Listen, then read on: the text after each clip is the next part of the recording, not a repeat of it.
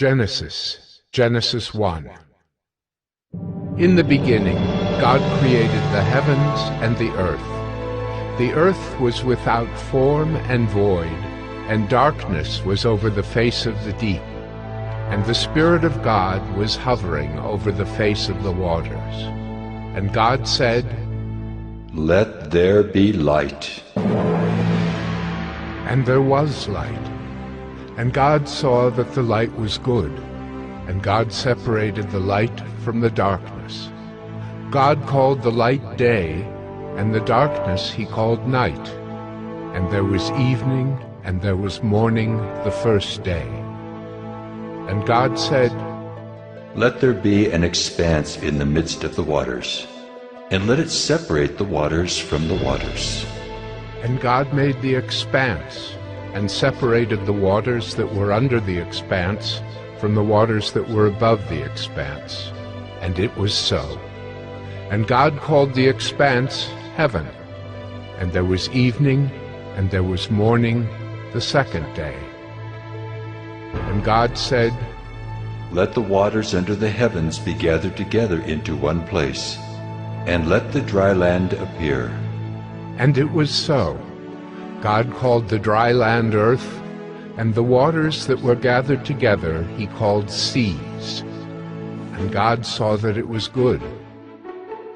And God said, "Let the earth sprout vegetation, plants yielding seed, and fruit trees bearing fruit in which is their seed, each according to its kind on the earth." And it was so. The earth brought forth vegetation, plants yielding seed according to their own kinds, and trees bearing fruit in which is their seed, each according to its kind. And God saw that it was good. And there was evening, and there was morning the third day. And God said, "Let there be lights in the expanse of the heavens to separate the day from the night, and let them be for signs and for seasons and for days and years. And let them be lights in the expanse of the heavens to give light upon the earth." And it was so. And God made the two great lights, the greater light to rule the day, and the lesser light to rule the night, and the stars. And God set them in the expanse of the heavens to give light on the earth, to rule over the day and over the night, and to separate the light from the darkness. And God saw that it was good. And there was evening, and there was morning the fourth day. And God said, "Let the waters swarm with swarms of living creatures, and let birds fly above the earth across the expanse of the heavens." So God created the great sea creatures, and every living creature that moves, with which the waters swarm according to their kinds, and every winged bird according to its kind. And God saw that it was good. And God blessed them, saying, "Be fruitful, and multiply, and fill the waters in the seas, and let birds multiply on the earth." And there was evening, and there was morning the fifth day. And God said, "Let the earth bring forth living creatures according to their kinds, livestock and creeping things, and beasts of the earth according to their kinds." And it was so. And God made the beasts of the earth according to their kinds, and the livestock according to their kinds, and everything that creeps on the ground according to its kind. And God saw that it was good. Then God said, "Let us make man in our image, after our likeness, and let them have dominion over the fish of the sea, and over the birds of the heavens, and over the livestock, and over all the earth, and over every creeping thing that creeps on the earth." So God created man in his own image. In the image of God he created him. Male and female he created them. And God blessed them. And God said to them, "Be fruitful and multiply, and fill the earth and subdue it, and have dominion over the fish of the sea, and over the birds of the heavens, and over every living thing that moves on the earth. And God said, Behold, I have given you every plant yielding seed that is on the face of all the earth, and every tree with seed in its fruit. You shall have them for food. And to every beast of the earth, and to every bird of the heavens, and to everything that creeps on the earth, everything that has the breath of life, I have given every green plant for food. And it was so. And God saw everything that he had made, and behold, it was very good. And there was evening, and there was morning, the sixth day.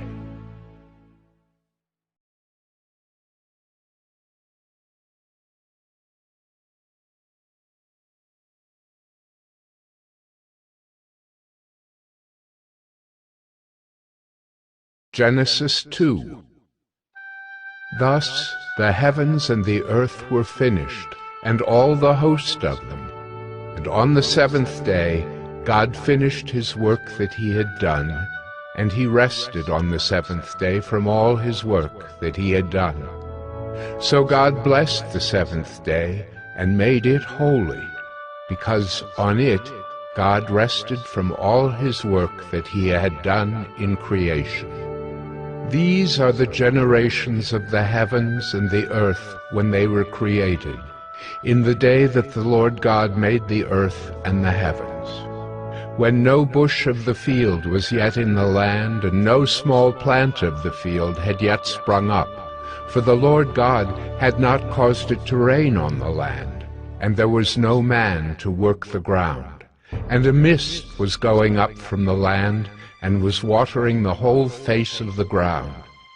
Then the Lord God formed the man of dust from the ground, and breathed into his nostrils the breath of life, and the man became a living creature.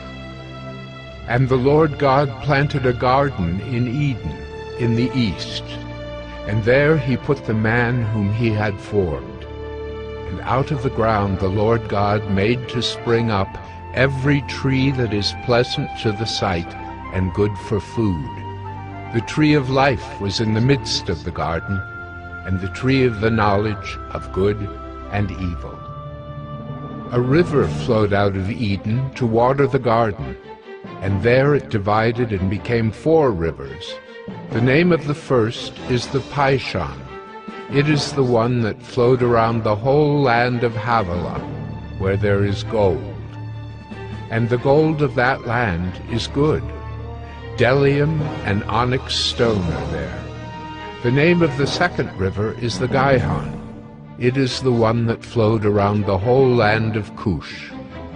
And the name of the third river is the Tigris, which flows east of Assyria. And the fourth river is the Euphrates. The Lord God took the man and put him in the Garden of Eden to work it and keep it.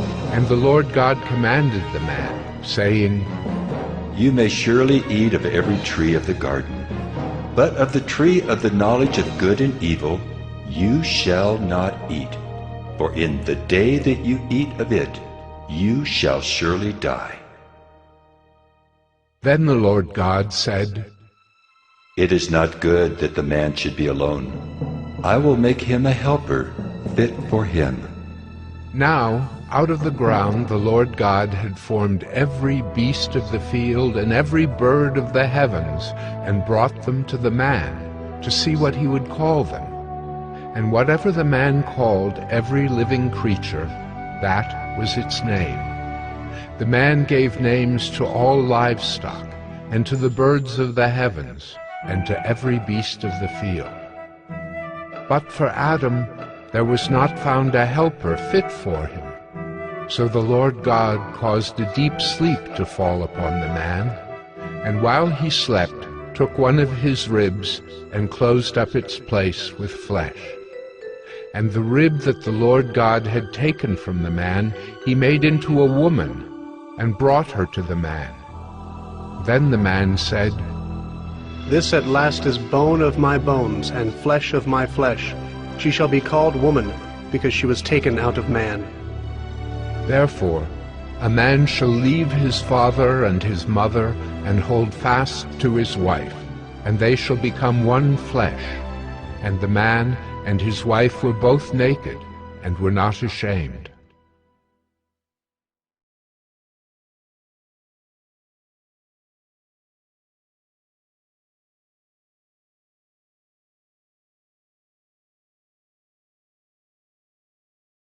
Genesis 3. Now the serpent was more crafty than any other beast of the field that the Lord God had made. He said to the woman, Did God actually say, "You shall not eat of any tree in the garden"? And the woman said to the serpent, We may eat of the fruit of the trees in the garden, but God said, You shall not eat of the fruit of the tree that is in the midst of the garden, neither shall you touch it, lest you die.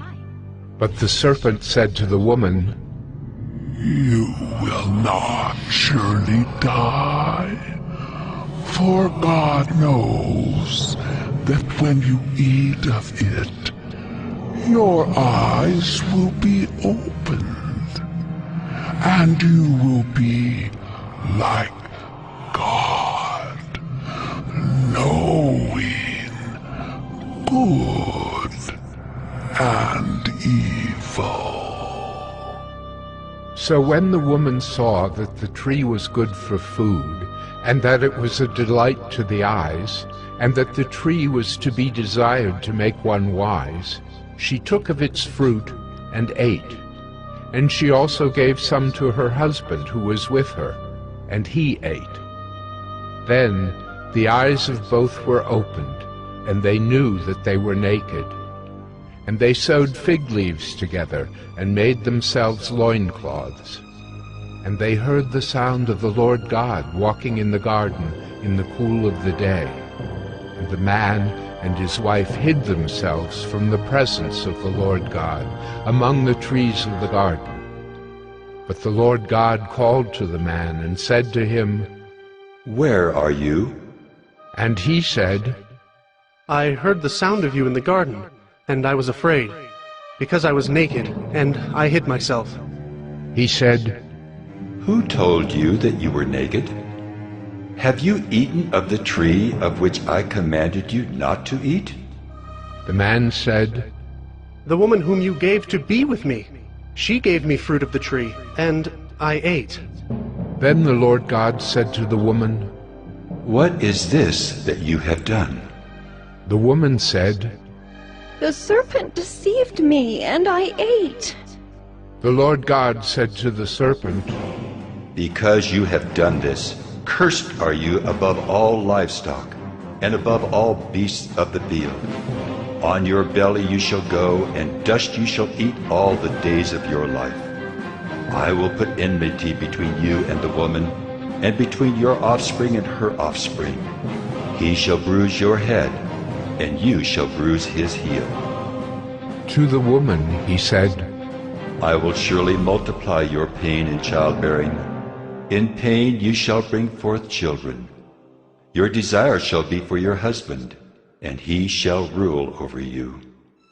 And to Adam he said, Because you have listened to the voice of your wife, and have eaten of the tree of which I commanded you, you shall not eat of it. Cursed is the ground because of you. In pain you shall eat of it all the days of your life. Thorns and thistles it shall bring forth for you, and you shall eat the plants of the field. By the sweat of your face you shall eat bread, till you return to the ground, for out of it you were taken. For you are dust, and to dust you shall return. The man called his wife's name Eve, because she was the mother of all living. And the Lord God made for Adam and for his wife garments of skins and clothed them. Then the Lord God said, Behold, the man has become like one of us in knowing good and evil. Now, lest he reach out his hand and take also of the tree of life and eat, and live forever. Therefore the Lord God sent him out from the Garden of Eden to work the ground from which he was taken.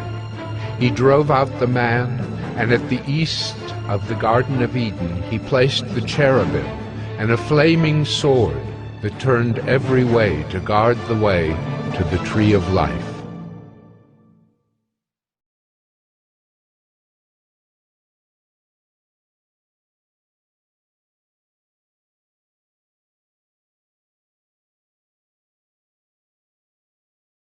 Genesis 4. Now Adam knew Eve, his wife, and she conceived and bore Cain, saying, I have gotten a man with the help of the Lord. And again she bore his brother Abel. Now Abel was a keeper of sheep, and Cain a worker of the ground. In the course of time, Cain brought to the Lord an offering of the fruit of the ground. And Abel also brought of the firstborn of his flock and of their fat portions. And the Lord had regard for Abel and his offering, but for Cain and his offering he had no regard. So Cain was very angry, and his face fell. The Lord said to Cain, Why are you angry? And why has your face fallen? If you do well, will you not be accepted? And if you do not do well, sin is crouching at the door. Its desire is for you, but you must rule over it.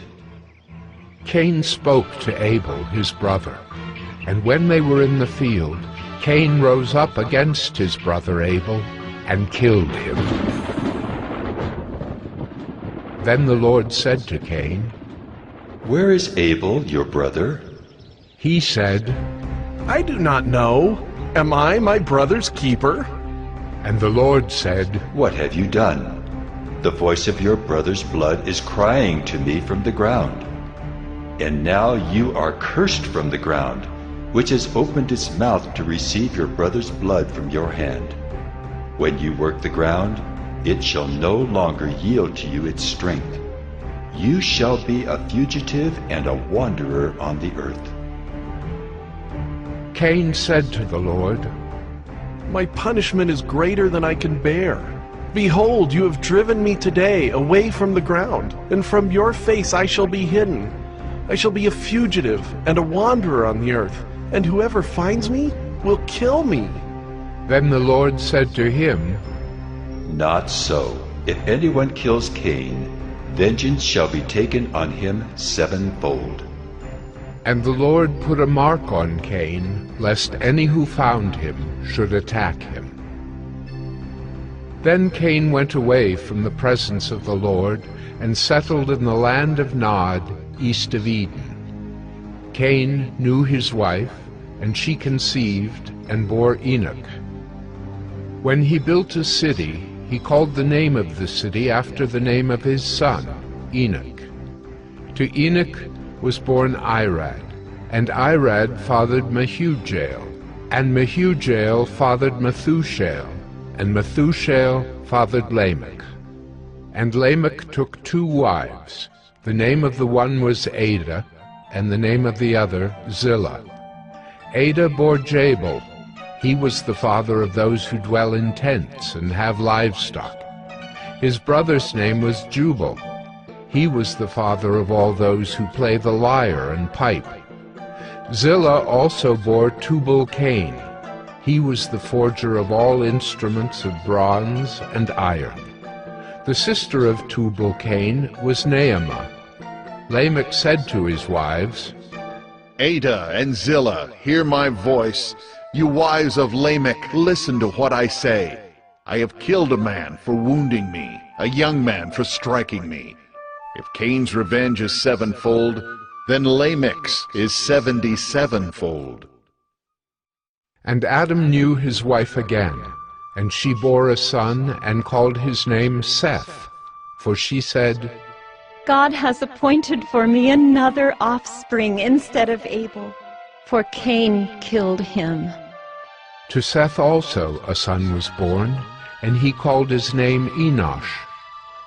At that time people began to call upon the name of the Lord.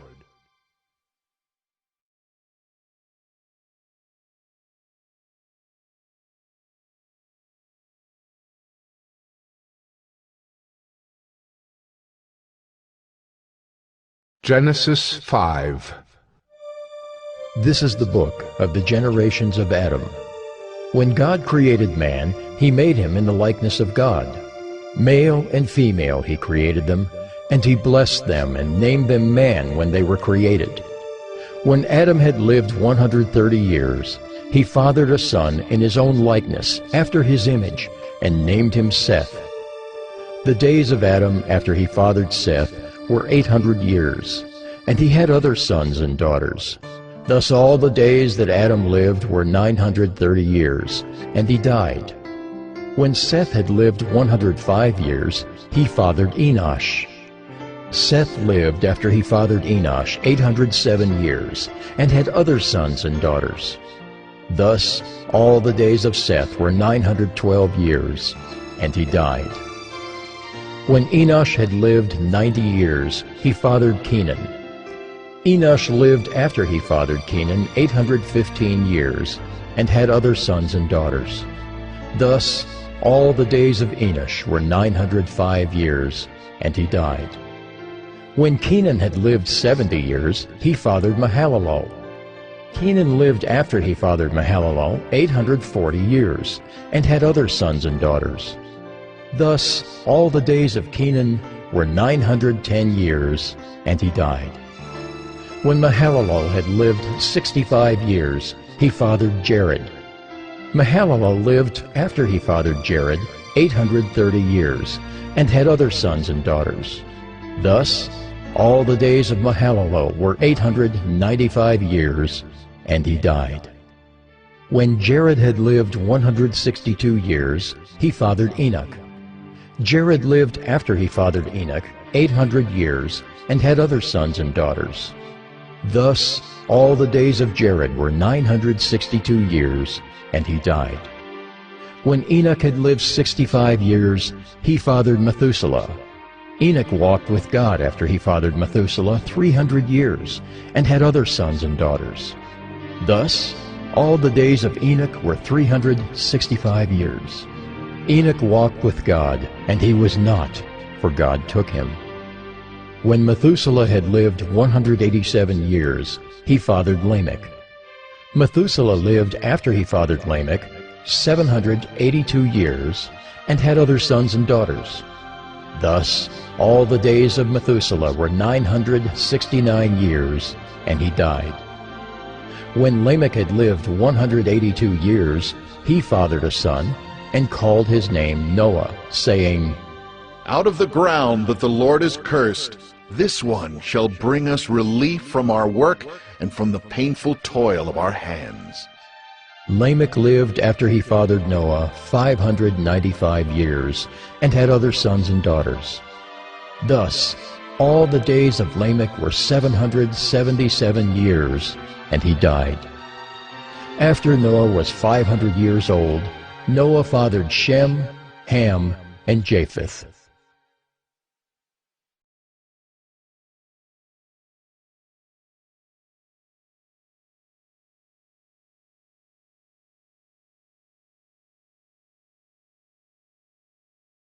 Genesis 6.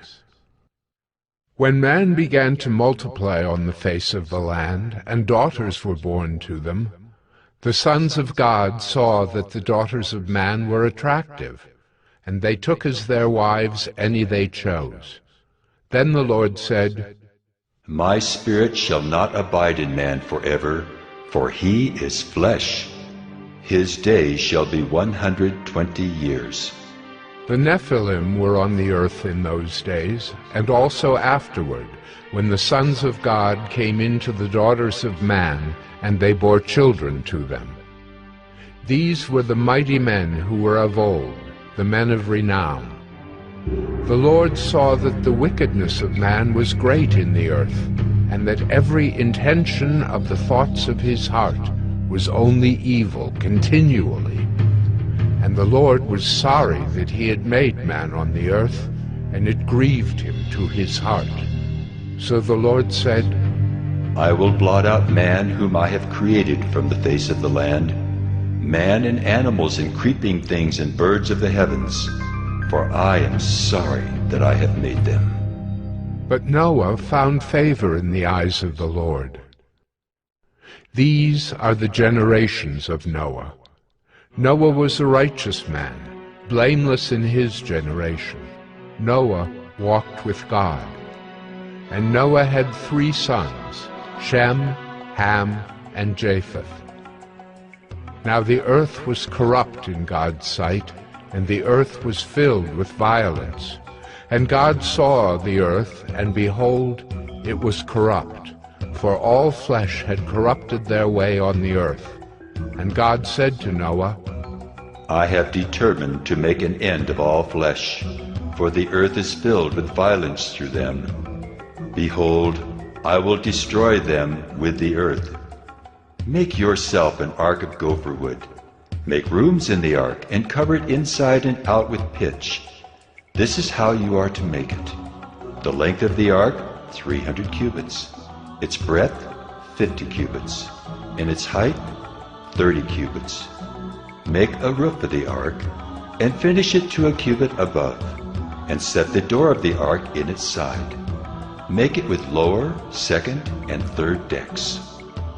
For behold, I will bring a flood of waters upon the earth, to destroy all flesh in which is the breath of life under heaven. Everything that is on the earth shall die. But I will establish my covenant with you, and you shall come into the ark, you, your sons, your wife, and your sons' wives with you. And of every living thing of all flesh, you shall bring 2 of every sort into the ark to keep them alive with you. They shall be male and female, of the birds according to their kinds, and of the animals according to their kinds, of every creeping thing of the ground according to its kind. 2 of every sort shall come in to you to keep them alive. Also take with you every sort of food that is eaten, and store it up. It shall serve as food for you and for them. Noah did this. He did all that God commanded him.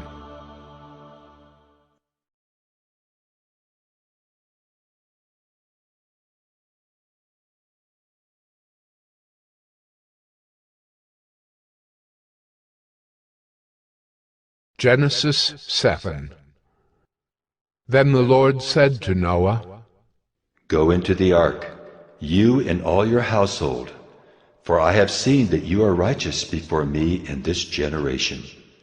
Take with you 7 pairs of all clean animals, the male and his mate, and a pair of the animals that are not clean, the male and his mate, and 7 pairs of the birds of the heavens also, male and female, to keep their offspring alive on the face of all the earth.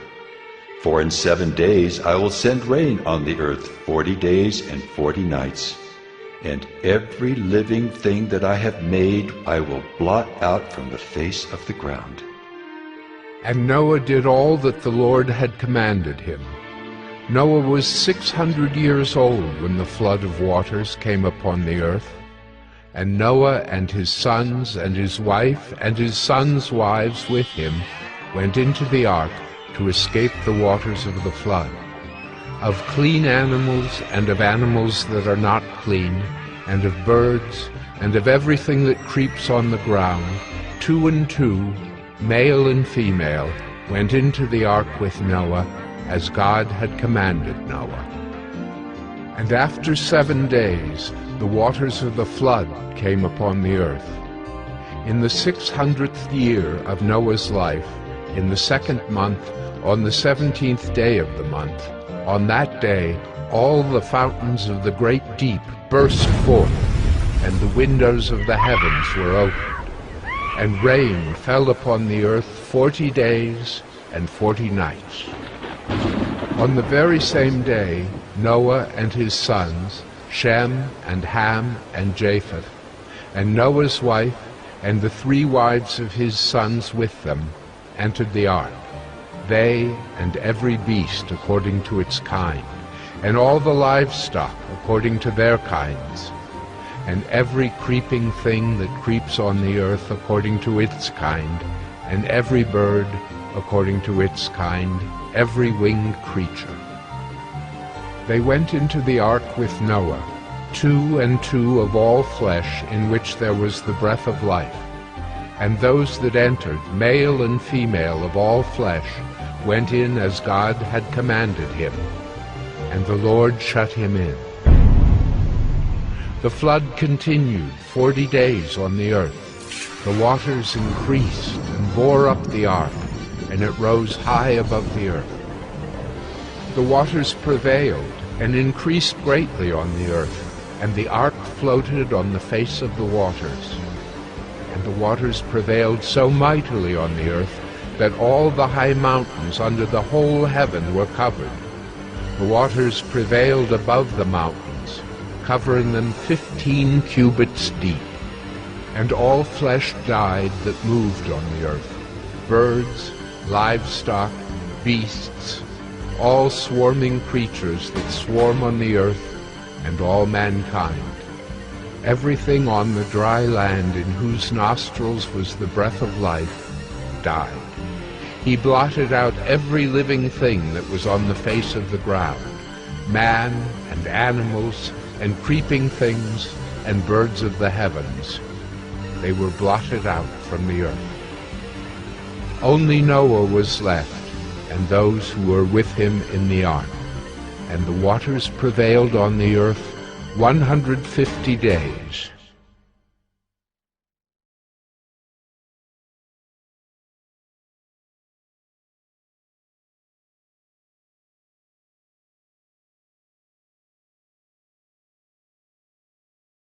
Genesis 8. But God remembered Noah, and all the beasts and all the livestock that were with him in the ark. And God made a wind blow over the earth, and the waters subsided. The fountains of the deep and the windows of the heavens were closed, the rain from the heavens was restrained, and the waters receded from the earth continually. At the end of 150 days the waters had abated, and in the 7th month, on the 17th day of the month, the ark came to rest on the mountains of Ararat. And the waters continued to abate until the 10th month. In the 10th month, on the 1st day of the month, the tops of the mountains were seen.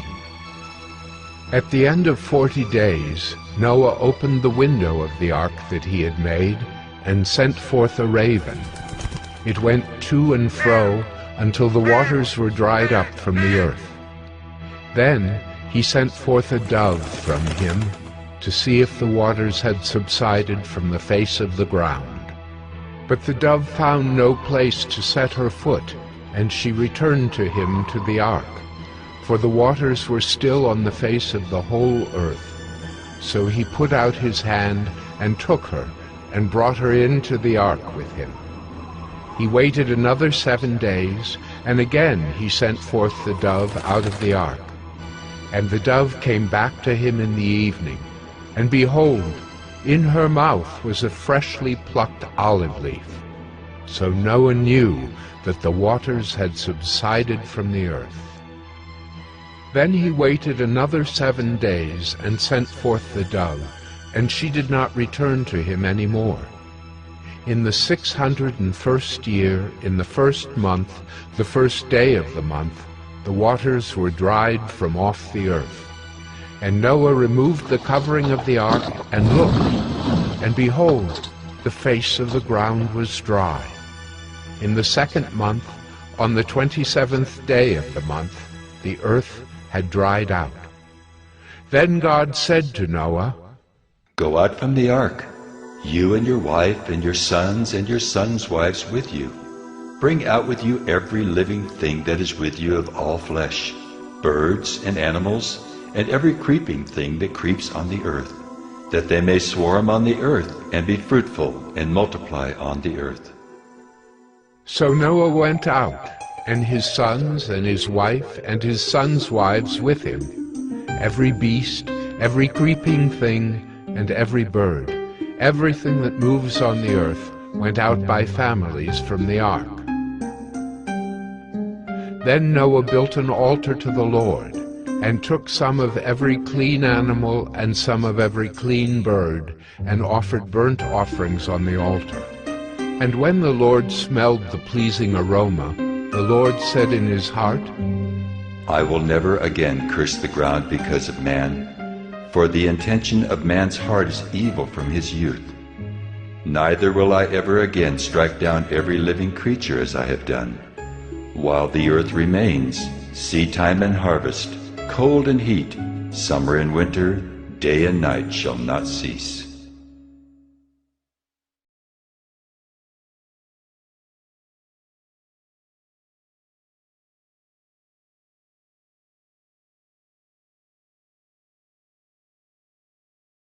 Genesis 9. And God blessed Noah and his sons, and said to them, Be fruitful and multiply and fill the earth.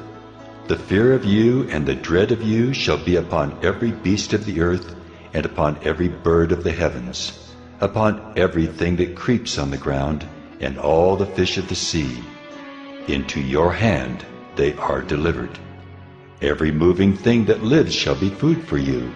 And as I gave you the green plants, I give you everything. But you shall not eat flesh with its life, that is, its blood. And for your lifeblood I will require a reckoning. From every beast I will require it, and from man. From his fellow man I will require a reckoning for the life of man. Whoever sheds the blood of man, by man shall his blood be shed. For God made man in his own image. And you, be fruitful and multiply. Teem on the earth and multiply in it. Then God said to Noah and to his sons with him, Behold, I establish my covenant with you and your offspring after you, and with every living creature that is with you, the birds, the livestock, and every beast of the earth with you. As many as came out of the ark, it is for every beast of the earth. I establish my covenant with you, that never again shall all flesh be cut off by the waters of the flood, and never again shall there be a flood to destroy the earth. And God said, This is the sign of the covenant that I make between me and you and every living creature that is with you, for all future generations.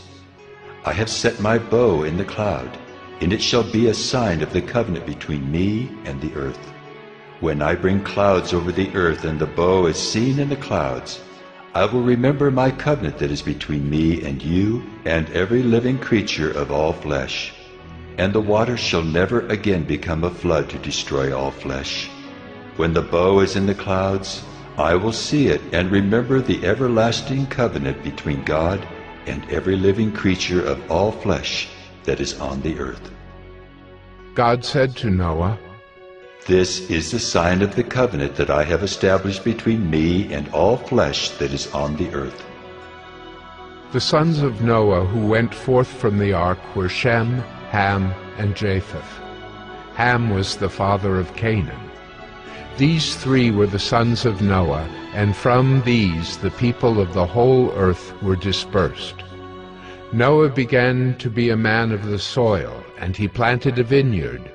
He drank of the wine, and became drunk, and lay uncovered in his tent. And Ham, the father of Canaan, saw the nakedness of his father, and told his two brothers outside.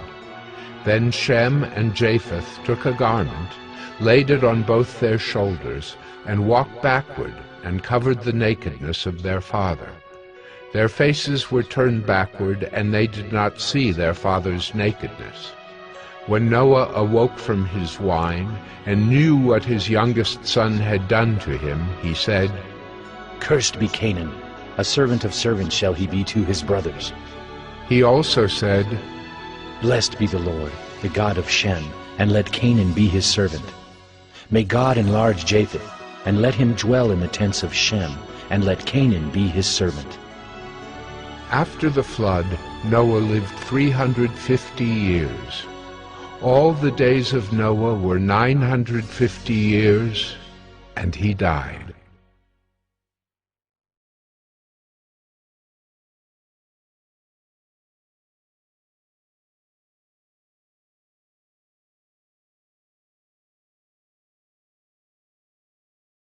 Genesis 10. These are the generations of the sons of Noah: Shem, Ham, and Japheth. Sons were born to them after the flood. The sons of Japheth: Gomer, Magog, Madai, Javan, Tubal, Meshech, and Tyrus. The sons of Gomer: Ashkenaz, Riphath, and Togarmah. The sons of Javan: Elisha, Tarshish, Kittim, and Dodanim. From these the coastland peoples spread in their lands, each with his own language, by their clans, in their nations. The sons of Ham: Cush, Egypt, Put, and Canaan. The sons of Cush: Seba, Havilah, Sabta, Raamah, and Sabtucca. The sons of Raamah: Sheba and Dedan. Cush fathered Nimrod. He was the first on earth to be a mighty man. He was a mighty hunter before the Lord. Therefore it is said, like Nimrod, a mighty hunter before the Lord. The beginning of his kingdom was Babel, Erech, Akkad, and Calneh in the land of Shinar. From that land he went into Assyria and built Nineveh, Rehoboth-ir, Calah, and Resen between Nineveh and Calah, that is, the great city.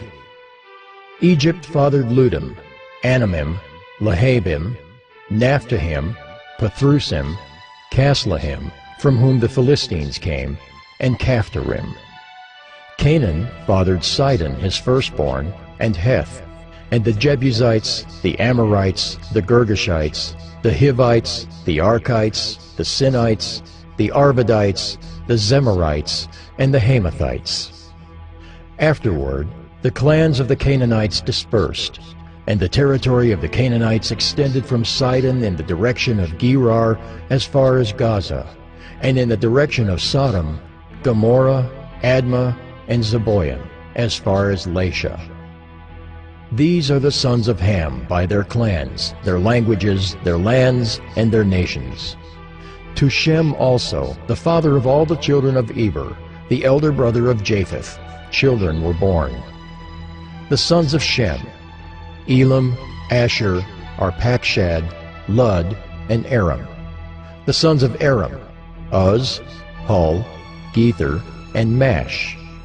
Arpachshad fathered Shelah, and Shelah fathered Eber. To Eber were born two sons. The name of the one was Peleg, for in his days the earth was divided, and his brother's name was Joktan. Joktan fathered Almodad, Sheleph, Hazarmaveth, Jirah, Hadoram, Uzal, Diklah, Obal, Abimiel, Sheba, Ophir, Havilah, and Jobab. All these were the sons of Joktan.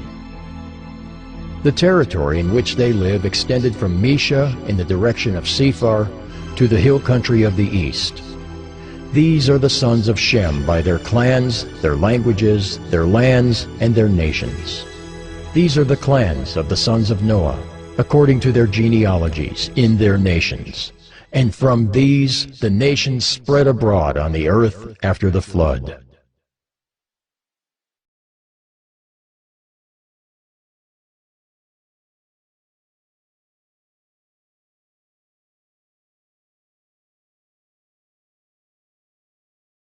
Genesis 11. Now the whole earth had one language and the same words, and as people migrated from the east, they found a plain in the land of Shinar and settled there. And they said to one another, "Come, let us make bricks and burn them thoroughly." And they had brick for stone and bitumen for mortar. Then they said, Come, let us build ourselves a city and a tower with its top in the heavens, and let us make a name for ourselves, lest we be dispersed over the face of the whole earth. And the Lord came down to see the city and the tower which the children of man had built. And the Lord said, Behold, they are one people, and they have all one language. And this is only the beginning of what they will do, and nothing that they propose to do will now be impossible for them. Come, let us go down and there confuse their language, so that they may not understand one another's speech. So the Lord dispersed them from there over the face of all the earth, and they left off building the city. Therefore its name was called Babel, because there the Lord confused the language of all the earth. And from there the Lord dispersed them over the face of all the earth. These are the generations of Shem. When Shem was 100 years old, he fathered Arpachshad 2 years after the flood. And Shem lived after he fathered Arpachshad 500 years, and had other sons and daughters. When Arpachshad had lived 35 years, he fathered Shelah. And Arpachshad lived after he fathered Shelah 403 years, and had other sons and daughters. When Shelah had lived 30 years, he fathered Eber. And Shelah lived after he fathered Eber 403 years, and had other sons and daughters. When Eber had lived 34 years, he fathered Peleg. And Eber lived after he fathered Peleg 430 years, and had other sons and daughters. When Peleg had lived 30 years, he fathered Reu. And Peleg lived after he fathered Reu 209 years, and had other sons and daughters. When Reu had lived 32 years, he fathered Serug. And Reu lived after he fathered Serug 207 years, and had other sons and daughters. When Serug had lived 30 years, he fathered Nahor.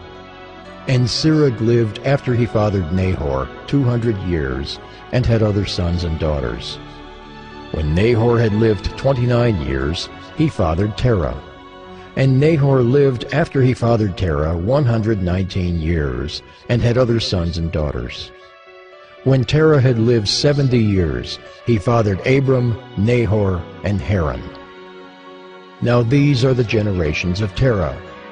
Terah fathered Abram, Nahor, and Haran. And Haran fathered Lot.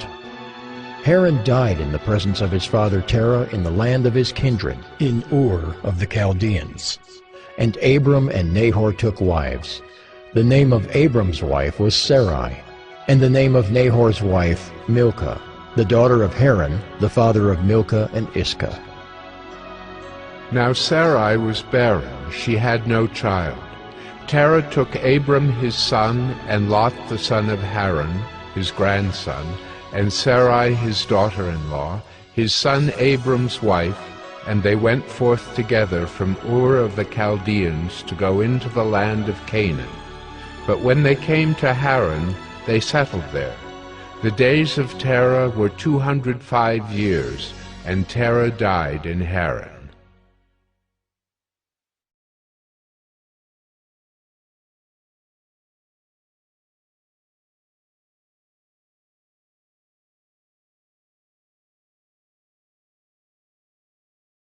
Genesis 12. Now the Lord said to Abram, Go from your country and your kindred and your father's house to the land that I will show you. And I will make of you a great nation, and I will bless you and make your name great, so that you will be a blessing. I will bless those who bless you, and him who dishonors you I will curse. And in you all the families of the earth shall be blessed. So Abram went as the Lord had told him, and Lot went with him. Abram was 75 years old when he departed from Haran. And Abram took Sarai his wife, and Lot his brother's son, and all their possessions that they had gathered, and the people that they had acquired in Haran, and they set out to go to the land of Canaan. When they came to the land of Canaan, Abram passed through the land to the place at Shechem, to the oak of Moreh. At that time the Canaanites were in the land. Then the Lord appeared to Abram and said, To your offspring I will give this land. So he built there an altar to the Lord, who had appeared to him.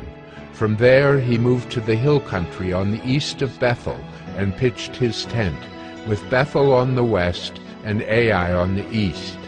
And there he built an altar to the Lord, and called upon the name of the Lord. And Abram journeyed on, still going toward the Negeb. Now there was a famine in the land, so Abram went down to Egypt to sojourn there, for the famine was severe in the land. When he was about to enter Egypt, he said to Sarai his wife, I know that you are a woman beautiful in appearance, and when the Egyptians see you, they will say, This is his wife. Then they will kill me, but they will let you live. Say you are my sister, that it may go well with me because of you, and that my life may be spared for your sake. When Abram entered Egypt, the Egyptians saw that the woman was very beautiful. And when the princes of Pharaoh saw her, they praised her to Pharaoh. And the woman was taken into Pharaoh's house. And for her sake he dealt well with Abram.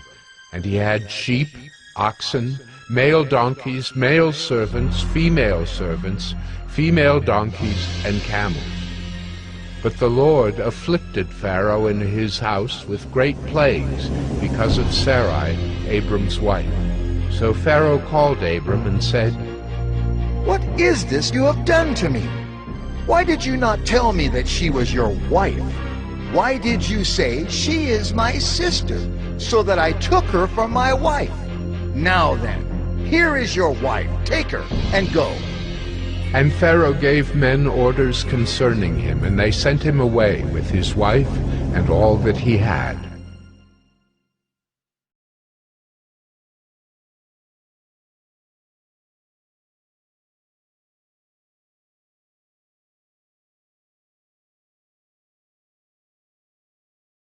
Genesis 13. So Abram went up from Egypt, he and his wife and all that he had, and Lot with him, into the Negeb. Now Abram was very rich in livestock, in silver, and in gold. And he journeyed on from the Negeb as far as Bethel, to the place where his tent had been at the beginning, between Bethel and Ai, to the place where he had made an altar at the first. And there Abram called upon the name of the Lord. And Lot, who went with Abram, also had flocks and herds and tents, so that the land could not support both of them dwelling together, for their possessions were so great that they could not dwell together. And there was strife between the herdsmen of Abram's livestock and the herdsmen of Lot's livestock. At that time the Canaanites and the Perizzites were dwelling in the land. Then Abram said to Lot, Let there be no strife between you and me, between your herdsmen and my herdsmen, for we are kinsmen. Is not the whole land before you? Separate yourself from me. If you take the left hand, then I will go to the right. Or if you take the right hand, then I will go to the left. And Lot lifted up his eyes, and saw that the Jordan Valley was well watered everywhere, like the garden of the Lord, like the land of Egypt, in the direction of Zoar. This was before the Lord destroyed Sodom and Gomorrah. So Lot chose for himself all the Jordan Valley, and Lot journeyed east. Thus they separated from each other. Abram settled in the land of Canaan, while Lot settled among the cities of the valley, and moved his tent as far as Sodom. Now the men of Sodom were wicked, great sinners against the Lord. The Lord said to Abram, after Lot had separated from him, Lift up your eyes and look from the place where you are, northward and southward and eastward and westward. For all the land that you see I will give to you and to your offspring forever. I will make your offspring as the dust of the earth, so that if one can count the dust of the earth, your offspring also can be counted. Arise, walk through the length and the breadth of the land, for I will give it to you. So Abram moved his tent, and came and settled by the oaks of Mamre, which are at Hebron, and there he built an altar to the Lord.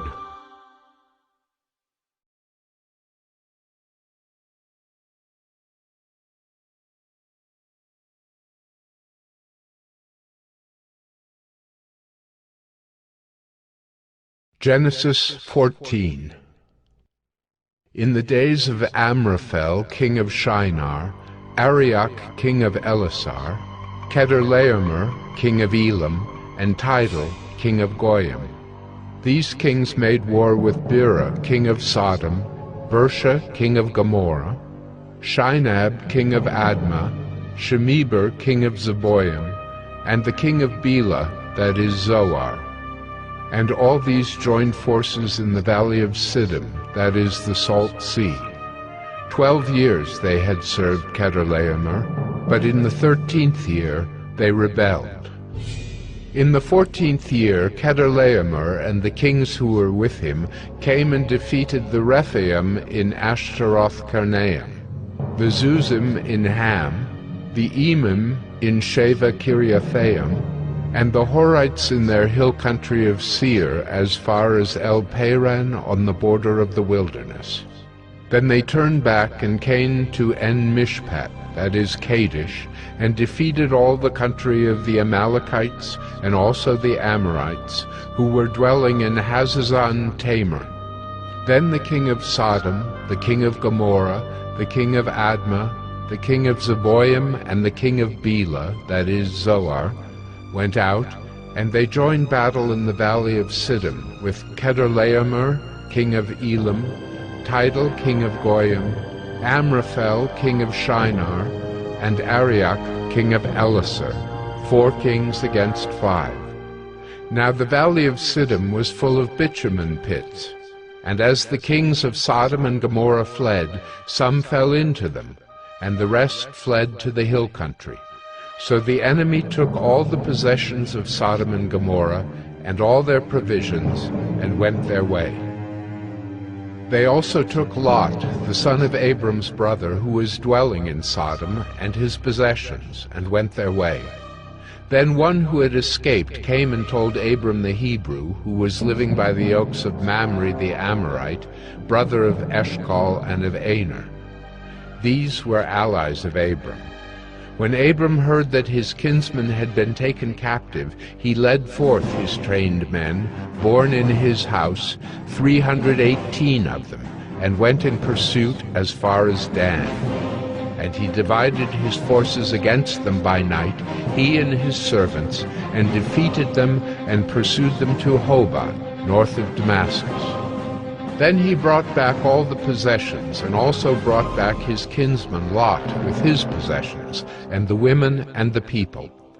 After his return from the defeat of Chedorlaomer and the kings who were with him, the king of Sodom went out to meet him at the valley of Sheva, that is, the king's valley. And Melchizedek, king of Salem, brought out bread and wine. He was priest of God Most High, and he blessed him, and said, Blessed be Abram by God Most High, possessor of heaven and earth. And blessed be God Most High, who has delivered your enemies into your hand. And Abram gave him 1/10 of everything. And the king of Sodom said to Abram, Give me the persons, but take the goods for yourself. But Abram said to the king of Sodom, I have lifted my hand to the Lord God Most High, possessor of heaven and earth, that I would not take a thread or a sandal strap or anything that is yours, lest you should say, I have made Abram rich. I will take nothing but what the young men have eaten, and the share of the men who went with me. Let Aner, Eshcol, and Mamre take their share.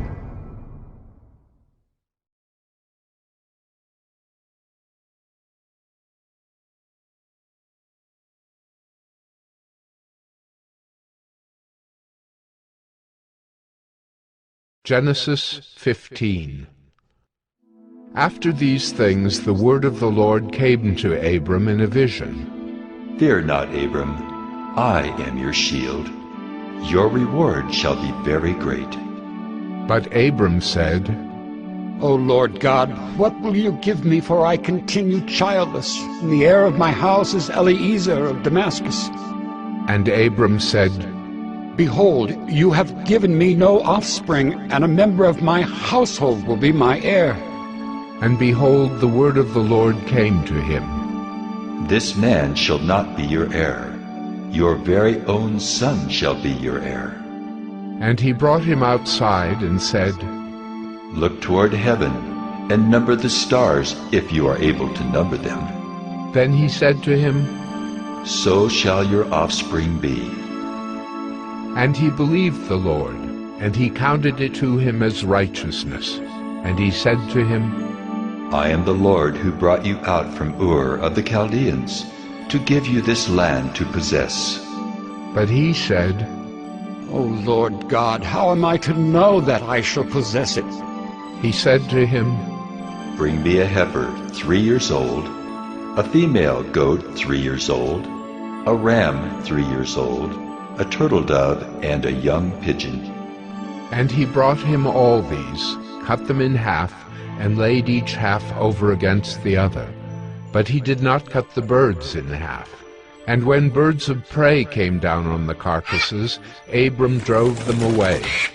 As the sun was going down, a deep sleep fell on Abram, and behold, dreadful and great darkness fell upon him. Then the Lord said to Abram, Know for certain that your offspring will be sojourners in a land that is not theirs, and will be servants there, and they will be afflicted for 400 years. But I will bring judgment on the nation that they serve, and afterward they shall come out with great possessions. As for yourself, you shall go to your fathers in peace. You shall be buried in a good old age. And they shall come back here in the 4th generation, for the iniquity of the Amorites is not yet complete. When the sun had gone down and it was dark, behold, a smoking fire pot and a flaming torch passed between these pieces. On that day the Lord made a covenant with Abram, saying, To your offspring I give this land, from the river of Egypt to the great river, the river Euphrates, the land of the Kenites, the Kenizzites, the Cadmonites, the Hittites, the Perizzites, the Rephaim, the Amorites, the Canaanites, the Girgashites, and the Jebusites.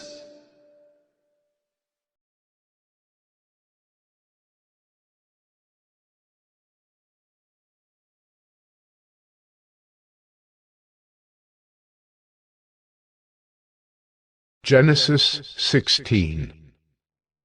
Now Sarai, Abram's wife, had borne him no children. She had a female Egyptian servant whose name was Hagar. And Sarai said to Abram, Behold now, the Lord has prevented me from bearing children. Go into my servant. It may be that I shall obtain children by her. And Abram listened to the voice of Sarai. So after Abram had lived 10 years in the land of Canaan, Sarai, Abram's wife, took Hagar the Egyptian her servant, and gave her to Abram her husband as a wife. And he went in to Hagar, and she conceived. And when she saw that she had conceived, she looked with contempt on her mistress. And Sarai said to Abram, May the wrong done to me be on you. I gave my servant to your embrace, and when she saw that she had conceived, she looked on me with contempt. May the Lord judge between you and me. But Abram said to Sarai, Behold, your servant is in your power. Do to her as you please. Then Sarai dealt harshly with her, and she fled from her. The angel of the Lord found her by a spring of water in the wilderness, the spring on the way to Shur. And he said, Hagar, servant of Sarai, where have you come from, and where are you going? She said, I am fleeing from my mistress, Sarai. The angel of the Lord said to her, Return to your mistress and submit to her. The angel of the Lord also said to her, I will surely multiply your offspring, so that they cannot be numbered for multitude. And the angel of the Lord said to her, Behold, you are pregnant and shall bear a son. You shall call his name Ishmael, because the Lord has listened to your affliction. He shall be a wild donkey of a man, his hand against everyone, and everyone's hand against him, and he shall dwell over against all his kinsmen. So she called the name of the Lord who spoke to her. You are a God of seeing. For she said, Truly, here I have seen him who looks after me. Therefore the well was called Bir Lahairoi. It lies between Kadesh and Bered. And Hagar bore Abram a son, and Abram called the name of his son, whom Hagar bore, Ishmael. Abram was 86 years old when Hagar bore Ishmael to Abram.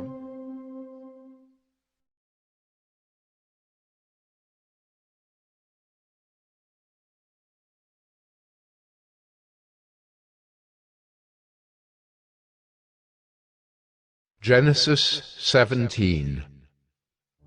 When Abram was 99 years old, the Lord appeared to Abram and said to him, I am God Almighty. Walk before me and be blameless, that I may make my covenant between me and you, and may multiply you greatly.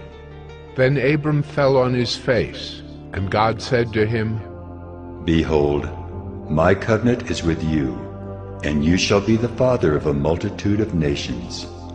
No longer shall your name be called Abram, but your name shall be Abraham. For I have made you the father of a multitude of nations. I will make you exceedingly fruitful, and I will make you into nations, and kings shall come from you.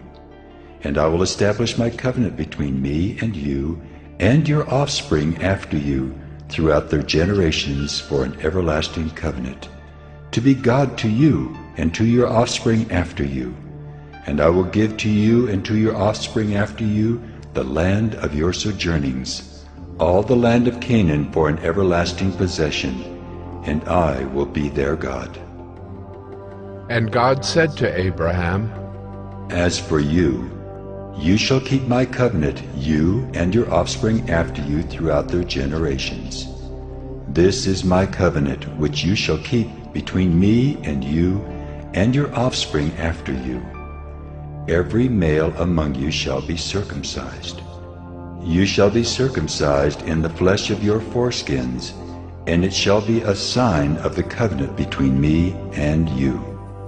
He who is 8 days old among you shall be circumcised, every male throughout your generations, whether born in your house or bought with your money from any foreigner who is not of your offspring.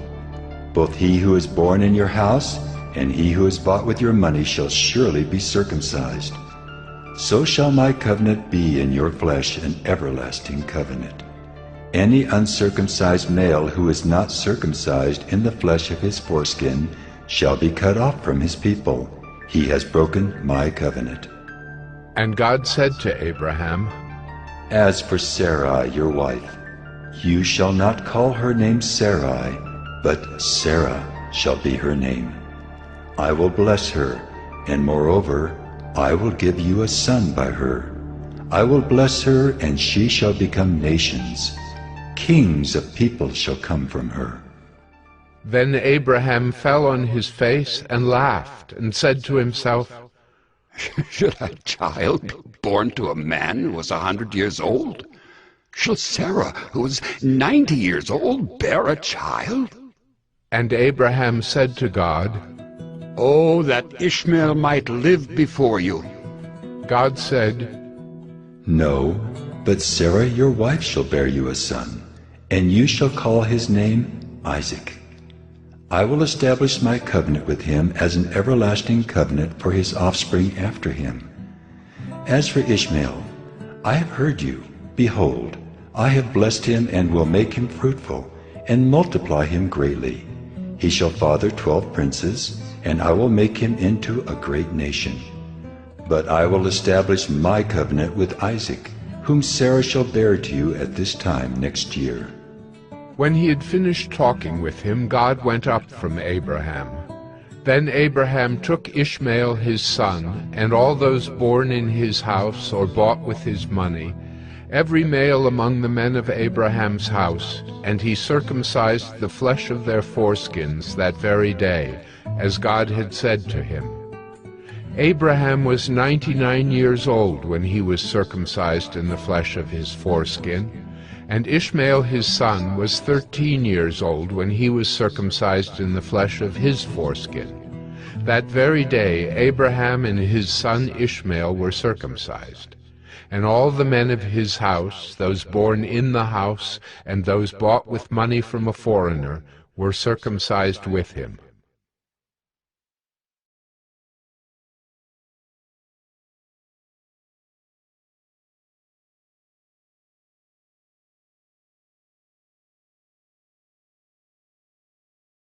Genesis 18. And the Lord appeared to him by the oaks of Mamre, as he sat at the door of his tent in the heat of the day. He lifted up his eyes and looked, and behold, 3 men were standing in front of him. When he saw them, he ran from the tent door to meet them, and bowed himself to the earth, and said, O Lord, if I have found favor in your sight, do not pass by your servant. Let a little water be brought, and wash your feet, and rest yourselves under the tree, while I bring a morsel of bread that you may refresh yourselves, and after that you may pass on, since you have come to your servant. So they said, Do as you have said. And Abraham went quickly into the tent to Sarah and said, Quick, 3 seahs of fine flour, knead it, and make cakes. And Abraham ran to the herd and took a calf, tender and good, and gave it to a young man, who prepared it quickly. Then he took curds and milk and the calf that he had prepared, and set it before them. And he stood by them under the tree while they ate. They said to him, Where is Sarah, your wife? And he said, She is in the tent. The Lord said, I will surely return to you about this time next year, and Sarah your wife shall have a son. And Sarah was listening at the tent door behind him. Now Abraham and Sarah were old, advanced in years. The way of women had ceased to be with Sarah. So Sarah laughed to herself, saying, After I am worn out and my Lord is old, shall I have pleasure? The Lord said to Abraham, Why did Sarah laugh and say, Shall I indeed bear a child now that I am old? Is anything too hard for the Lord? At the appointed time I will return to you, about this time next year, and Sarah shall have a son. But Sarah denied it, saying, I did not laugh. For she was afraid. He said, No, but you did laugh. Then the men set out from there, and they looked down toward Sodom. And Abraham went with them to set them on their way. The Lord said, Shall I hide from Abraham what I am about to do, seeing that Abraham shall surely become a great and mighty nation, and all the nations of the earth shall be blessed in him? For I have chosen him that he may command his children and his household after him, to keep the way of the Lord by doing righteousness and justice, so that the Lord may bring to Abraham what he has promised him. Then the Lord said, Because the outcry against Sodom and Gomorrah is great, and their sin is very grave, I will go down to see whether they have done altogether according to the outcry that has come to me. And if not, I will know. So the men turned from there and went toward Sodom, but Abraham still stood before the Lord. Then Abraham drew near and said, Will you indeed sweep away the righteous with the wicked? Suppose there are 50 righteous within the city. Will you then sweep away the place and not spare it for the 50 righteous who are in it? Far be it from you to do such a thing, to put the righteous to death with the wicked, so that the righteous fare as the wicked. Far be that from you. Shall not the judge of all the earth do what is just? And the Lord said, If I find at Sodom 50 righteous in the city, I will spare the whole place for their sake. Abraham answered and said, Behold, I have undertaken to speak to the Lord, I who am but dust and ashes. Suppose 5 of the 50 righteous are lacking. Will you destroy the whole city for lack of 5? And he said, I will not destroy it if I find 45 there. Again he spoke to him and said, Suppose 40 are found there. He answered, For the sake of 40, I will not do it. Then he said, Oh, let not the Lord be angry, and I will speak. Suppose 30 are found there. He answered, I will not do it if I find 30 there. He said, Behold, I have undertaken to speak to the Lord. Suppose 20 are found there. He answered, For the sake of 20, I will not destroy it. Then he said, Oh, let not the Lord be angry, and I will speak again but this once. Suppose 10 are found there. He answered, For the sake of 10, I will not destroy it. And the Lord went his way when he had finished speaking to Abraham, and Abraham returned to his place.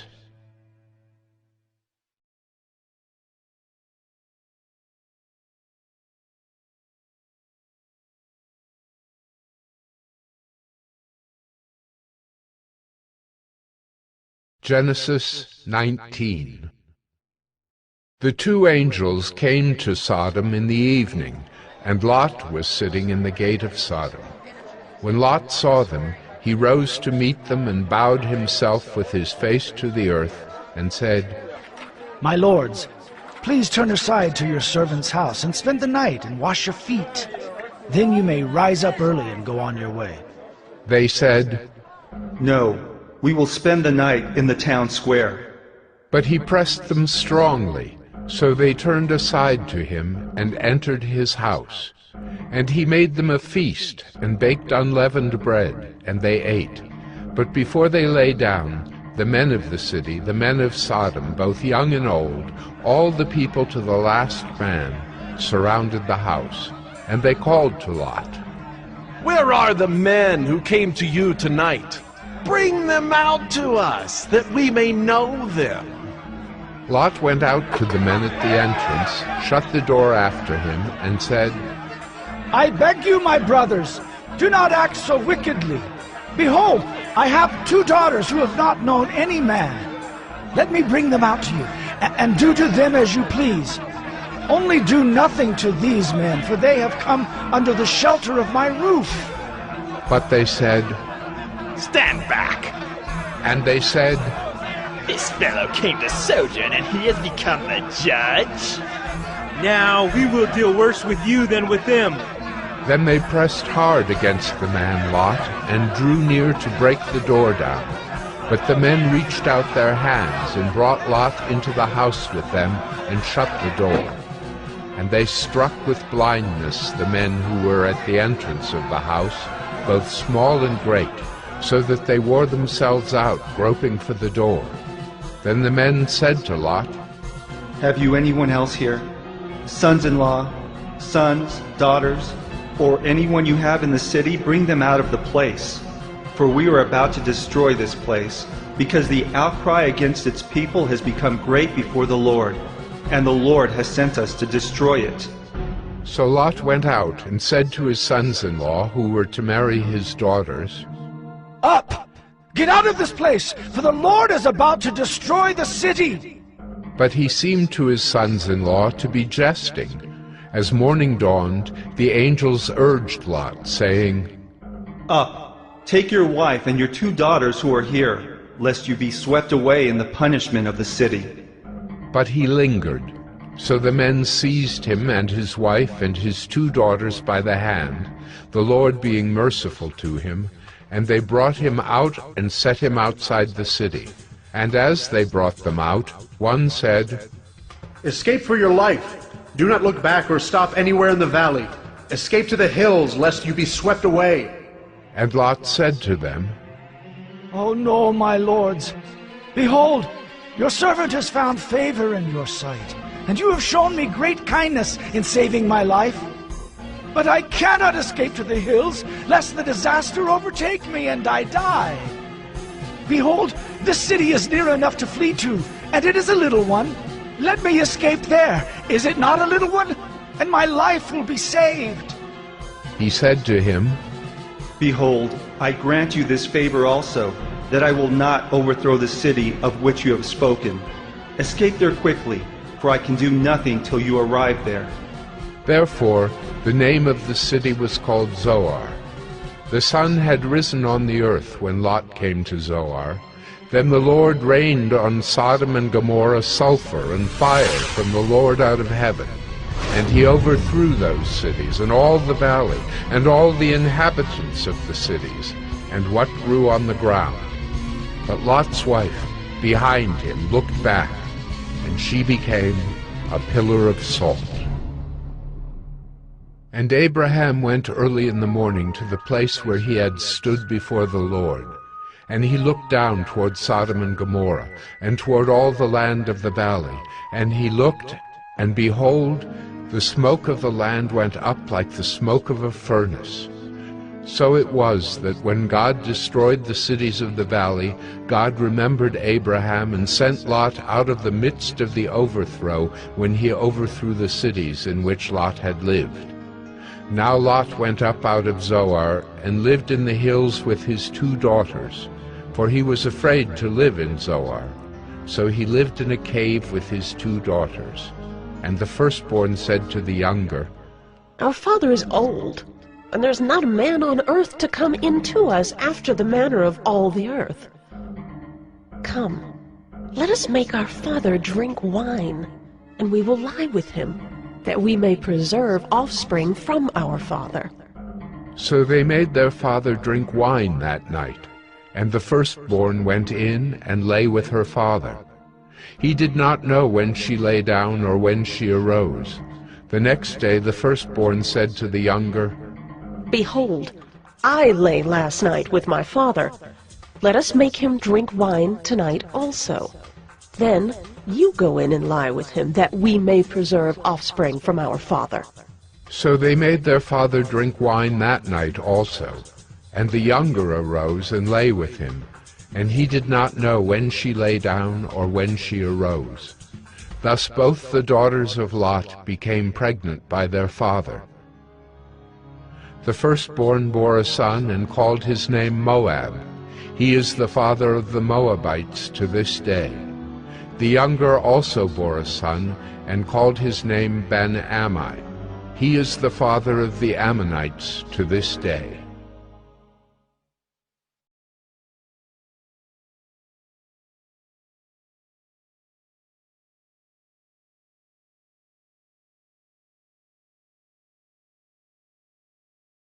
Genesis 20.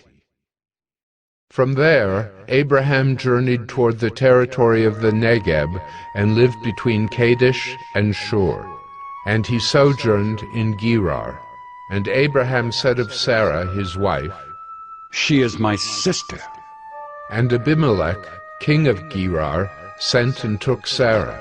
But God came to Abimelech in a dream by night and said to him, Behold, you are a dead man because of the woman whom you have taken, for she is a man's wife. Now Abimelech had not approached her, so he said, Lord, will you kill an innocent people? Did he not himself say to me, She is my sister? And she herself said, He is my brother. In the integrity of my heart and the innocence of my hands I have done this. Then God said to him in the dream, Yes, I know that you have done this in the integrity of your heart, and it was I who kept you from sinning against me. Therefore, I did not let you touch her. Now then, return the man's wife, for he is a prophet, so that he will pray for you, and you shall live. But if you do not return her, know that you shall surely die, you and all who are yours. So Abimelech rose early in the morning and called all his servants and told them all these things. And the men were very much afraid. Then Abimelech called Abraham and said to him, What have you done to us? And how have I sinned against you, that you have brought on me and my kingdom a great sin? You have done to me things that ought not to be done. And Abimelech said to Abraham, What did you see that you did this thing? Abraham said, I did it because I thought there is no fear of God at all in this place, and they will kill me because of my wife. Besides, she is indeed my sister, the daughter of my father, though not the daughter of my mother, and she became my wife. And when God caused me to wander from my father's house, I said to her, This is the kindness you must do me. At every place to which we come, say of me, He is my brother. Then Abimelech took sheep and oxen and male servants and female servants and gave them to Abraham and returned Sarah his wife to him. And Abimelech said, Behold, my land is before you. Dwell where it pleases you.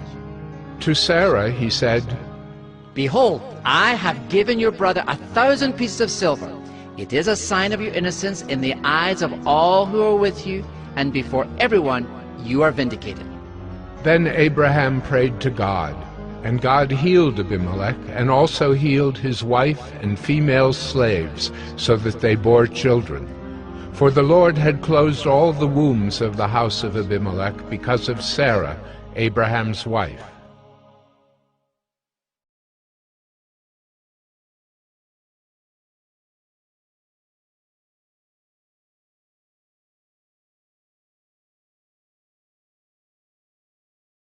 Genesis 21.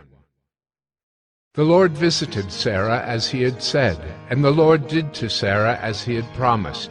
And Sarah conceived and bore Abraham a son in his old age at the time of which God had spoken to him. Abraham called the name of his son who was born to him, whom Sarah bore him, Isaac. And Abraham circumcised his son Isaac when he was 8 days old, as God had commanded him. Abraham was 100 years old when his son Isaac was born to him, and Sarah said, God has made laughter for me. Everyone who hears will laugh over me. And she said, Who would have said to Abraham that Sarah would nurse children? Yet I have borne him a son in his old age. And the child grew and was weaned. And Abraham made a great feast on the day that Isaac was weaned. But Sarah saw the son of Hagar the Egyptian, whom she had borne to Abraham, laughing. So she said to Abraham, Cast out this slave woman with her son, for the son of this slave woman shall not be heir with my son Isaac. And the thing was very displeasing to Abraham on account of his son. But God said to Abraham, Be not displeased because of the boy and because of your slave woman. Whatever Sarah says to you, do as she tells you, for through Isaac shall your offspring be named. And I will make a nation of the son of the slave woman also, because he is your offspring. So Abraham rose early in the morning and took bread and a skin of water and gave it to Hagar, putting it on her shoulder along with the child, and sent her away. And she departed and wandered in the wilderness of Beersheba. When the water in the skin was gone, she put the child under one of the bushes. Then she went and sat down opposite him a good way off, about the distance of a bow shot. For she said, Let me not look on the death of the child.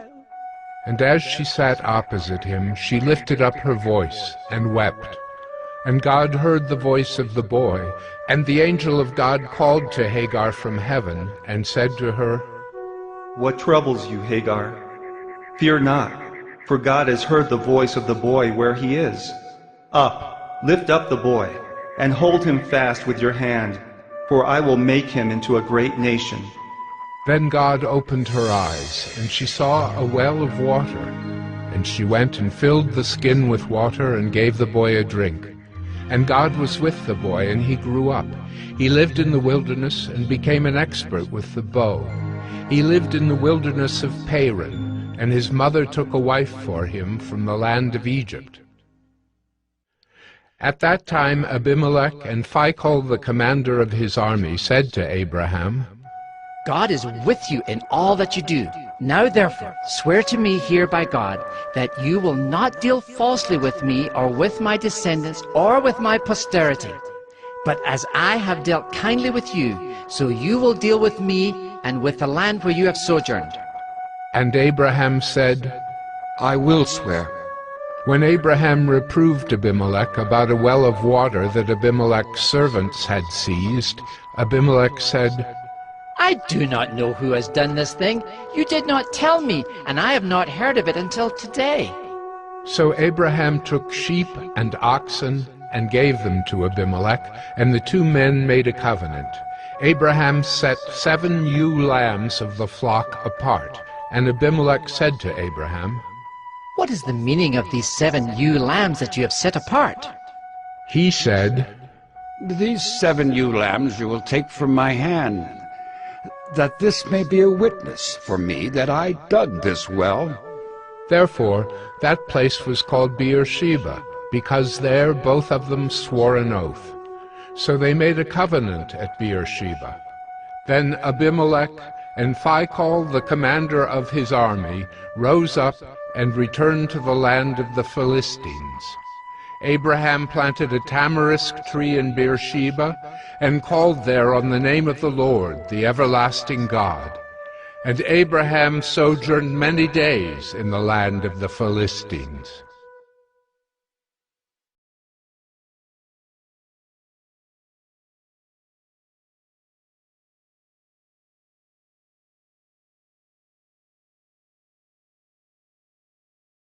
Genesis 22.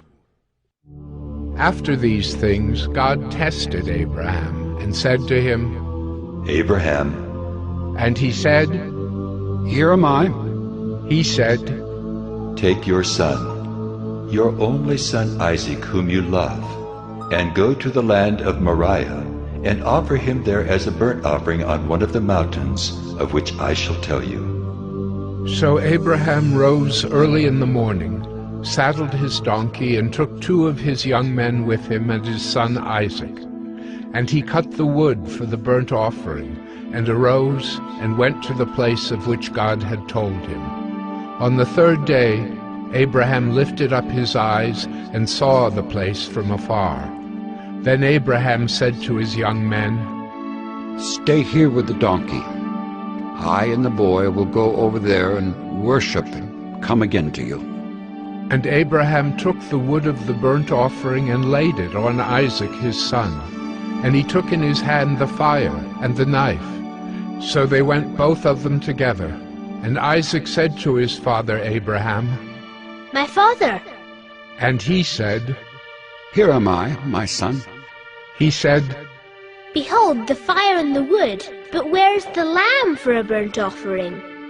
Abraham said, God will provide for himself the lamb for a burnt offering, my son. So they went both of them together. When they came to the place of which God had told him, Abraham built the altar there, and laid the wood in order, and bound Isaac his son, and laid him on the altar on top of the wood. Then Abraham reached out his hand, and took the knife to slaughter his son. But the angel of the Lord called to him from heaven and said, Abraham, Abraham. And he said, Here am I. He said, Do not lay your hand on the boy, or do anything to him, for now I know that you fear God, seeing you have not withheld your son, your only son, from me. And Abraham lifted up his eyes and looked, and behold, behind him was a ram caught in a thicket by his horns. And Abraham went and took the ram and offered it up as a burnt offering instead of his son. So Abraham called the name of that place, The Lord Will Provide. As it is said to this day, On the mount of the Lord it shall be provided. And the angel of the Lord called to Abraham a second time from heaven, and said, By myself I have sworn, declares the Lord, because you have done this, and have not withheld your son, your only son. I will surely bless you, and I will surely multiply your offspring as the stars of heaven, and as the sand that is on the seashore. And your offspring shall possess the gate of his enemies. And in your offspring shall all the nations of the earth be blessed, because you have obeyed my voice. So Abraham returned to his young men, and they arose and went together to Beersheba. And Abraham lived at Beersheba. Now after these things it was told to Abraham, Behold, Milcah also has borne children to your brother Nahor. Uz his firstborn, Buz his brother, Kemuel the father of Aram, Chesed, Hazo, Pildash, Jidlaph, and Bethuel. Bethuel fathered Rebekah. These 8 Milcah bore to Nahor, Abraham's brother. Moreover, his concubine, whose name was Reumah, bore Tebah, Gaham, Tahash, and Maacah.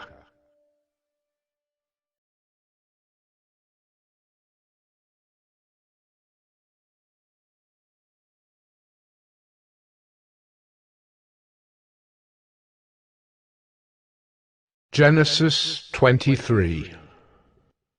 Sarah lived 127 years. These were the years of the life of Sarah. And Sarah died at Kiriath Arba, that is Hebron, in the land of Canaan. And Abraham went in to mourn for Sarah and to weep for her. And Abraham rose up from before his dead and said to the Hittites, I am a sojourner and foreigner among you. Give me property among you for a burying place, that I may bury my dead out of my sight. The Hittites answered Abraham, Hear us, my lord. You are a prince of God among us.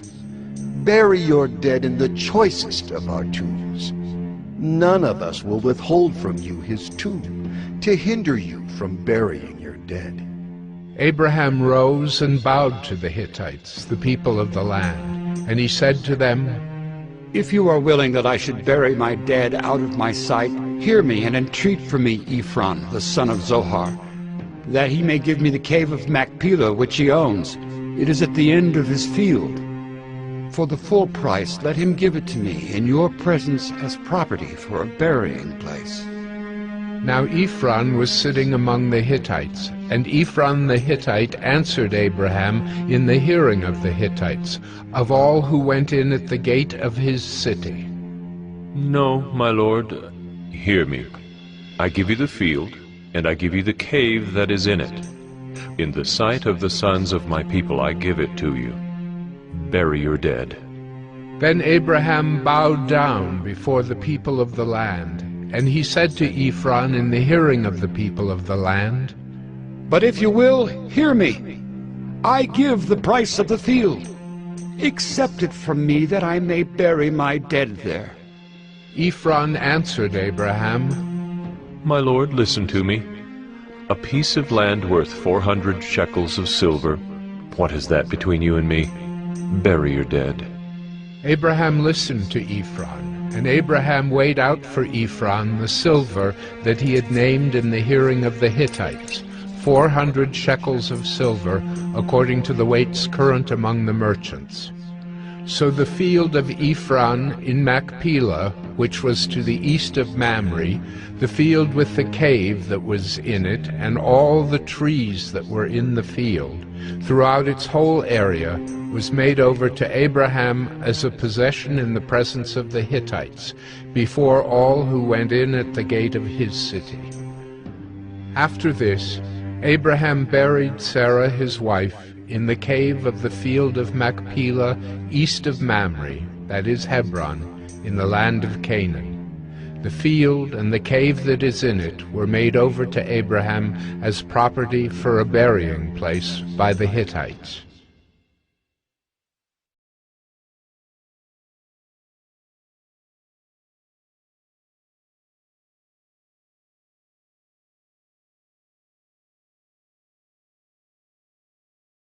Genesis 24.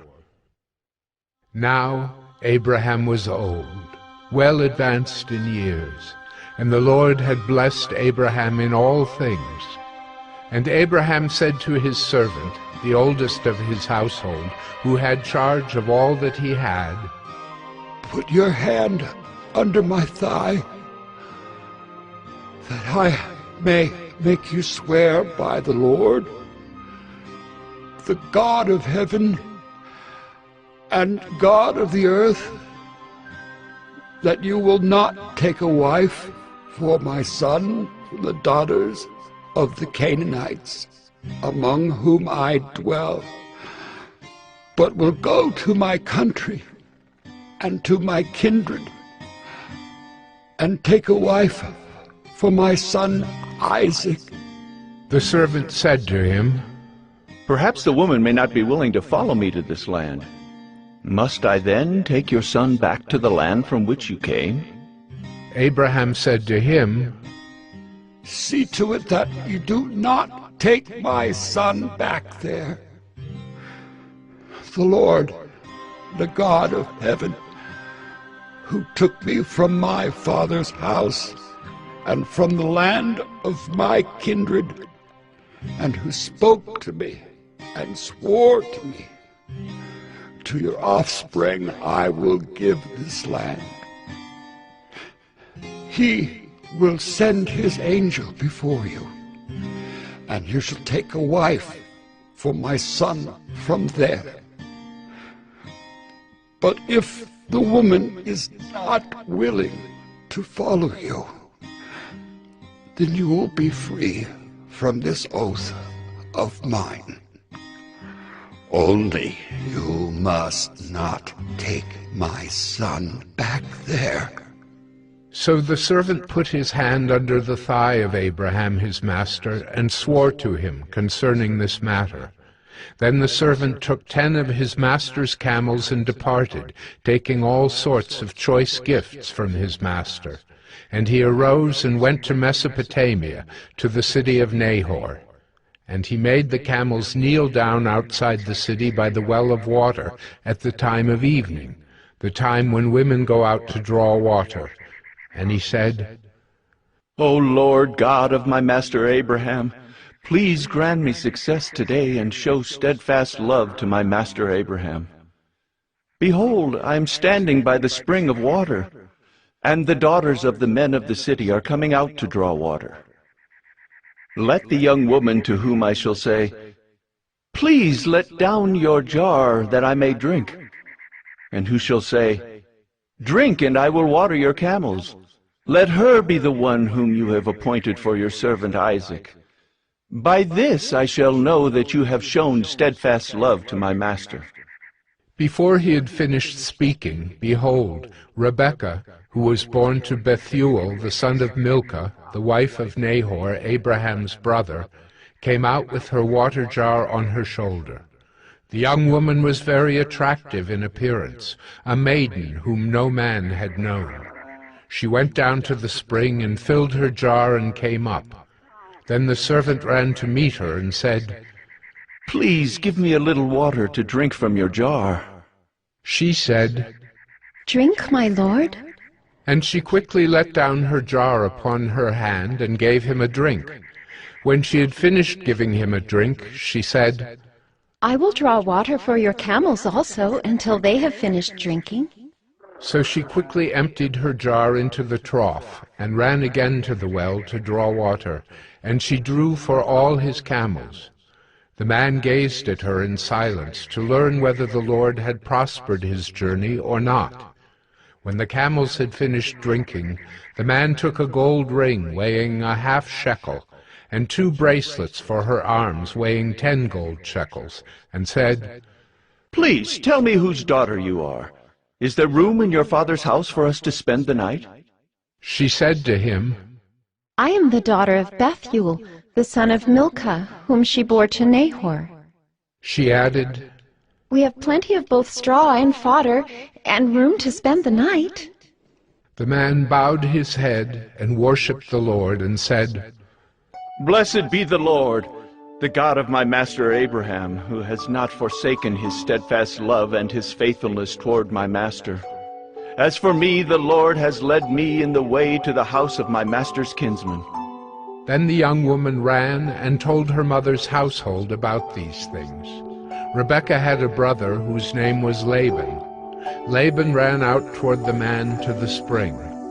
As soon as he saw the ring and the bracelets on his sister's arms, and heard the words of Rebekah his sister, "Thus the man spoke to me," he went to the man.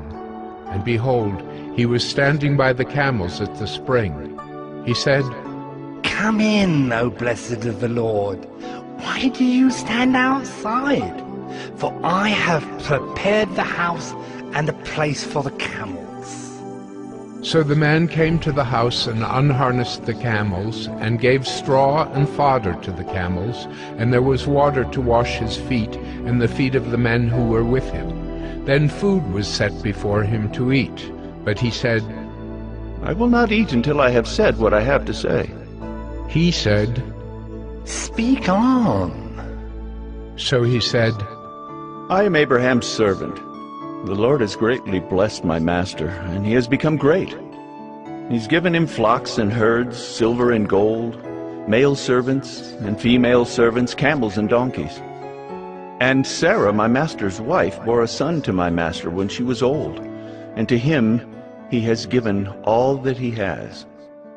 My master made me swear, saying, 'You shall not take a wife for my son from the daughters of the Canaanites in whose land I dwell, but you shall go to my father's house and to my clan and take a wife for my son.'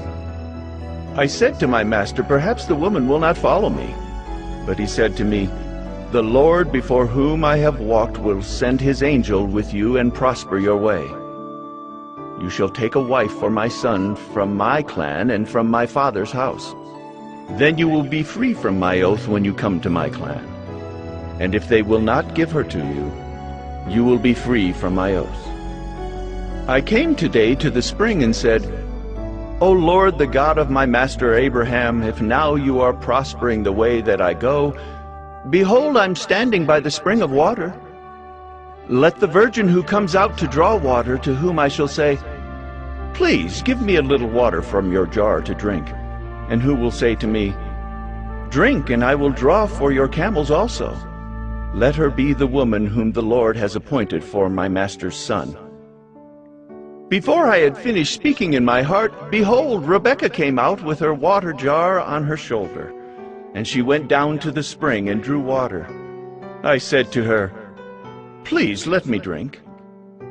She quickly let down her jar from her shoulder and said, "Drink, and I will give your camels drink also." So I drank, and she gave the camels drink also. Then I asked her, "Whose daughter are you?" She said, "The daughter of Bethuel, Nahor's son, whom Milcah bore to him." So I put the ring on her nose and the bracelets on her arms. Then I bowed my head and worshipped the Lord and blessed the Lord, the God of my master Abraham, who had led me by the right way to take the daughter of my master's kinsman for his son. Now then, if you're going to show steadfast love and faithfulness to my master, tell me, and if not, tell me, that I may turn to the right hand or to the left." Then Laban and Bethuel answered and said, "The thing has come from the Lord. We cannot speak to you bad or good." Behold, Rebekah is before you. Take her and go, and let her be the wife of your master's son, as the Lord has spoken." When Abraham's servant heard their words, he bowed himself to the earth before the Lord. And the servant brought out jewelry of silver and of gold, and garments, and gave them to Rebekah. He also gave to her brother and to her mother costly ornaments. And he and the men who were with him ate and drank, and they spent the night there. When they arose in the morning, he said, "Send me away to my master." Her brother and her mother said, "Let the young woman remain with us a while, at least 10 days. After that, she may go." But he said to them, "Do not delay me, since the Lord has prospered my way. Send me away, that I may go to my master." They said, "Let us call the young woman and ask her." And they called Rebekah and said to her, "Will you go with this man?" She said, "I will go." So they sent away Rebekah their sister and her nurse, and Abraham's servant and his men. And they blessed Rebekah and said to her, Our sister, may you become thousands of 10,000s, and may your offspring possess the gate of those who hate him. Then Rebekah and her young women arose and rode on the camels and followed the man. Thus the servant took Rebekah and went his way. Now Isaac had returned from Beer-lahai-roi and was dwelling in the Negeb. And Isaac went out to meditate in the field toward evening. And he lifted up his eyes and saw, and behold, there were camels coming. And Rebekah lifted up her eyes, and when she saw Isaac, she dismounted from the camel and said to the servant, Who is that man walking in the field to meet us? The servant said, It is my master. So she took her veil and covered herself. And the servant told Isaac all the things that he had done. Then Isaac brought her into the tent of Sarah, his mother, and took Rebekah, and she became his wife, and he loved her. So Isaac was comforted after his mother's death.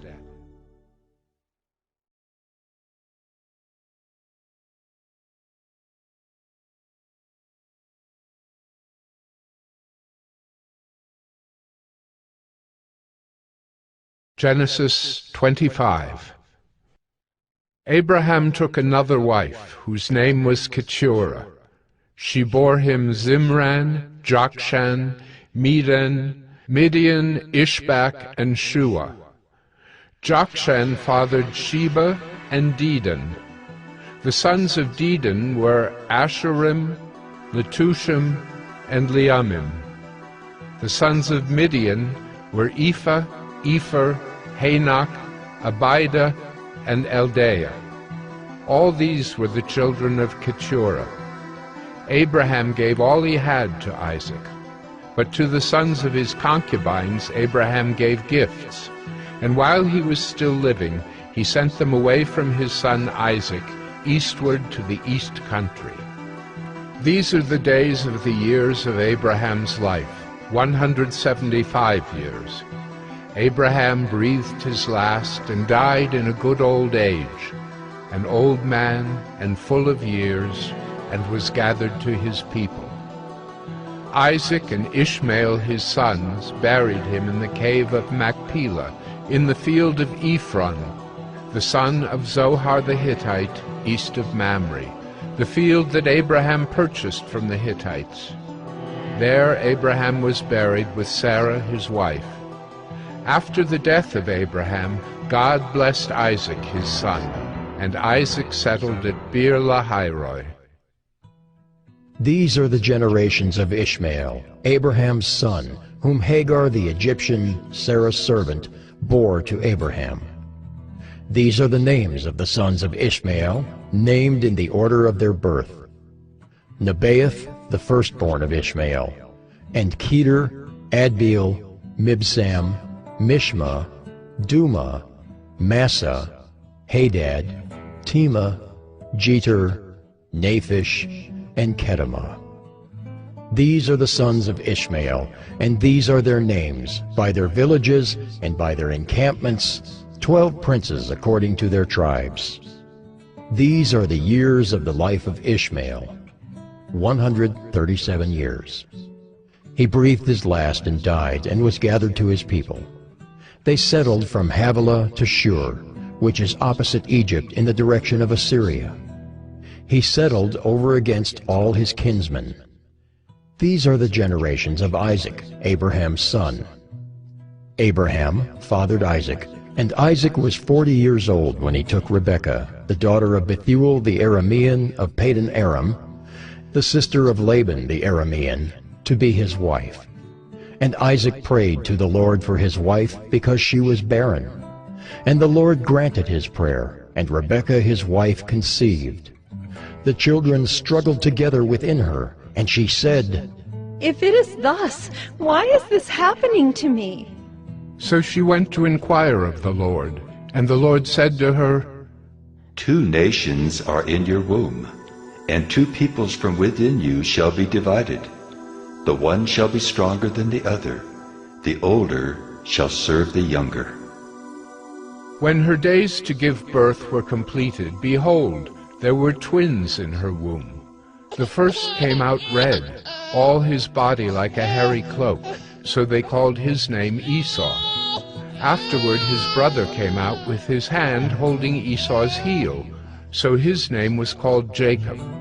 Isaac was 60 years old when she bore them.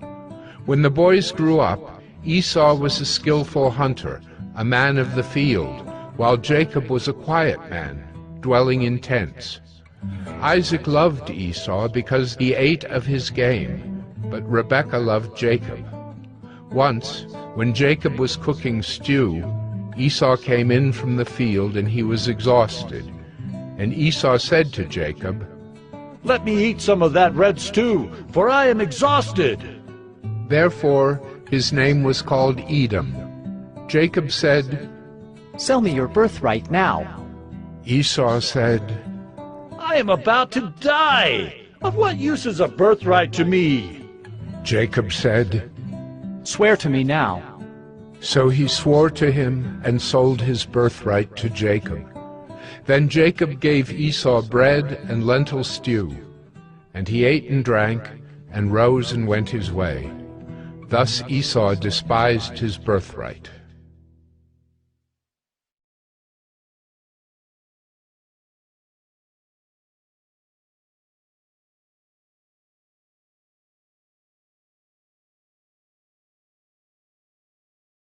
Genesis 26.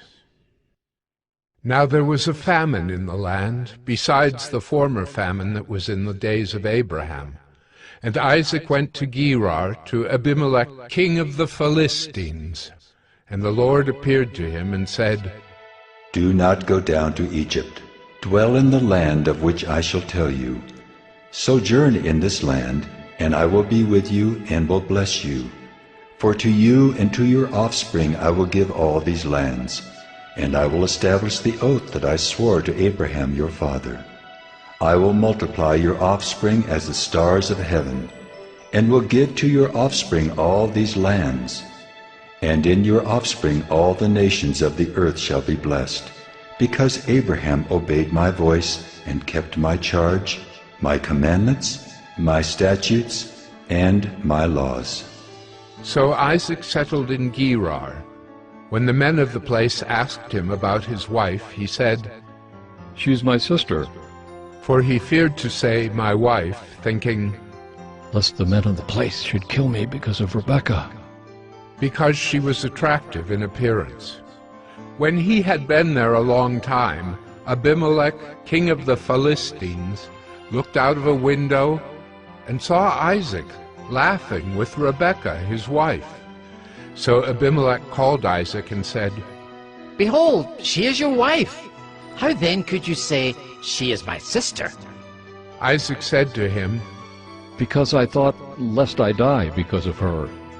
Abimelech said, What is this you have done to us? One of the people might easily have lain with your wife, and you would have brought guilt upon us. So Abimelech warned all the people, saying, Whoever touches this man or his wife shall surely be put to death. And Isaac sowed in that land, and reaped in the same year 100-fold.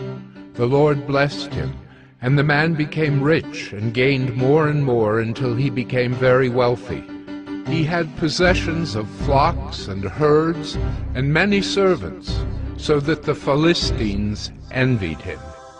Now the Philistines had stopped and filled with earth all the wells that his father's servants had dug in the days of Abraham his father. And Abimelech said to Isaac, Go away from us, for you are much mightier than we. So Isaac departed from there and encamped in the valley of Gerar and settled there. And Isaac dug again the wells of water that had been dug in the days of Abraham his father, which the Philistines had stopped after the death of Abraham. And he gave them the names that his father had given them. But when Isaac's servants dug in the valley and found there a well of spring water, the herdsmen of Gerar quarreled with Isaac's herdsmen, saying, The water is ours. So he called the name of the well Esek, because they contended with him. Then they dug another well, and they quarreled over that also. So he called its name Sitnah. And he moved from there and dug another well, and they did not quarrel over it. So he called its name Rehoboth, saying, For now the Lord has made room for us, and we shall be fruitful in the land. From there he went up to Beersheba, and the Lord appeared to him the same night and said, I am the God of Abraham your father. Fear not, for I am with you and will bless you, and multiply your offspring for my servant Abraham's sake. So he built an altar there, and called upon the name of the Lord, and pitched his tent there. And there Isaac's servants dug a well. When Abimelech went to him from Gerar with Ahuzzath his adviser, and Phicol the commander of his army, Isaac said to them, Why have you come to me, seeing that you hate me, and have sent me away from you? They said, We see plainly that the Lord has been with you. So we said, Let there be a sworn pact between us, between you and us, and let us make a covenant with you, that you will do us no harm, just as we have not touched you and have done to you nothing but good, and have sent you away in peace. You are now the blessed of the Lord. So he made them a feast, and they ate and drank. In the morning they rose early and exchanged oaths. And Isaac sent them on their way, and they departed from him in peace. That same day Isaac's servants came and told him about the well that they had dug, and said to him, We have found water. He called it Shibah. Therefore the name of the city is Beersheba to this day. When Esau was 40 years old, he took Judith, the daughter of Beeri the Hittite, to be his wife, and Basemath, the daughter of Elon the Hittite, and they made life bitter for Isaac and Rebekah.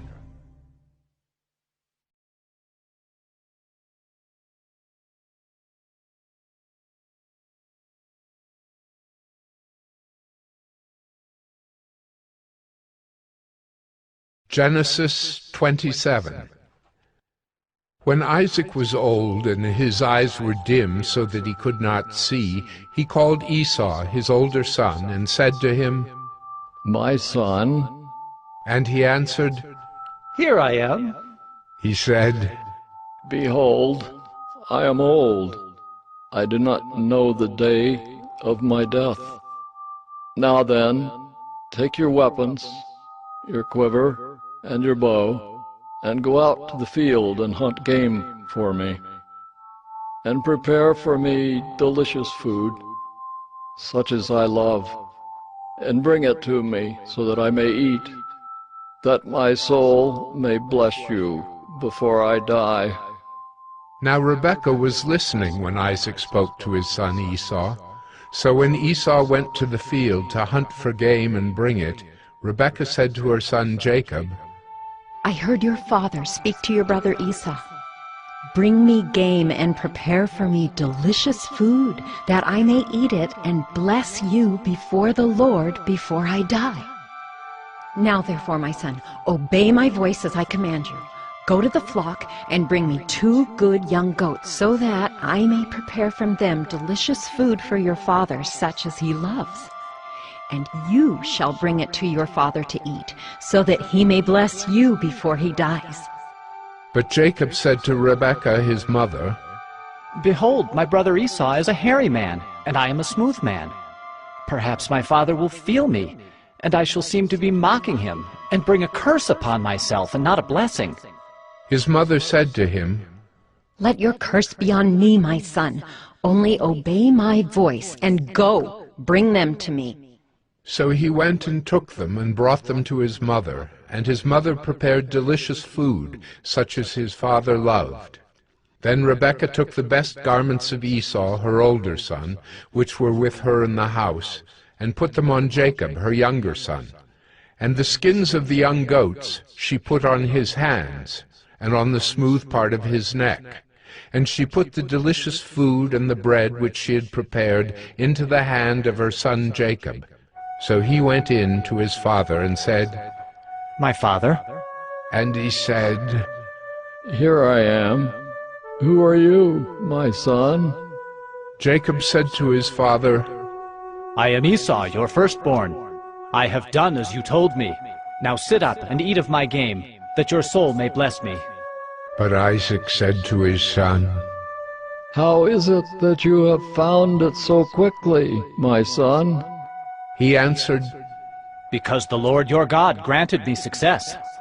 Then Isaac said to Jacob, Please come near, that I may feel you, my son, to know whether you are really my son, Esau, or not. So Jacob went near to Isaac, his father, who felt him and said, The voice is Jacob's voice, but the hands are the hands of Esau. And he did not recognize him, because his hands were hairy like his brother Esau's hands. So he blessed him. He said, Are you really my son, Esau? He answered, I am. Then he said, Bring it near to me, that I may eat of my son's game and bless you. So he brought it near to him, and he ate. And he brought him wine, and he drank. Then his father Isaac said to him, Come near and kiss me, my son. So he came near and kissed him. And Isaac smelled the smell of his garments, and blessed him, and said, See, the smell of my son is as the smell of the field that the Lord has blessed. May God give you of the dew of heaven and of the fatness of the earth, and plenty of grain and wine. Let peoples serve you, and nations bow down to you. Be Lord over your brothers, and may your mother's sons bow down to you. Cursed be everyone who curses you, and blessed be everyone who blesses you. As soon as Isaac had finished blessing Jacob, when Jacob had scarcely gone out from the presence of Isaac his father, Esau his brother came in from his hunting. He also prepared delicious food, and brought it to his father.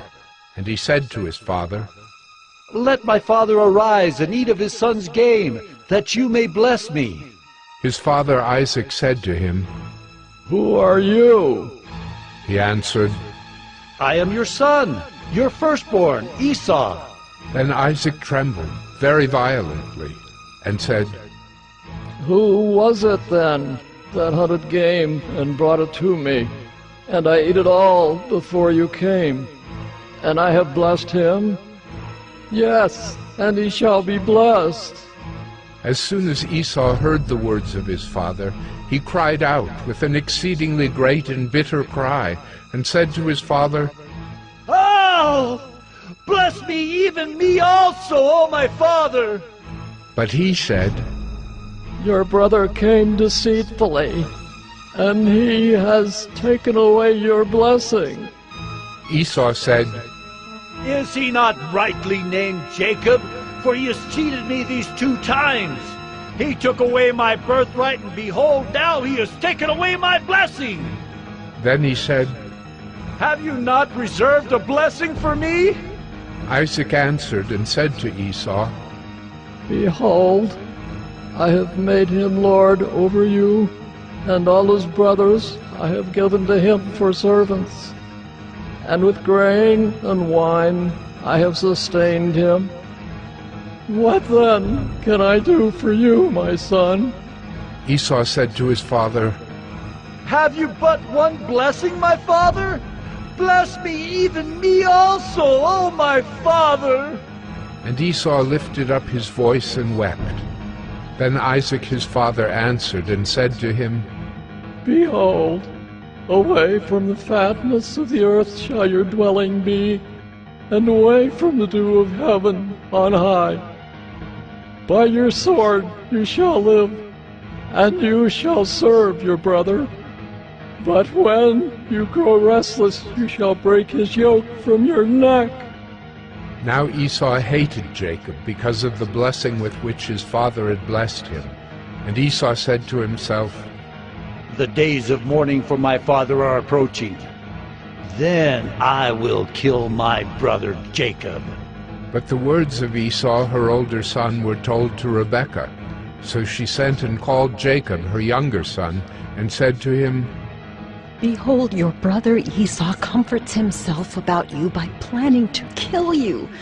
Now therefore, my son, obey my voice. Arise, flee to Laban my brother in Haran, and stay with him a while, until your brother's fury turns away, until your brother's anger turns away from you, and he forgets what you have done to him.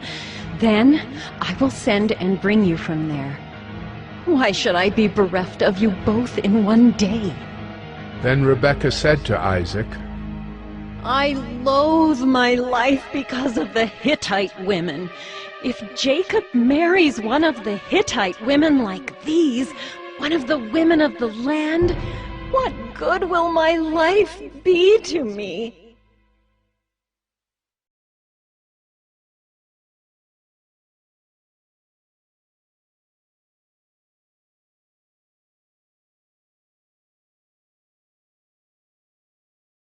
Genesis 28. Then Isaac called Jacob, and blessed him, and directed him, You must not take a wife from the Canaanite women. Arise, go to Paddan Aram, to the house of Bethuel, your mother's father, and take as your wife from there one of the daughters of Laban, your mother's brother. God Almighty bless you, and make you fruitful, and multiply you, that you may become a company of peoples. May He give the blessing of Abraham to you, and to your offspring with you, that you may take possession of the land of your sojournings that God gave to Abraham. Thus Isaac sent Jacob away, and he went to Paddan Aram, to Laban, the son of Bethuel the Aramean, the brother of Rebekah, Jacob's and Esau's mother. Now Esau saw that Isaac had blessed Jacob and sent him away to Paddan Aram to take a wife from there, and that as he blessed him, he directed him, You must not take a wife from the Canaanite women, and that Jacob had obeyed his father and his mother and gone to Paddan Aram. So when Esau saw that the Canaanite women did not please Isaac his father, Esau went to Ishmael, and took as his wife, besides the wives he had, Mahalath, the daughter of Ishmael, Abraham's son, the sister of Nebaioth. Jacob left Beersheba and went toward Haran. And he came to a certain place and stayed there that night, because the sun had set. Taking one of the stones of the place, he put it under his head, and lay down in that place to sleep. And he dreamed, and behold, there was a ladder set up on the earth, and the top of it reached to heaven. And behold, the angels of God were ascending and descending on it. And behold, the Lord stood above it and said, I am the Lord, the God of Abraham your father, and the God of Isaac. The land on which you lie I will give to you and to your offspring. Your offspring shall be like the dust of the earth, and you shall spread abroad to the west, and to the east, and to the north, and to the south. And in you and your offspring shall all the families of the earth be blessed. Behold, I am with you, and will keep you wherever you go, and will bring you back to this land. For I will not leave you until I have done what I have promised you. Then Jacob awoke from his sleep and said, Surely the Lord is in this place, and I did not know it. And he was afraid and said, How awesome is this place! This is none other than the house of God, and this is the gate of heaven. So early in the morning Jacob took the stone that he had put under his head, and set it up for a pillar, and poured oil on the top of it. He called the name of that place Bethel, but the name of the city was Luz at the first. Then Jacob made a vow, saying, If God will be with me, and will keep me in this way that I go, and will give me bread to eat and clothing to wear, so that I come again to my father's house in peace, then the Lord shall be my God, and this stone which I have set up for a pillar shall be God's house. And of all that you give me, I will give a full tenth to you.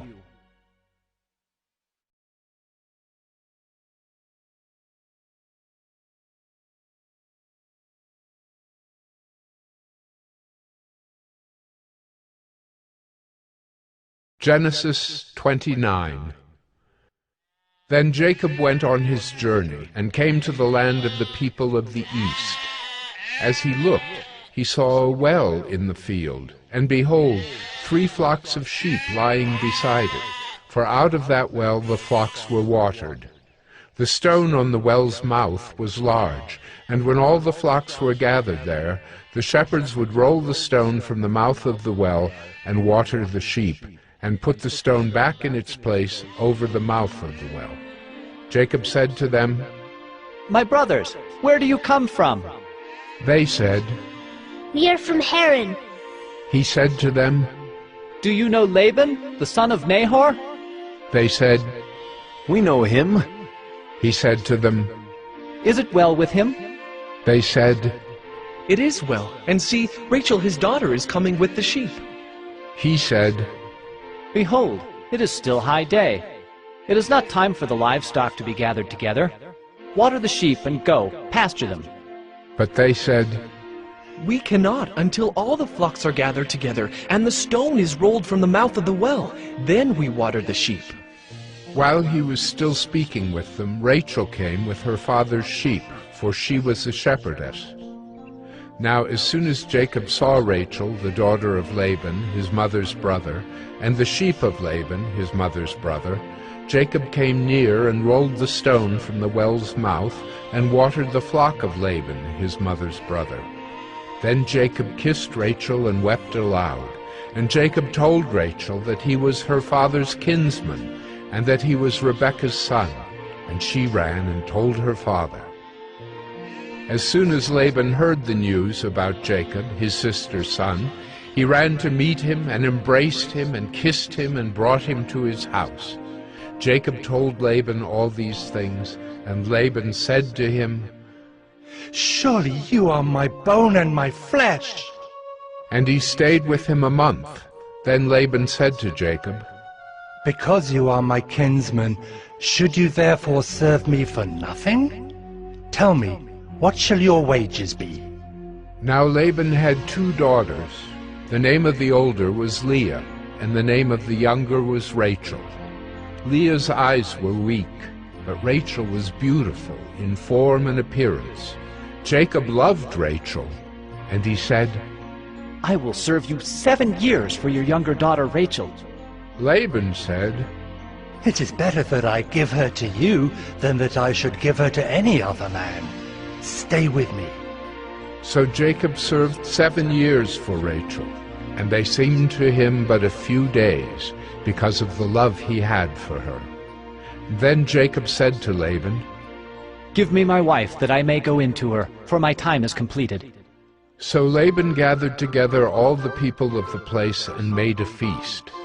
But in the evening he took his daughter Leah and brought her to Jacob, and he went in to her. Laban gave his female servant Zilpah to his daughter Leah to be her servant. And in the morning, behold, it was Leah. And Jacob said to Laban, What is this you have done to me? Did I not serve with you for Rachel? Why then have you deceived me?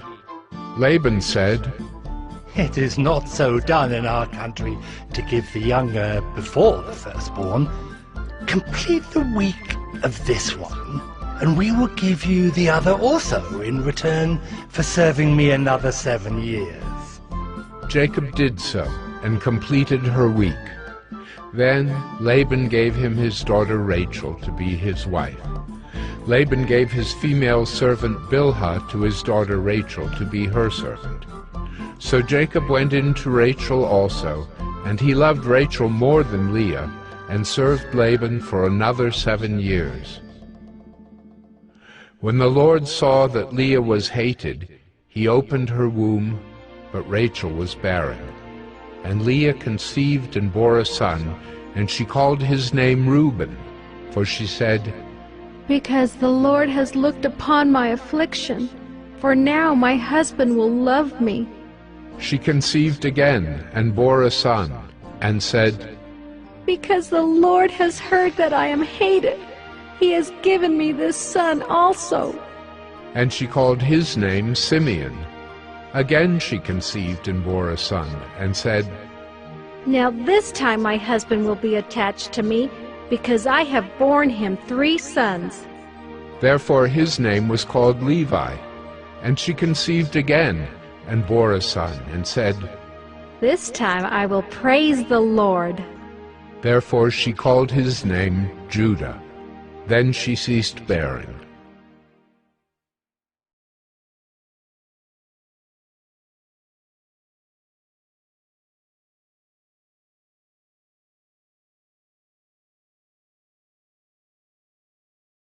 Genesis 30. When Rachel saw that she bore Jacob no children, she envied her sister. She said to Jacob, Give me children, or I shall die. Jacob's anger was kindled against Rachel, and he said, Am I in the place of God, who has withheld from you the fruit of the womb? Then she said, Here is my servant Bilhah. Go into her, so that she may give birth on my behalf, that even I may have children through her. So she gave him her servant Bilhah as a wife, and Jacob went in to her. And Bilhah conceived and bore Jacob a son. Then Rachel said, God has judged me, and has also heard my voice and given me a son. Therefore she called his name Dan. Rachel's servant Bilhah conceived again, and bore Jacob a second son. Then Rachel said, With mighty wrestlings I have wrestled with my sister, and have prevailed. So she called his name Naphtali. When Leah saw that she had ceased bearing children, she took her servant Zilpah, and gave her to Jacob as a wife. Then Leah's servant Zilpah bore Jacob a son, and Leah said, Good fortune has come. So she called his name Gad. Leah's servant Zilpah bore Jacob a second son, and Leah said, Happy am I, for women have called me happy. So she called his name Asher. In the days of wheat harvest, Reuben went and found mandrakes in the field, and brought them to his mother Leah. Then Rachel said to Leah, Please, give me some of your son's mandrakes. But she said to her, Is it a small matter that you have taken away my husband? Would you take away my son's mandrakes also? Rachel said, Then he may lie with you tonight in exchange for your son's mandrakes. When Jacob came from the field in the evening, Leah went out to meet him and said, You must come in to me, for I have hired you with my son's mandrakes. So he lay with her that night. And God listened to Leah, and she conceived and bore Jacob a 5th son. Leah said, God has given me my wages, because I gave my servant to my husband. So she called his name Issachar. And Leah conceived again, and she bore Jacob a 6th son. Then Leah said, God has endowed me with a good endowment. Now my husband will honor me, because I have borne him 6 sons. So she called his name Zebulun. Afterward she bore a daughter, and called her name Dinah. Then God remembered Rachel, and God listened to her and opened her womb. She conceived and bore a son, and said, God has taken away my reproach. And she called his name Joseph, saying, May the Lord add to me another son. As soon as Rachel had borne Joseph, Jacob said to Laban, Send me away, that I may go to my own home and country. Give me my wives and my children, for whom I have served you, that I may go, for you know the service that I have given you. But Laban said to him, If I have found favor in your sight, I have learned by divination that the Lord has blessed me because of you. Name your wages, and I will give it. Jacob said to him, You yourself know how I have served you, and how your livestock has fared with me. For you had little before I came, and it has increased abundantly. and the Lord has blessed you wherever I turned. But now, when shall I provide for my own household also?" He said, "What shall I give you?"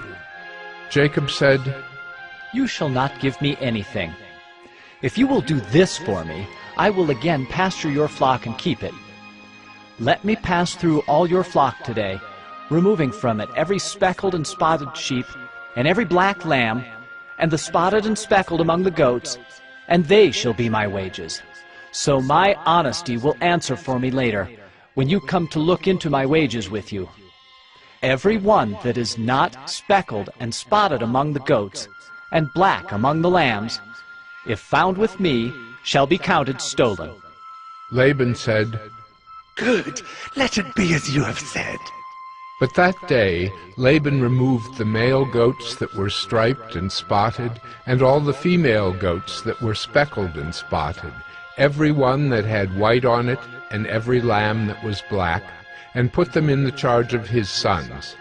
And he set a distance of 3 days' journey between himself and Jacob pastured the rest of Laban's flock. Then Jacob took fresh sticks of poplar and almond and plane trees, and peeled white streaks in them, exposing the white of the sticks. He set the sticks that he had peeled in front of the flocks in the troughs, that is, the watering places where the flocks came to drink. And since they bred when they came to drink, the flocks bred in front of the sticks, and so the flocks brought forth striped, speckled, and spotted. And Jacob separated the lambs, and set the faces of the flocks toward the striped and all the black in the flock of Laban. He put his own droves apart, and did not put them with Laban's flock. Whenever the stronger of the flock were breeding, Jacob would lay the sticks in the troughs before the eyes of the flock, that they might breed among the sticks. But for the feebler of the flock he would not lay them there. So the feebler would be Laban's, and the stronger Jacob's. Thus the man increased greatly, and had large flocks, female servants and male servants, and camels and donkeys.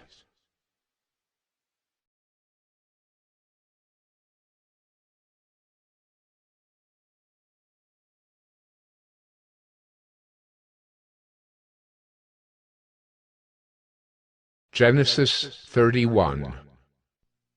Now Jacob heard that the sons of Laban were saying, "Jacob has taken all that was our father's, and from what was our father's he has gained all this wealth." And Jacob saw that Laban did not regard him with favor as before. Then the Lord said to Jacob, "Return to the land of your fathers and to your kindred, and I will be with you." So Jacob sent and called Rachel and Leah into the field, where his flock was, and said to them, "I see that your father does not regard me with favor as he did before. But the God of my father has been with me. You know that I have served your father with all my strength. Yet your father has cheated me and changed my wages 10 times. But God did not permit him to harm me. If he said, 'The spotted shall be your wages,' then all the flock bore spotted. And if he said, 'The striped shall be your wages,' then all the flock bore striped. Thus God has taken away the livestock of your father and given them to me. In the breeding season of the flock I lifted up my eyes and saw in a dream that the goats that mated with the flock were striped, spotted, and mottled. Then the angel of God said to me in the dream, 'Jacob!' And I said, 'Here I am.' And he said, 'Lift up your eyes and see, all the goats that mate with the flock are striped, spotted, and mottled.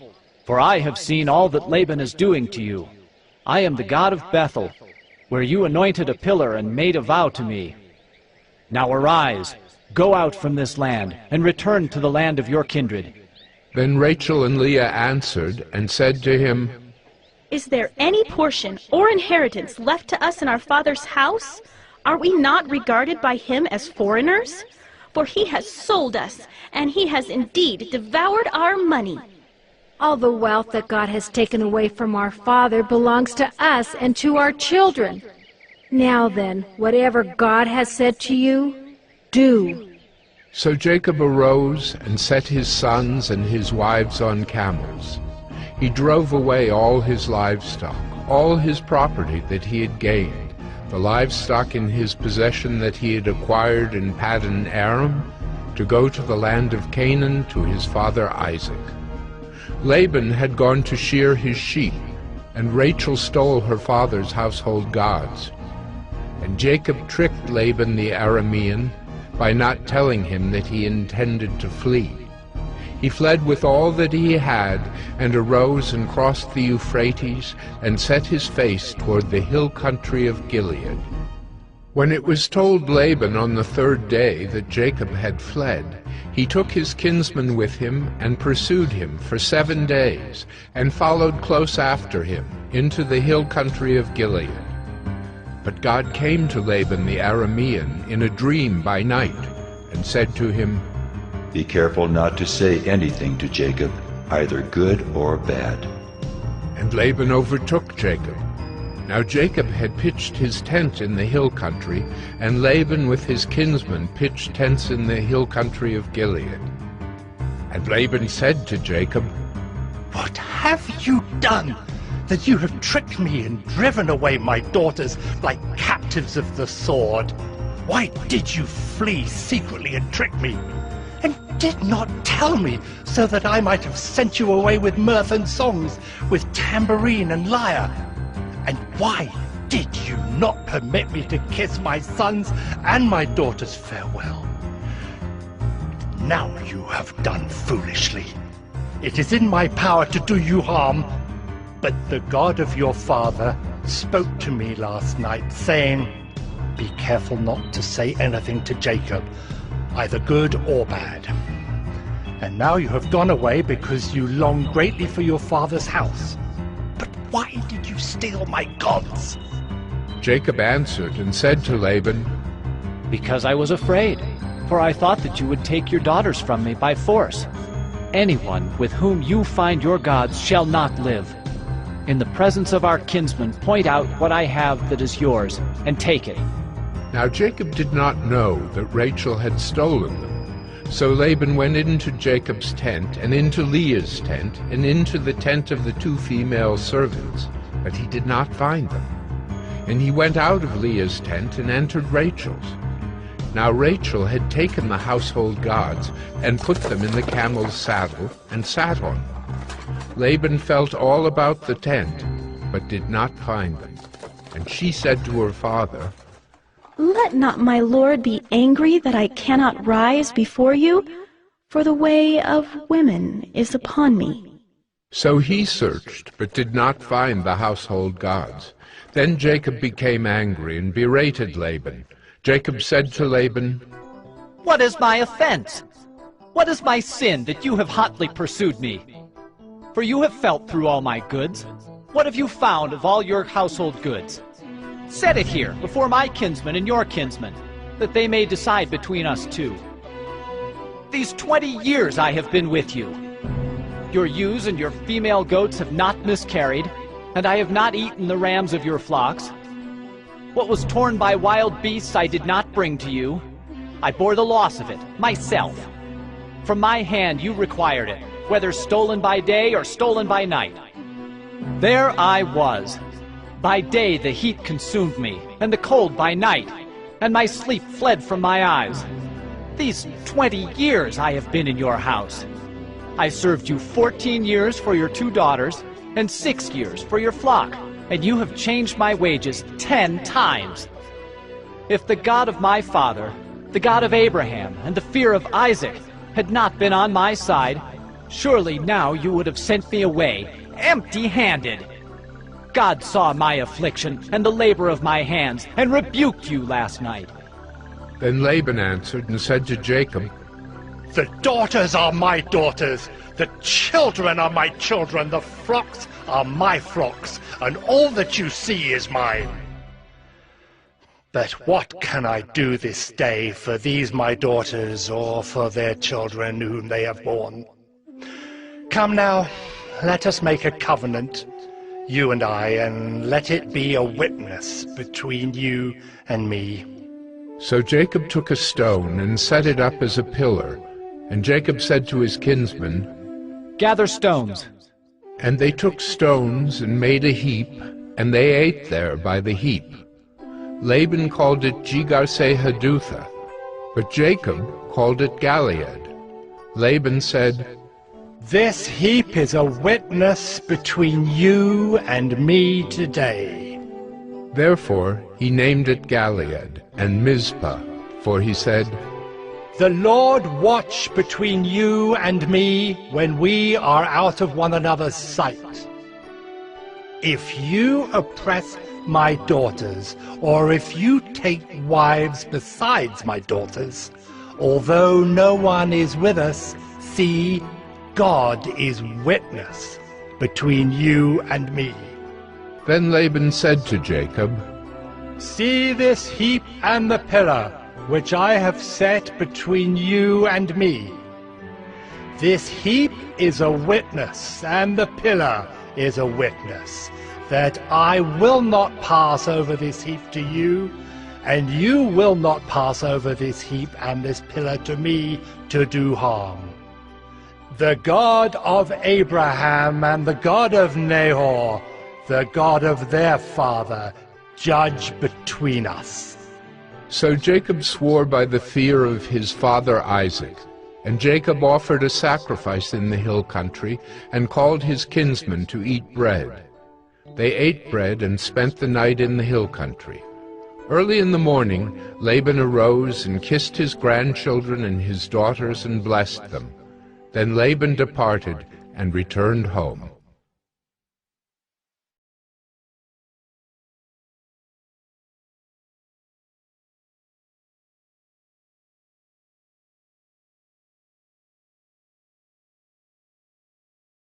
Genesis 32. Jacob went on his way, and the angels of God met him. And when Jacob saw them, he said, "This is God's camp." So he called the name of that place Mahanaim. And Jacob sent messengers before him to Esau his brother in the land of Seir, the country of Edom, instructing them, "Thus you shall say to my lord Esau, Thus says your servant Jacob, I have sojourned with Laban and stayed until now. I have oxen, donkeys, flocks, male servants and female servants. I have sent to tell my lord, in order that I may find favor in your sight." And the messengers returned to Jacob, saying, "We came to your brother Esau, and he is coming to meet you, and there are 400 men with him." Then Jacob was greatly afraid and distressed. He divided the people who were with him and the flocks and herds and camels into 2 camps, thinking, "If Esau comes to the one camp and attacks it, then the camp that is left will escape." And Jacob said, "O God of my father Abraham, and God of my father Isaac, O Lord, who said to me, Return to your country and to your kindred, that I may do you good. I am not worthy of the least of all the deeds of steadfast love, and all the faithfulness that you have shown to your servant. For with only my staff I crossed this Jordan, and now I have become 2 camps. Please deliver me from the hand of my brother, from the hand of Esau, for I fear him, that he may come and attack me, the mothers with the children. But you said, I will surely do you good, and make your offspring as the sand of the sea, which cannot be numbered for multitude." So he stayed there that night, and from what he had with him he took a present for his brother Esau, 200 female goats and 20 male goats, 200 ewes and 20 rams, 30 milking camels and their calves, 40 cows and 10 bulls, 20 female donkeys, and 10 male donkeys. These he handed over to his servants, every drove by itself, and said to his servants, "Pass on ahead of me, and put a space between drove and drove." He instructed the first, "When Esau my brother meets you and asks you, To whom do you belong? Where are you going? And whose are these ahead of you? Then you shall say, They belong to your servant Jacob. They are a present sent to my lord Esau. And, moreover, he is behind us. He likewise instructed the second and the third and all who followed the droves. You shall say the same thing to Esau when you find him, and you shall say, Moreover, your servant Jacob is behind us. For he thought, I may appease him with the present that goes ahead of me, and afterward I shall see his face. Perhaps he will accept me. So the present passed on ahead of him, and he himself stayed that night in the camp. The same night he arose and took his 2 wives, his 2 female servants, and his 11 children, and crossed the ford of the Jabbok. He took them and sent them across the stream and everything else that he had, and Jacob was left alone. And a man wrestled with him until the breaking of the day.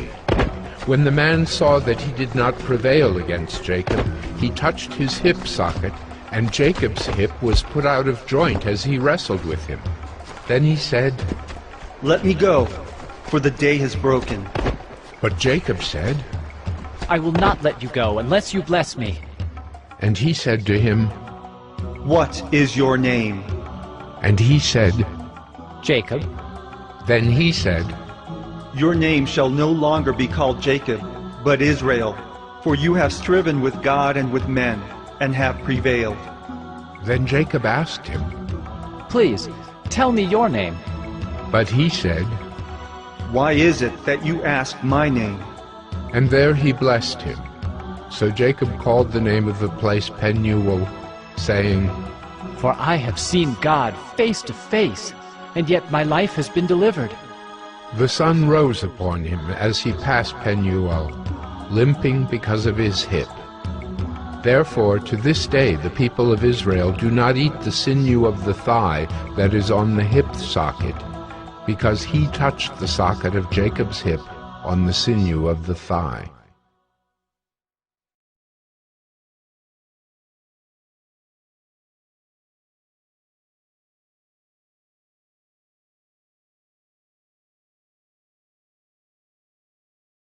Genesis 33. And Jacob lifted up his eyes and looked, and behold, Esau was coming, and 400 men with him. So he divided the children among Leah and Rachel and the 2 female servants. And he put the servants with their children in front, then Leah with her children, and Rachel and Joseph last of all. He himself went on before them, bowing himself to the ground 7 times, until he came near to his brother. But Esau ran to meet him, and embraced him, and fell on his neck, and kissed him, and they wept. And when Esau lifted up his eyes, and saw the women and children, he said, Who are these with you? Jacob said, The children whom God has graciously given your servant.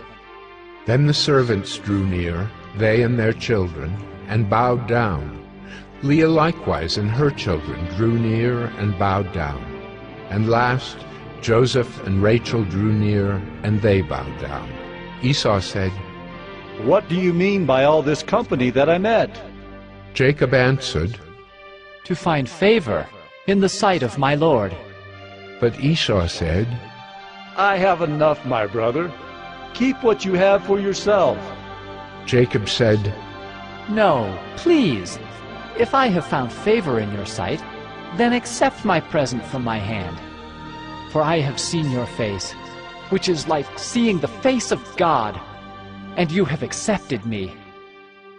Please, accept my blessing that is brought to you, because God has dealt graciously with me, and because I have enough. Thus he urged him, and he took it. And then Esau said, Let us journey on our way, and I will go ahead of you. But Jacob said to him, My Lord knows that the children are frail, and that the nursing flocks and herds are a care to me. If they are driven hard for one day, all the flocks will die. Let my Lord pass on ahead of his servant, and I will lead on slowly, at the pace of the livestock that are ahead of me, and at the pace of the children, until I come to my Lord in Seir.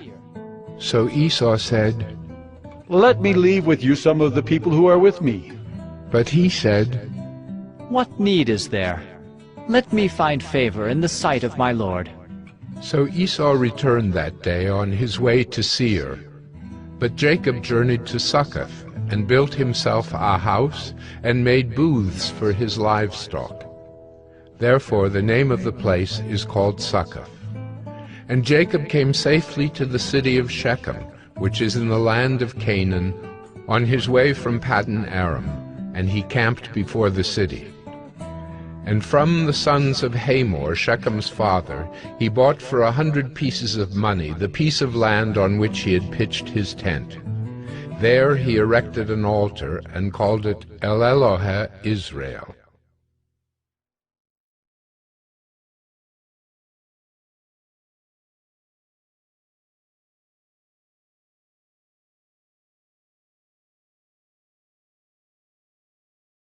Genesis 34. Now Dinah, the daughter of Leah, whom she had borne to Jacob, went out to see the women of the land. And when Shechem, the son of Hamor the Hivite, the prince of the land, saw her, he seized her, and lay with her, and humiliated her. And his soul was drawn to Dinah, the daughter of Jacob. He loved the young woman, and spoke tenderly to her. So Shechem spoke to his father Hamor, saying, "Get me this girl for my wife." Now Jacob heard that he had defiled his daughter Dinah, but his sons were with his livestock in the field, so Jacob held his peace until they came. And Hamor, the father of Shechem, went out to Jacob to speak with him. The sons of Jacob had come in from the field as soon as they heard of it, and the men were indignant and very angry, because he had done an outrageous thing in Israel by lying with Jacob's daughter, for such a thing must not be done. But Hamor spoke with them, saying, "The soul of my son Shechem longs for your daughter. Please give her to him to be his wife. Make marriages with us, give your daughters to us, and take our daughters for yourselves. You shall dwell with us, and the land shall be open to you. Dwell and trade in it, and get property in it." Shechem also said to her father and to her brothers, "Let me find favor in your eyes, and whatever you say to me I will give. Ask me for as great a bride price and gift as you will, and I will give whatever you say to me. Only give me the young woman to be my wife." The sons of Jacob answered Shechem and his father Hamor deceitfully, because he had defiled their sister Dinah. They said to them, "We cannot do this thing to give our sister to one who is uncircumcised, for that would be a disgrace to us. Only on this condition will we agree with you, that you will become as we are by every male among you being circumcised." "Then we will give our daughters to you, and we will take your daughters to ourselves, and we will dwell with you and become one people. But if you will not listen to us and be circumcised, then we will take our daughter, and we will be gone." Their words pleased Hamor and Hamor's son Shechem, and the young man did not delay to do the thing, because he delighted in Jacob's daughter. Now he was the most honored of all his father's house. So Hamor and his son Shechem came to the gate of their city, and spoke to the men of their city, saying, "These men are at peace with us. Let them dwell in the land and trade in it, for behold, the land is large enough for them. Let us take their daughters as wives, and let us give them our daughters." Only on this condition will the men agree to dwell with us to become one people, when every male among us is circumcised as they are circumcised. Will not their livestock, their property, and all their beasts be ours? Only let us agree with them, and they will dwell with us." And all who went out of the gate of his city listened to Hamor and his son Shechem, and every male was circumcised, all who went out of the gate of his city. On the third day, when they were sore, two of the sons of Jacob, Simeon and Levi, Dinah's brothers, took their swords and came against the city while it felt secure, and killed all the males. They killed Hamor and his son Shechem with the sword, and took Dinah out of Shechem's house and went away. The sons of Jacob came upon the slain and plundered the city, because they had defiled their sister. They took their flocks and their herds, their donkeys, and whatever was in the city and in the field, all their wealth, all their little ones and their wives, all that was in the houses, they captured and plundered. Then Jacob said to Simeon and Levi, "You have brought trouble on me by making me stink to the inhabitants of the land, the Canaanites and the Perizzites. My numbers are few, and if they gather themselves against me and attack me, I shall be destroyed, both I and my household."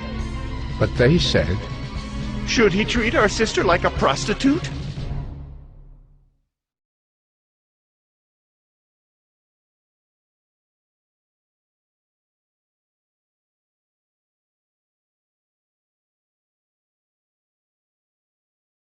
Genesis 35. God said to Jacob, "Arise, go up to Bethel and dwell there. Make an altar there to the God who appeared to you when you fled from your brother Esau." So Jacob said to his household and to all who were with him, "Put away the foreign gods that are among you, and purify yourselves, and change your garments. Then let us arise and go up to Bethel, so that I may make there an altar to the God who answers me in the day of my distress, and has been with me wherever I have gone." So they gave to Jacob all the foreign gods that they had, and the rings that were in their ears. Jacob hid them under the terebinth tree that was near Shechem. And as they journeyed, a terror from God fell upon the cities that were around them, so that they did not pursue the sons of Jacob. And Jacob came to Luz, that is Bethel, which is in the land of Canaan, he and all the people who were with him. And there he built an altar, and called the place El Bethel, because there God had revealed himself to him when he fled from his brother. And Deborah, Rebekah's nurse, died, and she was buried under an oak below Bethel. So he called its name Alon-Bacuth. God appeared to Jacob again when he came from Paddan Aram, and blessed him. And God said to him, "Your name is Jacob. No longer shall your name be called Jacob, but Israel shall be your name." So he called his name Israel. And God said to him, "I am God Almighty. Be fruitful and multiply. A nation and a company of nations shall come from you, and kings shall come from your own body. The land that I gave to Abraham and Isaac I will give to you, and I will give the land to your offspring after you." Then God went up from him in the place where he had spoken with him. And Jacob set up a pillar in the place where he had spoken with him, a pillar of stone. He poured out a drink offering on it, and poured oil on it. So Jacob called the name of the place where God had spoken with him, Bethel. Then they journeyed from Bethel. When they were still some distance from Ephrath, Rachel went into labor, and she had hard labor.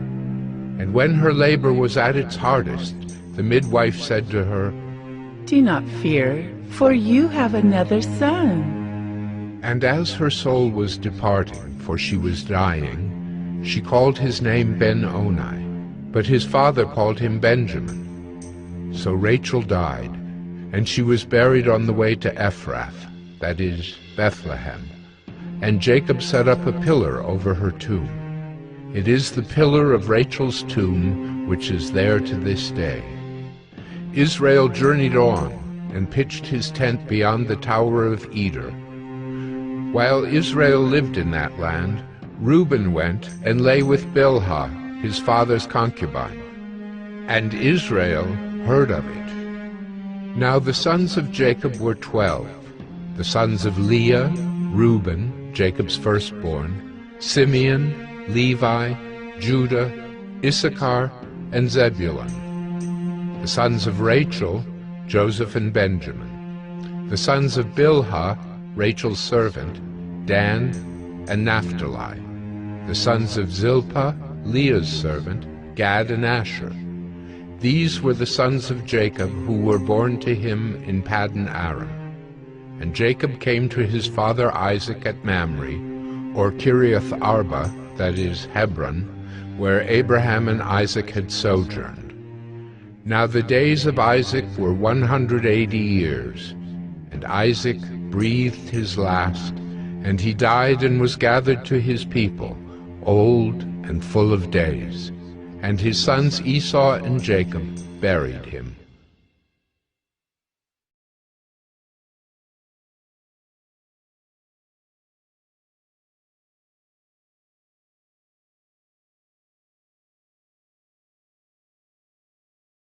Genesis 36. These are the generations of Esau, that is, Edom.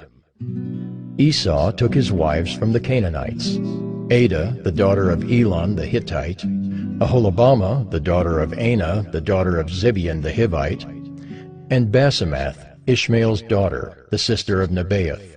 And Adah bore to Esau Eliphaz. Basemath bore Reuel, and Aholibamah bore Jeush, Jalem, and Korah. These are the sons of Esau who were born to him in the land of Canaan. Then Esau took his wives, his sons, his daughters, and all the members of his household, his livestock, all his beasts, and all his property that he had acquired in the land of Canaan. He went into a land away from his brother Jacob, for their possessions were too great for them to dwell together. The land of their sojournings could not support them because of their livestock. So Esau settled in the hill country of Seir. Esau is Edom. These are the generations of Esau, the father of the Edomites in the hill country of Seir. These are the names of Esau's sons: Eliphaz, the son of Adah, the wife of Esau; Reuel, the son of Basemath, the wife of Esau. The sons of Eliphaz were Teman, Omar, Zepho, Gatam, and Kenaz. Timnah was a concubine of Eliphaz, Esau's son. She bore Amalek to Eliphaz. These are the sons of Adah, Esau's wife. These are the sons of Reuel: Nahath, Zerah, Shammah, and Mizah. These are the sons of Basemath, Esau's wife. These are the sons of Aholibamah, the daughter of Anah, the daughter of Zibeon, Esau's wife. She bore to Esau Jeush, Jalem, and Korah. These are the chiefs of the sons of Esau. The sons of Eliphaz, the firstborn of Esau, the chiefs Teman, Omar, Zepho, Kenaz, Korah, Gatam, and Amalek. These are the chiefs of Eliphaz in the land of Edom. These are the sons of Adah. These are the sons of Reuel, Esau's son, the chiefs Nahath, Zerah, Shammah, and Mizah. These are the chiefs of Reuel in the land of Edom. These are the sons of Basemath, Esau's wife. These are the sons of Aholibamah, Esau's wife, the chiefs Jeush, Jalem, and Korah. These are the chiefs born of Aholibamah, the daughter of Anah, Esau's wife. These are the sons of Esau, that is, Edom, and these are their chiefs. These are the sons of Seir the Horite, the inhabitants of the land: Lotan, Shobal, Zibeon, Anah, Dishon, Ezer, and Dishan. These are the chiefs of the Horites, the sons of Seir in the land of Edom. The sons of Lotan were Hori and Hemam. And Lotan's sister was Timnah.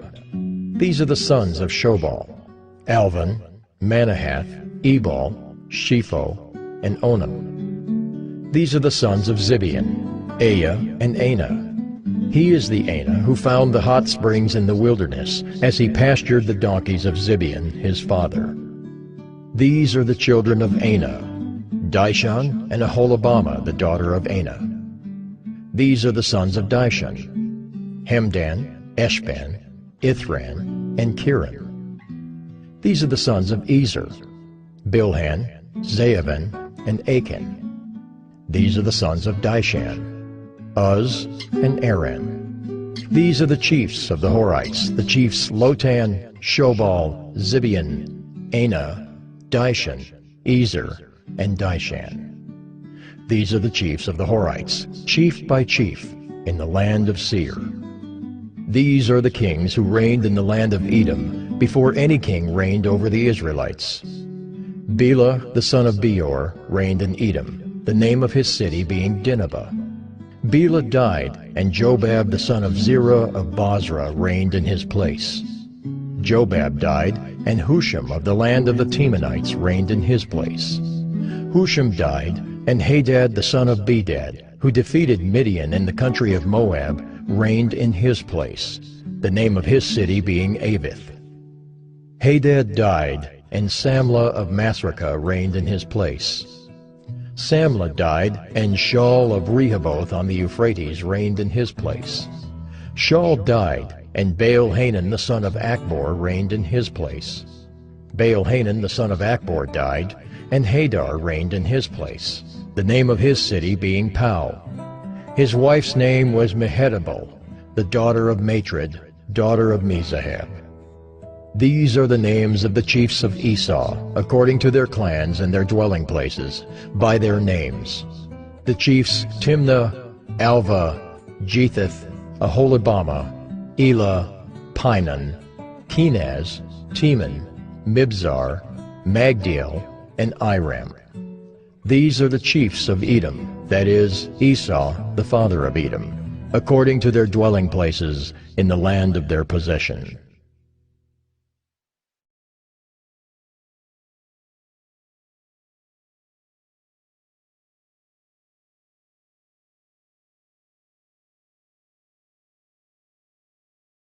Genesis 37. Jacob lived in the land of his father's sojournings, in the land of Canaan. These are the generations of Jacob. Joseph, being 17 years old, was pasturing the flock with his brothers. He was a boy with the sons of Bilhah and Zilpah, his father's wives. And Joseph brought a bad report of them to their father. Now Israel loved Joseph more than any other of his sons, because he was the son of his old age. And he made him a robe of many colors. But when his brothers saw that their father loved him more than all his brothers, they hated him, and could not speak peacefully to him. Now Joseph had a dream, and when he told it to his brothers, they hated him even more. He said to them, "Hear this dream that I have dreamed. Behold, we were binding sheaves in the field, and behold, my sheaf arose and stood upright. And behold, your sheaves gathered around it and bowed down to my sheaf." His brothers said to him, "Are you indeed to reign over us, or are you indeed to rule over us?" So they hated him even more for his dreams and for his words. Then he dreamed another dream, and told it to his brothers, and said, "Behold, I have dreamed another dream. Behold, the sun, the moon, and 11 stars were bowing down to me." But when he told it to his father and to his brothers, his father rebuked him and said to him, "What is this dream that you have dreamed? Shall I and your mother and your brothers indeed come to bow ourselves to the ground before you?" And his brothers were jealous of him, but his father kept the saying in mind. Now his brothers went to pasture their father's flock near Shechem. And Israel said to Joseph, "Are not your brothers pasturing the flock at Shechem? Come, I will send you to them." And he said to him, "Here I am." So he said to him, "Go now, see if it is well with your brothers and with the flock, and bring me word." So he sent him from the valley of Hebron, and he came to Shechem. And a man found him wandering in the fields, and the man asked him, "What are you seeking?" "I am seeking my brothers." He said, "Tell me, please, where they are pasturing the flock?" And the man said, "They have gone away, for I heard them say, 'Let us go to Dothan.'" So Joseph went after his brothers and found them at Dothan. They saw him from afar, and before he came near to them, they conspired against him to kill him. They said to one another, "Here comes this dreamer." "Come now, let us kill him and throw him into one of the pits. Then we will say that a fierce animal has devoured him, and we will see what will become of his dreams."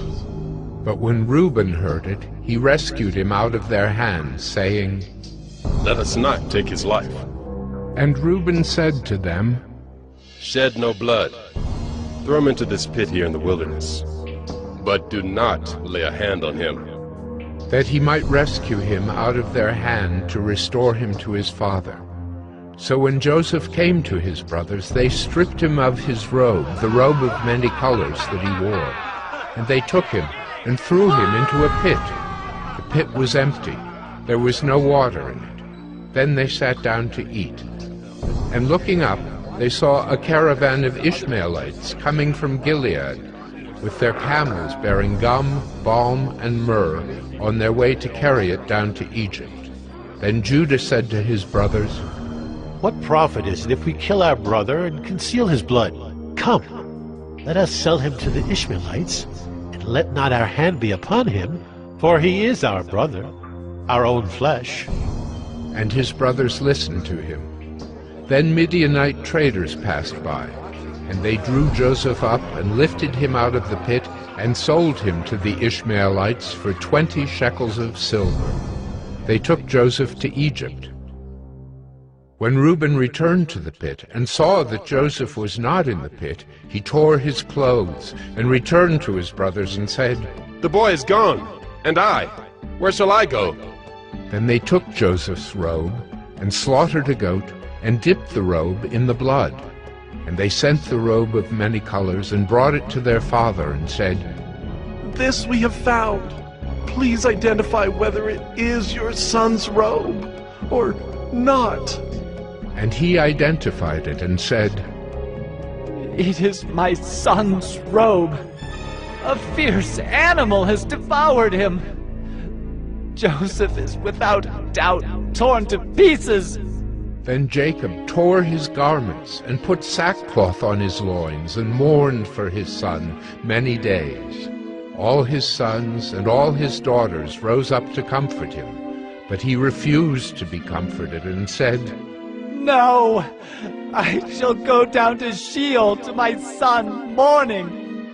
Thus his father wept for him. Meanwhile, the Midianites had sold him in Egypt to Potiphar, an officer of Pharaoh, the captain of the guard.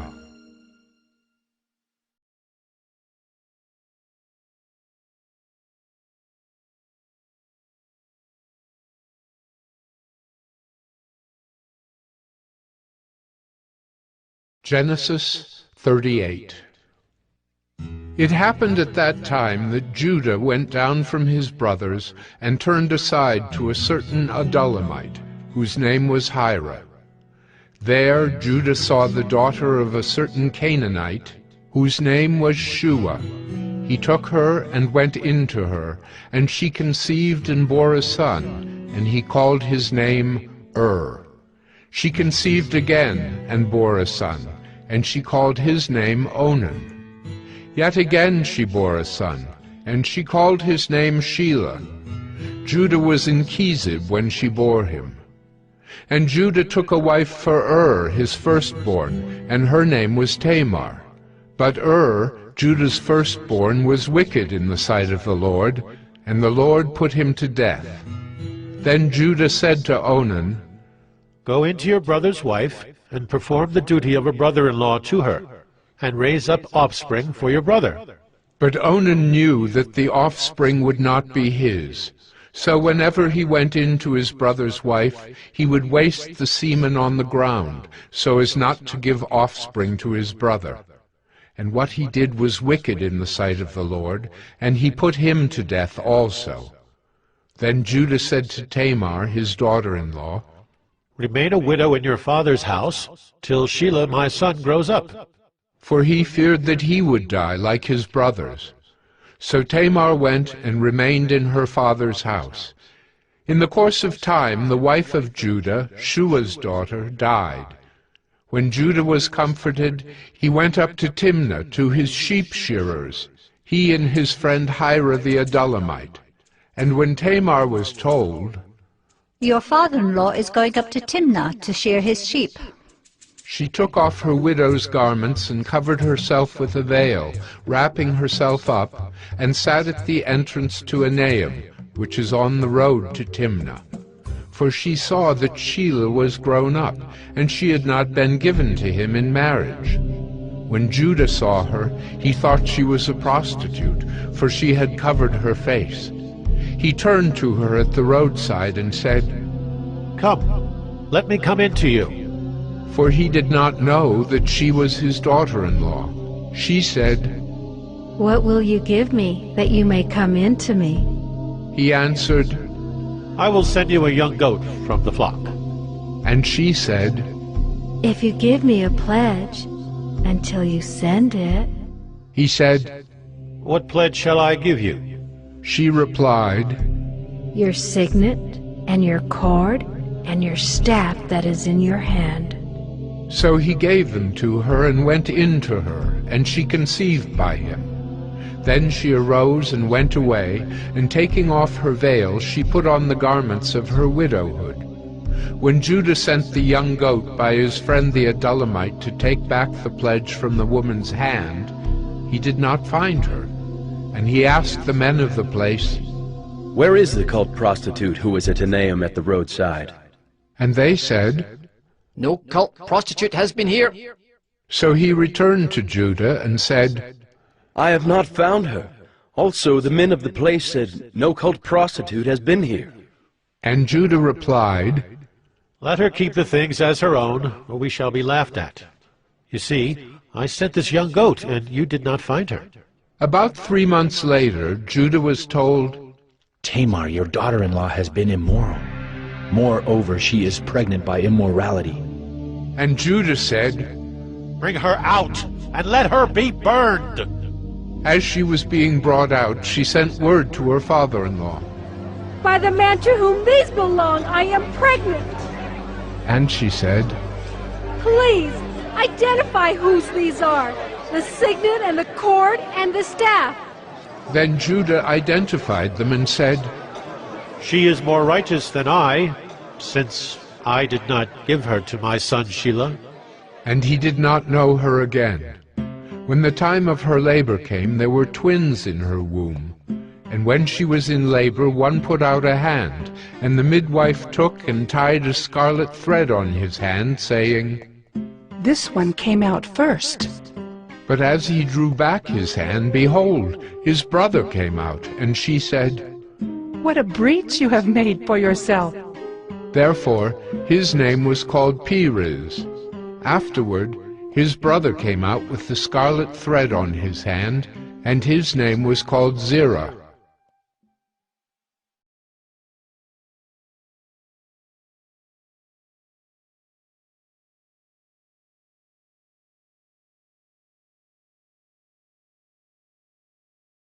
Genesis 39. Now Joseph had been brought down to Egypt, and Potiphar, an officer of Pharaoh, the captain of the guard, an Egyptian, had bought him from the Ishmaelites, who had brought him down there. The Lord was with Joseph, and he became a successful man, and he was in the house of his Egyptian master. His master saw that the Lord was with him, and that the Lord caused all that he did to succeed in his hands. So Joseph found favor in his sight and attended him, and he made him overseer of his house, and put him in charge of all that he had. From the time that he made him overseer in his house, and over all that he had, the Lord blessed the Egyptian's house for Joseph's sake. The blessing of the Lord was on all that he had in house and field. So he left all that he had in Joseph's charge, and because of him he had no concern about anything but the food he ate. Now Joseph was handsome in form and appearance, and after a time his master's wife cast her eyes on Joseph and said, "Lie with me." But he refused, and said to his master's wife, "Behold, because of me my master has no concern about anything in the house, and he has put everything that he has in my charge. He is not greater in this house than I am, nor has he kept back anything from me except yourself, because you are his wife. How then can I do this great wickedness and sin against God?" And as she spoke to Joseph day after day, he would not listen to her, to lie beside her or to be with her. But one day, when he went into the house to do his work, and none of the men of the house was there in the house, she caught him by his garment, saying, "Lie with me." But he left his garment in her hand and fled and got out of the house. And as soon as she saw that he had left his garment in her hand and had fled out of the house, she called to the men of her household and said to them, "See, he has brought among us a Hebrew to laugh at us. He came in to me to lie with me, and I cried out with a loud voice. And as soon as he heard that I lifted up my voice and cried out, he left his garment beside me and fled and got out of the house." Then she laid up his garment by her until his master came home, and she told him the same story, saying, "The Hebrew servant whom you have brought among us came in to me to laugh at me. But as soon as I lifted up my voice and cried, he left his garment beside me and fled out of the house." As soon as his master heard the words that his wife spoke to him, "This is the way your servant treated me." his anger was kindled, and Joseph's master took him and put him into the prison, the place where the king's prisoners were confined, and he was there in prison. But the Lord was with Joseph and showed him steadfast love, and gave him favor in the sight of the keeper of the prison. And the keeper of the prison put Joseph in charge of all the prisoners who were in the prison. Whatever was done there, he was the one who did it. The keeper of the prison paid no attention to anything that was in Joseph's charge, because the Lord was with him, and whatever he did, the Lord made it succeed.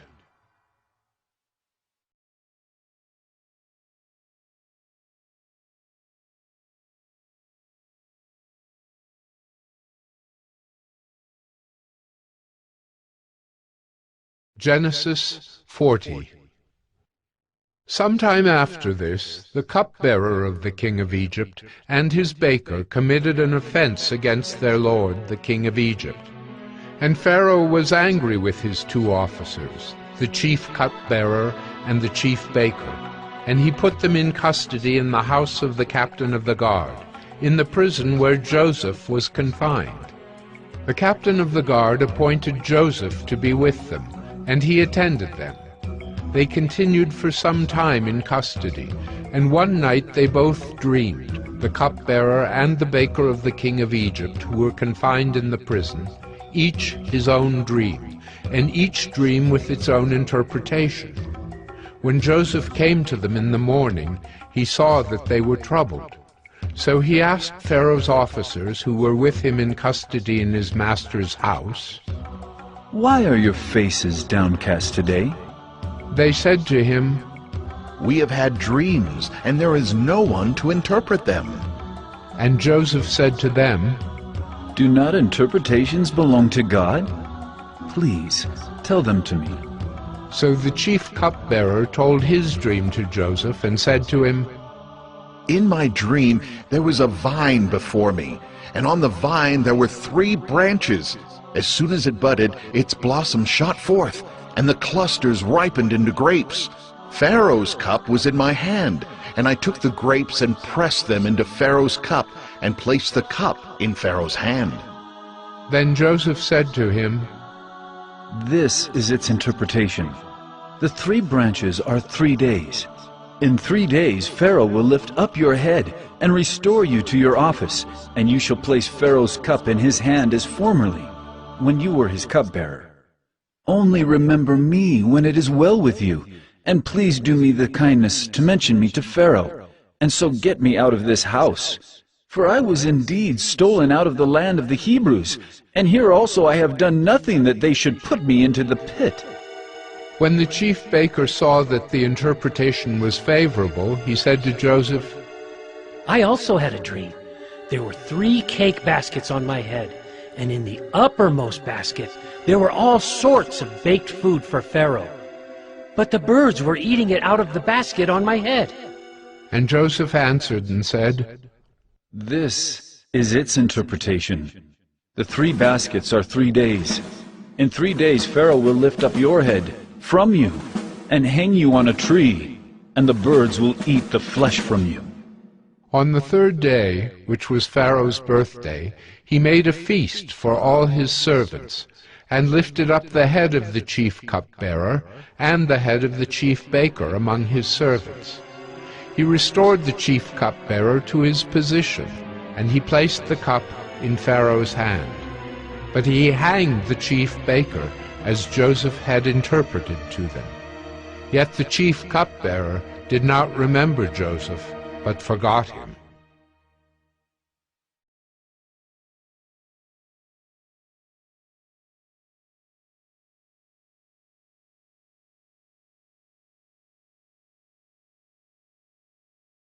Genesis 41. After 2 whole years, Pharaoh dreamed that he was standing by the Nile, and behold, there came up out of the Nile 7 cows, attractive and plump, and they fed in the reed grass. And behold, 7 other cows, ugly and thin, came up out of the Nile after them, and stood by the other cows on the bank of the Nile. And the ugly thin cows ate up the 7 attractive plump cows, and Pharaoh awoke. And he fell asleep and dreamed a 2nd time, and behold, 7 ears of grain, plump and good, were growing on one stalk. And behold, after them sprouted 7 ears, thin, and blighted by the east wind. And the thin ears swallowed up the 7 plump, full ears. And Pharaoh awoke, and behold, it was a dream. So in the morning his spirit was troubled, and he sent and called for all the magicians of Egypt and all its wise men. Pharaoh told them his dreams, but there was none who could interpret them to Pharaoh. Then the chief cupbearer said to Pharaoh, I remember my offenses today, when Pharaoh was angry with his servants and put me and the chief baker in custody in the house of the captain of the guard. We dreamed on the same night, he and I, each having a dream with its own interpretation. A young Hebrew was there with us, a servant of the captain of the guard.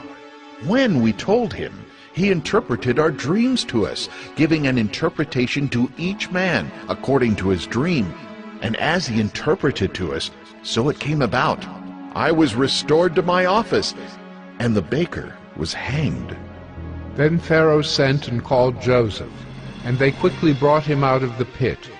And when he had shaved himself and changed his clothes, he came in before Pharaoh. And Pharaoh said to Joseph, I have had a dream, and there is no one who can interpret it. I have heard it said of you that when you hear a dream, you can interpret it. Joseph answered Pharaoh, It is not in me. God will give Pharaoh a favorable answer. Then Pharaoh said to Joseph, Behold, in my dream I was standing on the banks of the Nile. 7 cows, plump and attractive, came up out of the Nile and fed in the reed grass. 7 other cows came up after them, poor and very ugly and thin, such as I had never seen in all the land of Egypt. And the thin, ugly cows ate up the first 7 plump cows. But when they had eaten them, no one would have known that they had eaten them, for they were still as ugly as at the beginning. Then I awoke. I also saw in my dream 7 ears growing on one stalk, full and good. 7 ears, withered, thin, and blighted by the east wind, sprouted after them. And the thin ears swallowed up the 7 good ears. And I told it to the magicians, but there was no one who could explain it to me. Then Joseph said to Pharaoh, The dreams of Pharaoh are one. God has revealed to Pharaoh what he is about to do. The 7 good cows are 7 years, and the 7 good ears are 7 years. The dreams are one. The 7 lean and ugly cows that came up after them are 7 years, and the 7 empty ears blighted by the east wind are also 7 years of famine. It is as I told Pharaoh. God has shown to Pharaoh what he is about to do. there will come 7 years of great plenty throughout all the land of Egypt. But after them there will arise 7 years of famine, and all the plenty will be forgotten in the land of Egypt. The famine will consume the land, and the plenty will be unknown in the land by reason of the famine that will follow, for it will be very severe. And the doubling of Pharaoh's dream means that the thing is fixed by God, and God will shortly bring it about. Now, therefore, let Pharaoh select a discerning and wise man, and set him over the land of Egypt. Let Pharaoh proceed to appoint overseers over the land and take 1/5 of the produce of the land of Egypt during the 7 plentiful years. And let them gather all the food of these good years that are coming, and store up grain under the authority of Pharaoh for food in the cities, and let them keep it. That food shall be a reserve for the land against the 7 years of famine that are to occur in the land of Egypt, so that the land may not perish through the famine. This proposal pleased Pharaoh and all his servants. And Pharaoh said to his servants, "Can we find a man like this, in whom is the Spirit of God?" Then Pharaoh said to Joseph, "Since God has shown you all this, there is none so discerning and wise as you are. You shall be over my house, and all my people shall order themselves as you command. Only as regards the throne will I be greater than you." And Pharaoh said to Joseph, "See, I have set you over all the land of Egypt." Then Pharaoh took his signet ring from his hand, and put it on Joseph's hand, and clothed him in garments of fine linen, and put a gold chain about his neck. And he made him ride in his 2nd chariot, and they called out before him, "Bow the knee!" Thus he set him over all the land of Egypt. Moreover, Pharaoh said to Joseph, "I am Pharaoh, and without your consent, no one shall lift up hand or foot in all the land of Egypt."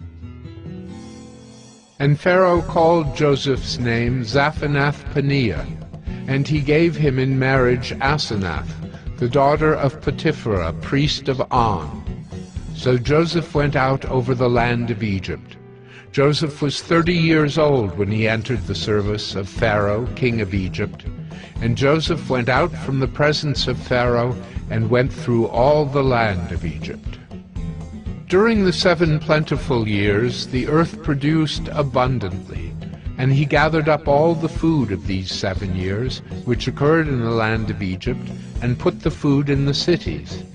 He put in every city the food from the fields around it.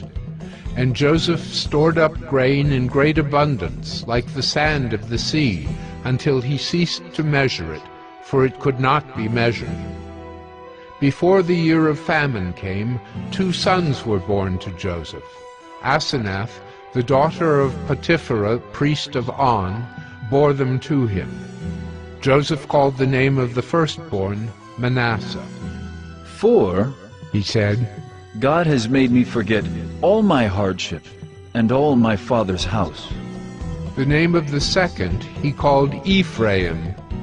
"For God has made me fruitful in the land of my affliction." The 7 years of plenty that occurred in the land of Egypt came to an end, and the 7 years of famine began to come, as Joseph had said. There was famine in all lands, but in all the land of Egypt there was bread. When all the land of Egypt was famished, the people cried to Pharaoh for bread. Pharaoh said to all the Egyptians, "Go to Joseph. What he says to you, do." So when the famine had spread over all the land, Joseph opened all the storehouses and sold to the Egyptians, for the famine was severe in the land of Egypt.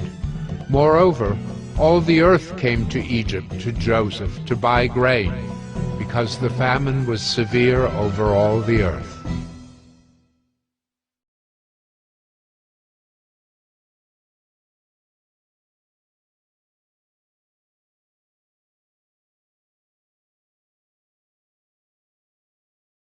Genesis 42. When Jacob learned that there was grain for sale in Egypt, he said to his sons, Why do you look at one another? And he said, Behold, I have heard that there is grain for sale in Egypt. Go down and buy grain for us there, that we may live and not die. So 10 of Joseph's brothers went down to buy grain in Egypt. But Jacob did not send Benjamin, Joseph's brother, with his brothers, for he feared that harm might happen to him. Thus the sons of Israel came to buy among the others who came, for the famine was in the land of Canaan. Now Joseph was governor over the land. He was the one who sold to all the people of the land. And Joseph's brothers came and bowed themselves before him with their faces to the ground. Joseph saw his brothers and recognized them, but he treated them like strangers and spoke roughly to them. Where do you come from? He said. They said, From the land of Canaan, to buy food. And Joseph recognized his brothers, but they did not recognize him. And Joseph remembered the dreams that he had dreamed of them. And he said to them, You are spies. You have come to see the nakedness of the land. They said to him, No, my lord, your servants have come to buy food. We are all sons of one man. We are honest men. Your servants have never been spies. He said to them, No, it is the nakedness of the land that you have come to see. And they said, We, your servants, are 12 brothers, the sons of one man in the land of Canaan. And behold, the youngest is this day with our father, and one is no more. But Joseph said to them, It is as I said to you. You are spies. By this you shall be tested. By the life of Pharaoh, you shall not go from this place unless your youngest brother comes here. Send one of you, and let him bring your brother, while you remain confined, that your words may be tested, whether there is truth in you, or else, by the life of Pharaoh, surely you are spies. And he put them all together in custody for 3 days.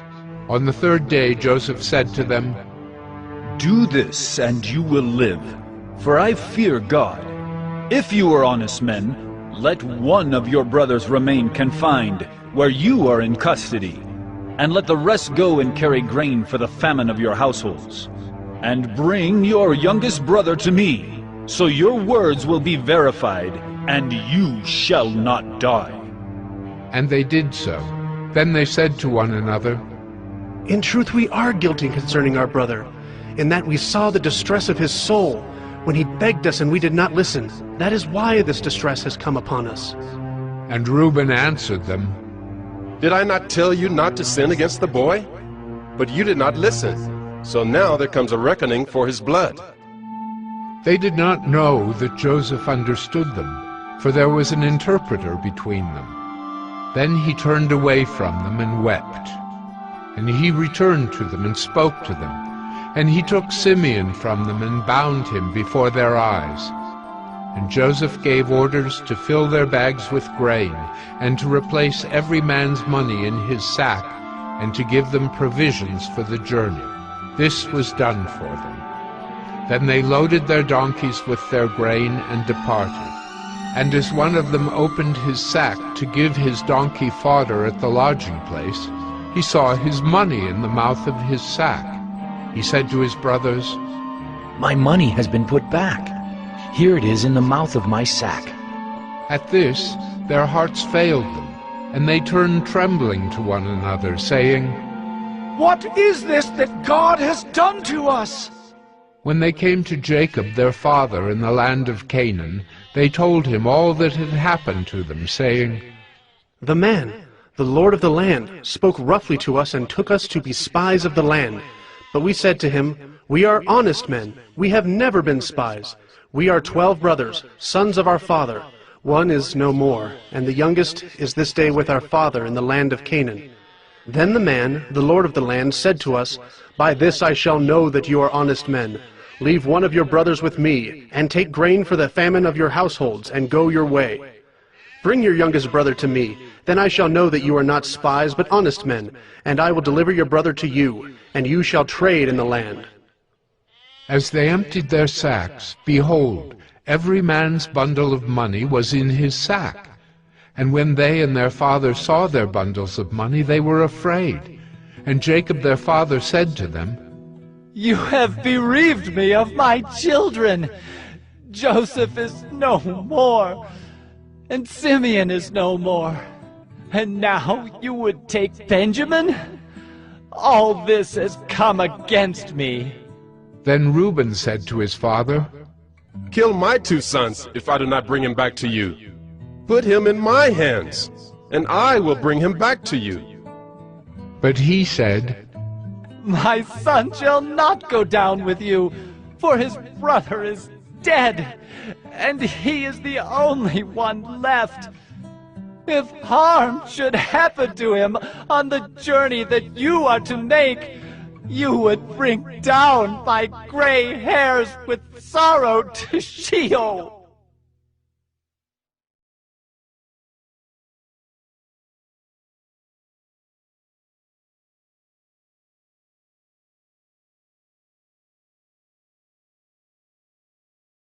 Genesis 43.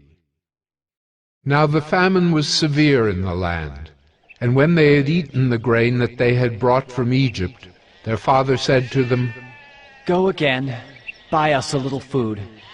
But Judah said to him, The man solemnly warned us, saying, You shall not see my face unless your brother is with you. If you will send our brother with us, we will go down and buy you food. But if you will not send him, we will not go down. For the man said to us, You shall not see my face unless your brother is with you. Israel said, Why did you treat me so badly as to tell the man that you had another brother? They replied, The man questioned us carefully about ourselves and our kindred, saying, Is your father still alive? Do you have another brother? What we told him was in answer to these questions. Could we in any way know that he would say, Bring your brother down? And Judah said to Israel his father, Send the boy with me, and we will arise and go, that we may live and not die, both we and you, and also our little ones. I will be a pledge of his safety. From my hand you shall require him. If I do not bring him back to you and set him before you, then let me bear the blame forever. If we had not delayed, we would now have returned twice. Then their father Israel said to them, If it must be so, then do this. Take some of the choice fruits of the land in your bags, and carry a present down to the man. A little balm and a little honey, gum, myrrh, pistachio nuts, and almonds. Take double the money with you. Carry back with you the money that was returned in the mouth of your sacks. Perhaps it was an oversight. Take also your brother, and arise, go again to the man. May God Almighty grant you mercy before the man, and may he send back your other brother and Benjamin. And as for me, if I am bereaved of my children, I am bereaved. So the men took this present, and they took double the money with them, and Benjamin. They arose and went down to Egypt and stood before Joseph. When Joseph saw Benjamin with them, he said to the steward of his house, Bring the men into the house, and slaughter an animal and make ready, for the men are to dine with me at noon. The man did as Joseph told him, and brought the men to Joseph's house. And the men were afraid because they were brought to Joseph's house, and they said, It is because of the money which was replaced in our sacks the first time that we are brought in, so that he may assault us and fall upon us to make us servants and seize our donkeys. So they went up to the steward of Joseph's house, and spoke with him at the door of the house, and said, Oh, my lord, we came down the first time to buy food. And when we came to the lodging place, we opened our sacks, and there was each man's money in the mouth of his sack. our money in full weight. So we have brought it again with us. And we have brought other money down with us to buy food. We do not know who put our money in our sacks. He replied, Peace to you. Do not be afraid. Your God and the God of your father has put treasure in your sacks for you. I received your money. Then he brought Simeon out to them. And when the man had brought the men into Joseph's house, and given them water, and they had washed their feet, and when he had given their donkeys fodder, they prepared the present for Joseph's coming at noon, for they heard that they should eat bread there. When Joseph came home, they brought into the house to him the present that they had with them, and bowed down to him to the ground. And he inquired about their welfare, and said, Is your father well, the old man of whom you spoke? Is he still alive? They said, Your servant, our father, is well. He is still alive. And they bowed their heads and prostrated themselves. And he lifted up his eyes and saw his brother Benjamin, his mother's son, and said, Is this your youngest brother, of whom you spoke to me? God be gracious to you, my son. Then Joseph hurried out, for his compassion grew warm for his brother, and he sought a place to weep. And he entered his chamber and wept there. Then he washed his face and came out, and controlling himself, he said, Serve the food. They served him by himself, and them by themselves, and the Egyptians who ate with him by themselves, because the Egyptians could not eat with the Hebrews, for that is an abomination to the Egyptians. And they sat before him, the firstborn according to his birthright, and the youngest according to his youth. And the men looked at one another in amazement. Portions were taken to them from Joseph's table, but Benjamin's portion was 5 times as much as any of theirs. And they drank and were merry with him.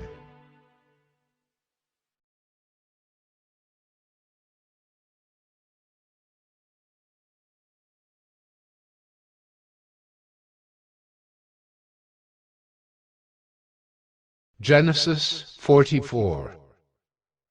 Then he commanded the steward of his house, Fill the men's sacks with food, as much as they can carry, and put each man's money in the mouth of his sack, and put my cup, the silver cup, in the mouth of the sack of the youngest, with his money for the grain. And he did as Joseph told him. As soon as the morning was light, the men were sent away with their donkeys. They had gone only a short distance from the city. Now Joseph said to his steward, Up, follow after the men, and when you overtake them, say to them, Why have you repaid evil for good? Is it not from this that my Lord drinks, and by this that he practices divination? You have done evil in doing this. When he overtook them, he spoke to them these words. They said to him, Why does my Lord speak such words as these? Far be it from your servants to do such a thing.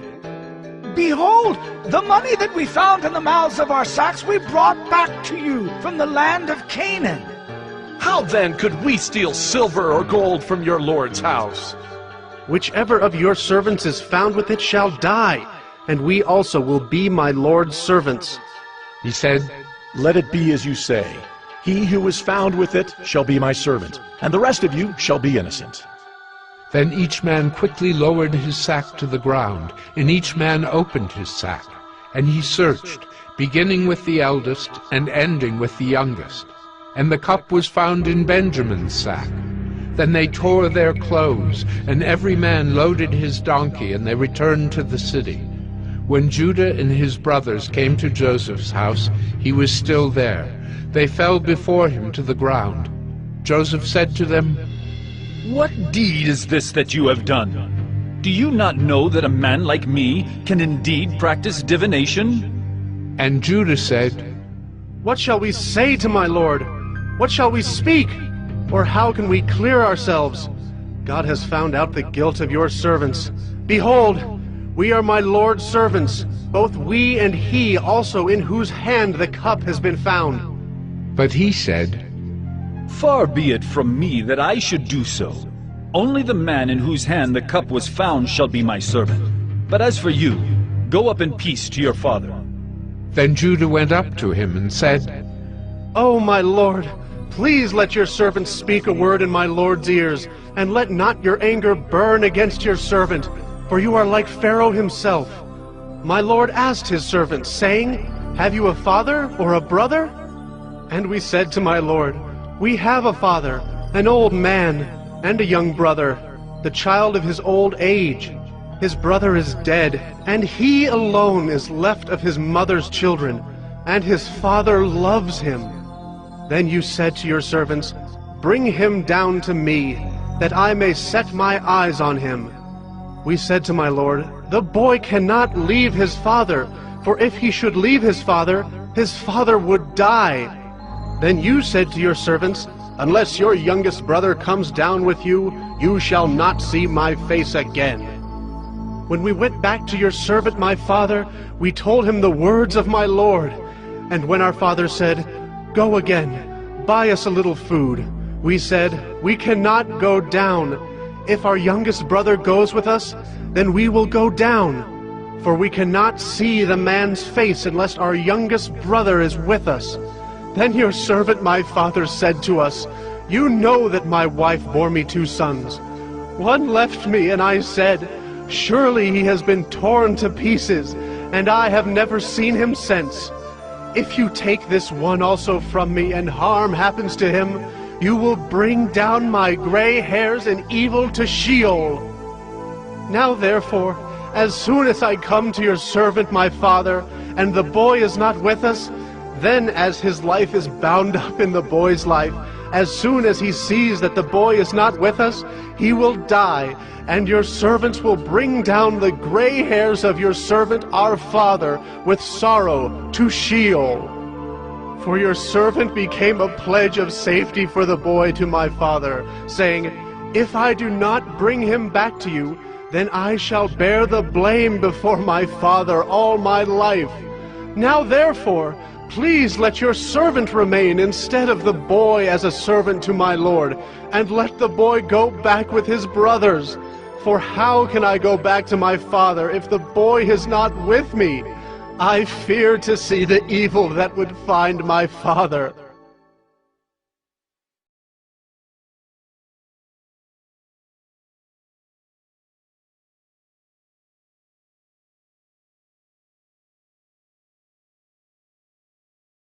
Genesis 45. Then Joseph could not control himself before all those who stood by him. He cried, "Make everyone go out from me." So no one stayed with him when Joseph made himself known to his brothers. And he wept aloud, so that the Egyptians heard it, and the household of Pharaoh heard it.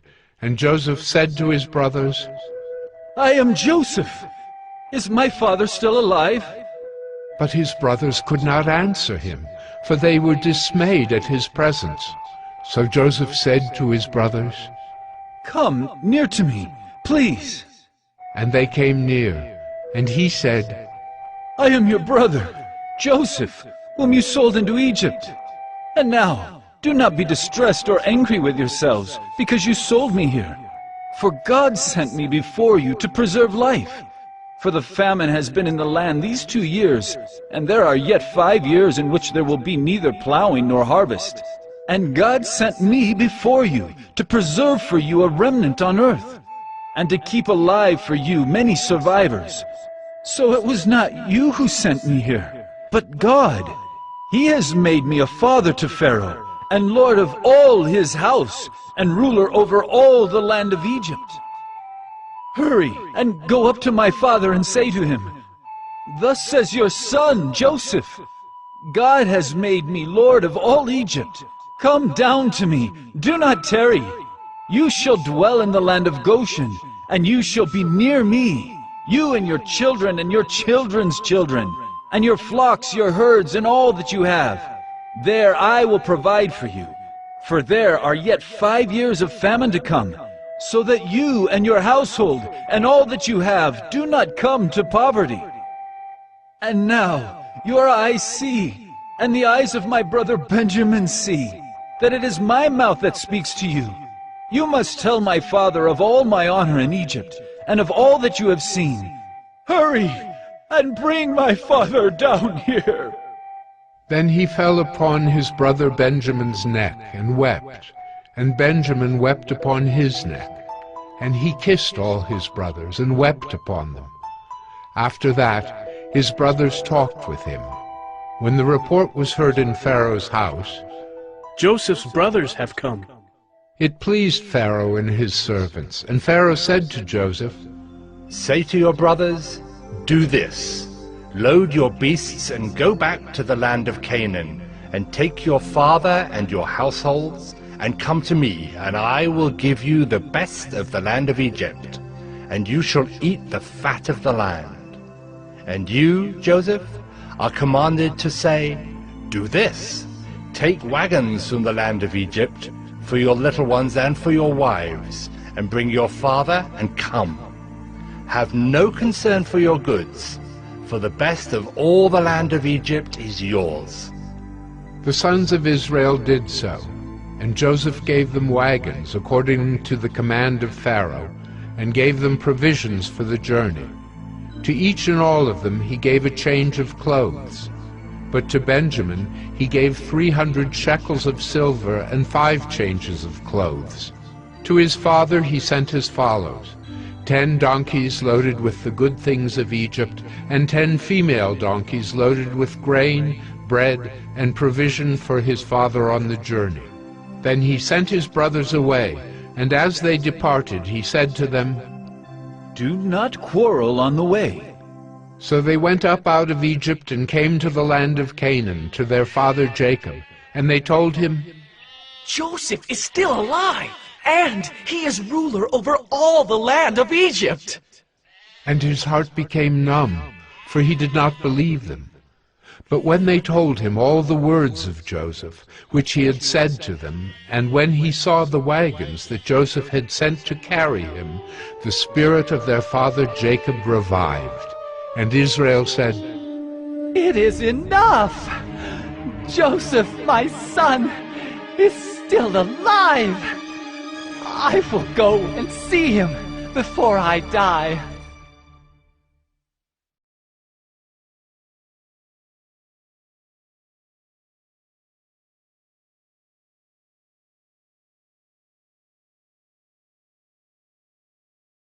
Genesis 46. So Israel took his journey with all that he had, and came to Beer-sheba, and offered sacrifices to the God of his father Isaac. And God spoke to Israel in visions of the night, and said, Jacob, Jacob. And he said, Here am I. Then he said, I am God, the God of your father. Do not be afraid to go down to Egypt, for there I will make you into a great nation. I myself will go down with you to Egypt, and I will also bring you up again, and Joseph's hand shall close your eyes. Then Jacob set out from Beer-sheba. The sons of Israel carried Jacob their father, their little ones, and their wives in the wagons that Pharaoh had sent to carry them. They also took their livestock and their goods, which they had gained in the land of Canaan, and came into Egypt, Jacob and all his offspring with him, his sons and his sons' sons with him, his daughters and his sons' daughters. All his offspring he brought with him into Egypt. Now these are the names of the descendants of Israel who came into Egypt, Jacob and his sons. Reuben, Jacob's firstborn, and the sons of Reuben, Hanok, Palu, Hezron, and Carmi. The sons of Simeon, Jemuel, Jamin, Ohad, Jachin, Zohar, and Shaul, the son of a Canaanite woman. The sons of Levi, Gershon, Kohath, and Merari. The sons of Judah, Onan, Shelah, Perez, and Zerah. But and Onan died in the land of Canaan. And the sons of Perez were Hezron and Hamel. The sons of Issachar, Tola, Puvah, Yob, and Shimron. The sons of Zebulun, Sered, Elon, and Jaleel. These are the sons of Leah, whom she bore to Jacob in Paddan Aram, together with his daughter Dinah. Altogether his sons and his daughters numbered 33. The sons of Gad: Ziphion, Hagi, Shunai, Esbon, Eri, Eridai, and Areli. The sons of Asher: Imnah, Ishva, Ishvi, Beriah, with Sirah their sister. And the sons of Beriah: Heber and Malchiel. These are the sons of Zilpah, whom Laban gave to Leah his daughter, and these she bore to Jacob, 16 persons. The sons of Rachel, Jacob's wife: Joseph and Benjamin. And to Joseph in the land of Egypt were born Manasseh and Ephraim, whom Asenath, the daughter of Potipherah, the priest of On, bore to him. And the sons of Benjamin: Bela, Becher, Ashbel, Gera, Naaman, Ehi, Rosh, Muppim, Huppim, and Ard. These are the sons of Rachel, who were born to Jacob, 14 persons in all. The sons of Dan: Hushim. The sons of Naphtali: Jaziel, Gunai, Jezer, and Shillem. These are the sons of Bilhah, whom Laban gave to Rachel his daughter, and these she bore to Jacob, 7 persons in all. All the persons belonging to Jacob who came into Egypt, who were his own descendants, not including Jacob's sons' wives, were 66 persons in all. And the sons of Joseph, who were born to him in Egypt, were 2. All the persons of the house of Jacob who came into Egypt were 70. He had sent Judah ahead of him to Joseph to show the way before him in Goshen, and they came into the land of Goshen. Then Joseph prepared his chariot and went up to meet Israel his father in Goshen. He presented himself to him and fell on his neck and wept on his neck a good while. Israel said to Joseph, "Now let me die, since I have seen your face and know that you are still alive." Joseph said to his brothers and to his father's household, I will go up and tell Pharaoh and will say to him, My brothers and my father's household who were in the land of Canaan have come to me, and the men are shepherds, for they have been keepers of livestock, and they have brought their flocks and their herds and all that they have. When Pharaoh calls you and says, What is your occupation?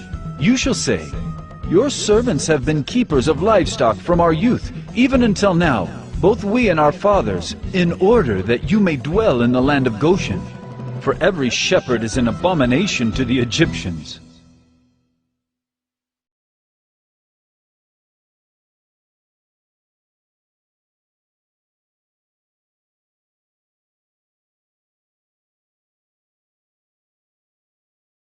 Genesis 47. So Joseph went in and told Pharaoh, My father and my brothers, with their flocks and herds, and all that they possess, have come from the land of Canaan. They are now in the land of Goshen. And from among his brothers he took 5 men, and presented them to Pharaoh. Pharaoh said to his brothers, What is your occupation? And they said to Pharaoh, Your servants are shepherds, as our fathers were. They said to Pharaoh, We have come to sojourn in the land, for there is no pasture for your servants' flocks, for the famine is severe in the land of Canaan. And now, please let your servants dwell in the land of Goshen. Then Pharaoh said to Joseph, Your father and your brothers have come to you. The land of Egypt is before you. Settle your father and your brothers in the best of the land.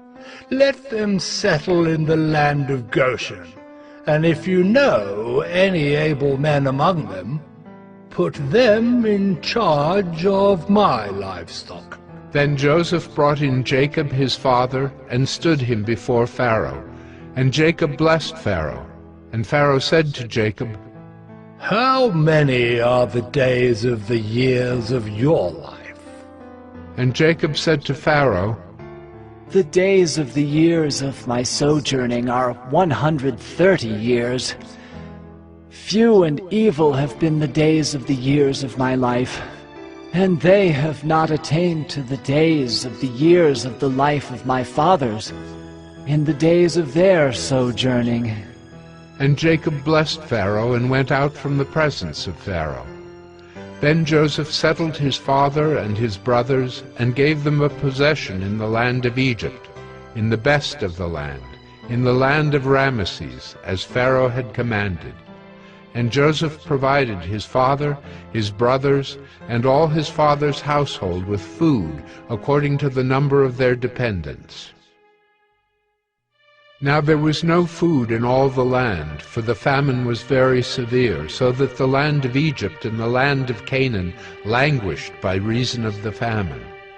And Joseph gathered up all the money that was found in the land of Egypt and in the land of Canaan, in exchange for the grain that they bought. And Joseph brought the money into Pharaoh's house. And when the money was all spent in the land of Egypt and in the land of Canaan, all the Egyptians came to Joseph and said, "Give us food! Why should we die before your eyes? For our money is gone." And Joseph answered, "Give your livestock, and I will give you food in exchange for your livestock, if your money is gone." So they brought their livestock to Joseph, and Joseph gave them food in exchange for the horses, the flocks, the herds, and the donkeys. He supplied them with food in exchange for all their livestock that year. And when that year was ended, they came to him the following year and said to him, "We will not hide from my lord that our money is all spent. The herds of livestock are my lord's. There is nothing left in the sight of my lord but our bodies and our land." Why should we die before your eyes, both we and our land? Buy us and our land for food, and we with our land will be servants to Pharaoh, and give us seed that we may live and not die, and that the land may not be desolate. So Joseph bought all the land of Egypt for Pharaoh, for all the Egyptians sold their fields because the famine was severe on them. The land became Pharaoh's. As for the people, he made servants of them from one end of Egypt to the other. Only the land of the priests he did not buy, for the priests had a fixed allowance from Pharaoh and lived on the allowance that Pharaoh gave them. Therefore they did not sell their land. Then Joseph said to the people, "Behold, I have this day bought you and your land for Pharaoh. Now here is seed for you, and you shall sow the land. And at the harvests you shall give a fifth to Pharaoh, and 4/5 shall be your own, as seed for the field, and as food for yourselves and your households, and as food for your little ones."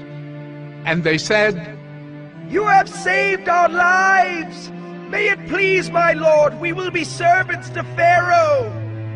So Joseph made it a statute concerning the land of Egypt, and it stands to this day, that Pharaoh should have the fifth. The land of the priests alone did not become Pharaoh's. Thus Israel settled in the land of Egypt, in the land of Goshen. And they gained possessions in it, and were fruitful and multiplied greatly. And Jacob lived in the land of Egypt 17 years. So the days of Jacob, the years of his life, were 147 years. And when the time drew near that Israel must die, he called his son Joseph and said to him, "If now I have found favor in your sight, put your hand under my thigh and promise to deal kindly and truly with me. Do not bury me in Egypt, but let me lie with my fathers. Carry me out of Egypt, and bury me in their burying place." He answered, "I will do as you have said." And he said, "Swear to me." And he swore to him. Then Israel bowed himself upon the head of his bed.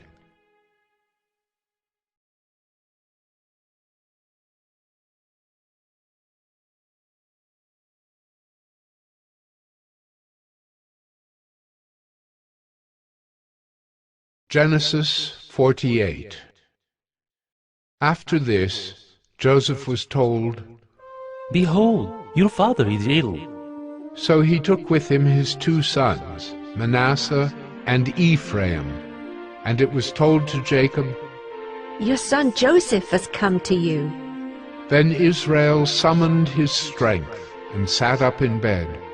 And Jacob said to Joseph, God Almighty appeared to me at Luz in the land of Canaan, and blessed me, and said to me, Behold, I will make you fruitful, and multiply you, and I will make of you a company of peoples, and will give this land to your offspring after you, for an everlasting possession.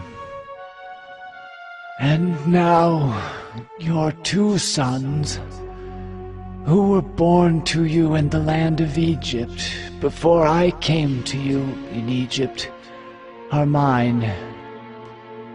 Ephraim and Manasseh shall be mine, as Reuben and Simeon are. And the children that you fathered after them shall be yours. They shall be called by the name of their brothers in their inheritance.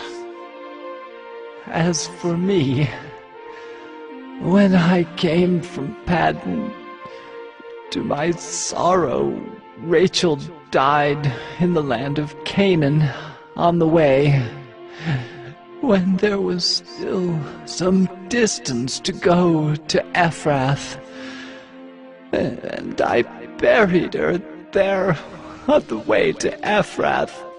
That is Bethlehem. When Israel saw Joseph's sons, he said, Who are these? Joseph said to his father, They are my sons, whom God has given me here.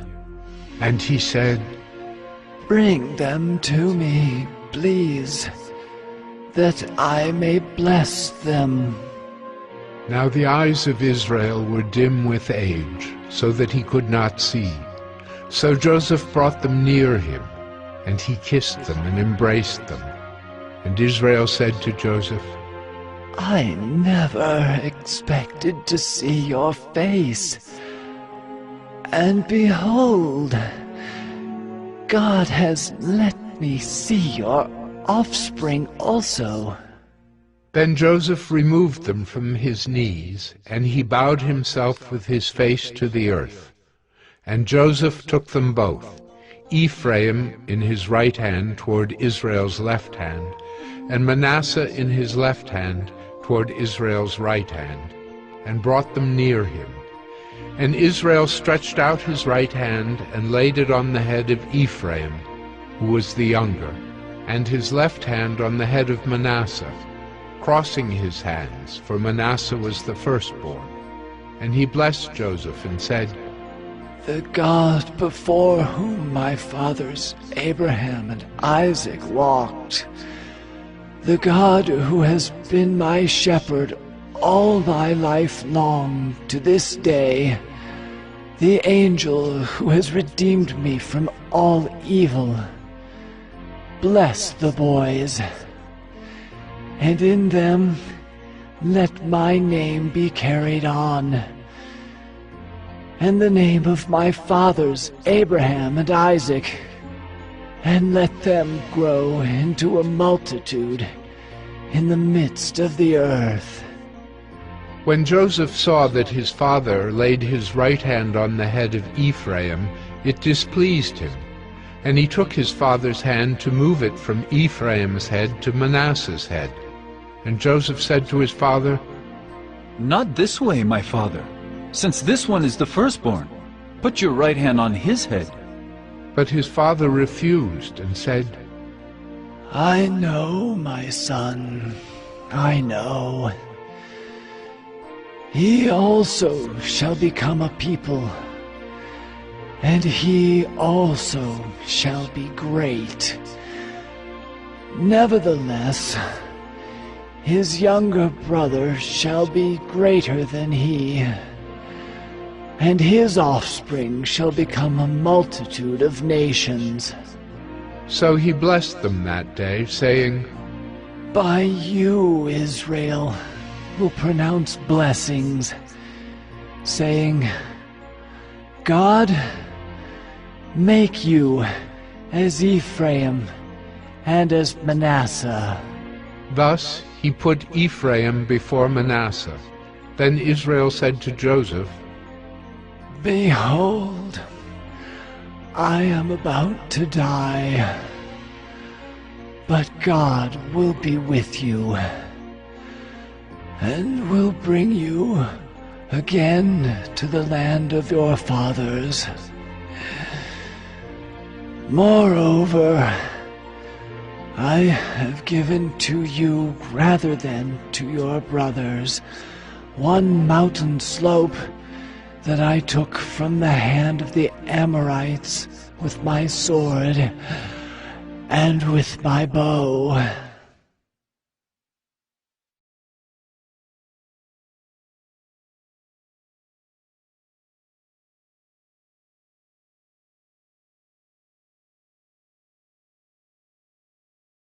Genesis 49. Then Jacob called his sons and said, Gather yourselves together, that I may tell you what shall happen to you in days to come. Assemble and listen, O sons of Jacob. Listen to Israel, your father. Reuben, you are my firstborn, my might, and the first fruits of my strength. Preeminent in dignity and preeminent in power. Unstable as water, you shall not have preeminence, because you went up to your father's bed. Then you defiled it. He went up to my couch. Simeon and Levi are brothers. Weapons of violence are their swords. Let my soul come not into their counsel. O my glory, be not joined to their company. For in their anger they killed men, and in their willfulness they hamstrung oxen. Cursed be their anger, for it is fierce, and their wrath, for it is cruel. I will divide them in Jacob, and scatter them in Israel. Judah, your brothers shall praise you. Your hand shall be on the neck of your enemies. Your father's sons shall bow down before you. Judah is a lion's cub. From the prey, my son, you have gone up. He stooped down. He crouched as a lion and as a lioness. Who dares rouse him? The scepter shall not depart from Judah, nor the ruler's staff from between his feet, until tribute comes to him, and to him shall be the obedience of the peoples. Binding his foal to the vine, and his donkey's colt to the choice vine, he has washed his garments in wine, and his vesture in the blood of grapes. His eyes are darker than wine, and his teeth whiter than milk. Zebulun shall dwell at the shore of the sea. He shall become a haven for ships, and his border shall be at Sidon. Issachar is a strong donkey, crouching between the sheepfolds. He saw that a resting place was good, and that the land was pleasant. So he bowed his shoulder to bear, and became a servant at forced labor. Dan shall judge his people as one of the tribes of Israel. Dan shall be a serpent in the way, a viper by the path, that bites the horse's heels, so that his rider falls backward. I wait for your salvation, O Lord. Raiders shall raid Gad, but he shall raid at their heels. Asher's food shall be rich, and he shall yield royal delicacies. Naphtali is a doe let loose, that bears beautiful fawns. Joseph is a fruitful bough by a spring. His branches run over the wall. The archers bitterly attacked him, shot at him, and harassed him severely. Yet his bow remained unmoved. His arms were made agile by the hands of the mighty one of Jacob. From there is the shepherd, the stone of Israel. By the God of your father, who will help you. By the Almighty, who will bless you with blessings of heaven above, blessings of the deep that crouches beneath, blessings of the breasts and of the womb. The blessings of your father are mighty beyond the blessings of my parents, up to the bounties of the everlasting hills. May they be on the head of Joseph, and on the brow of him who was set apart from his brothers.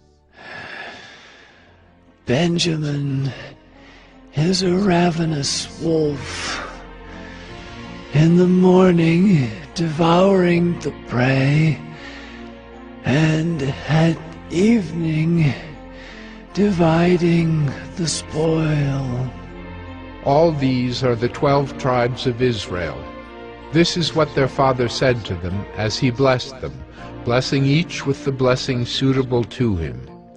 Then he commanded them and said to them, I am to be gathered to my people. Bury me with my fathers in the cave that is in the field of Ephron the Hittite, in the cave that is in the field at Machpelah, to the east of Mamre, in the land of Canaan, which Abraham bought with the field from Ephron the Hittite, to possess as a burying place. There they buried Abraham and Sarah his wife. There they buried Isaac and Rebekah his wife. And there I buried Leah. The field and the cave that is in it were bought from the Hittites. When Jacob finished commanding his sons, he drew up his feet into the bed and breathed his last and was gathered to his people.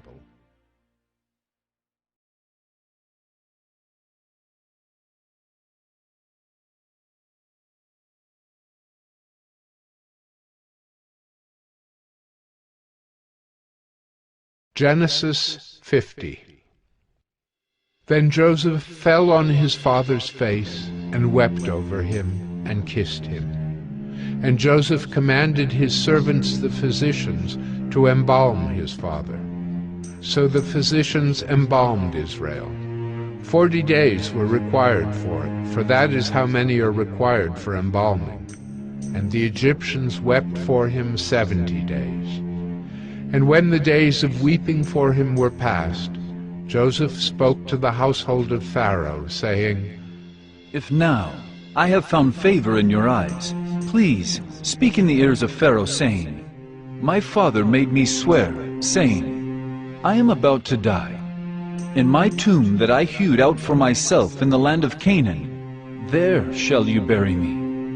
Now therefore, let me please go up and bury my father. Then I will return.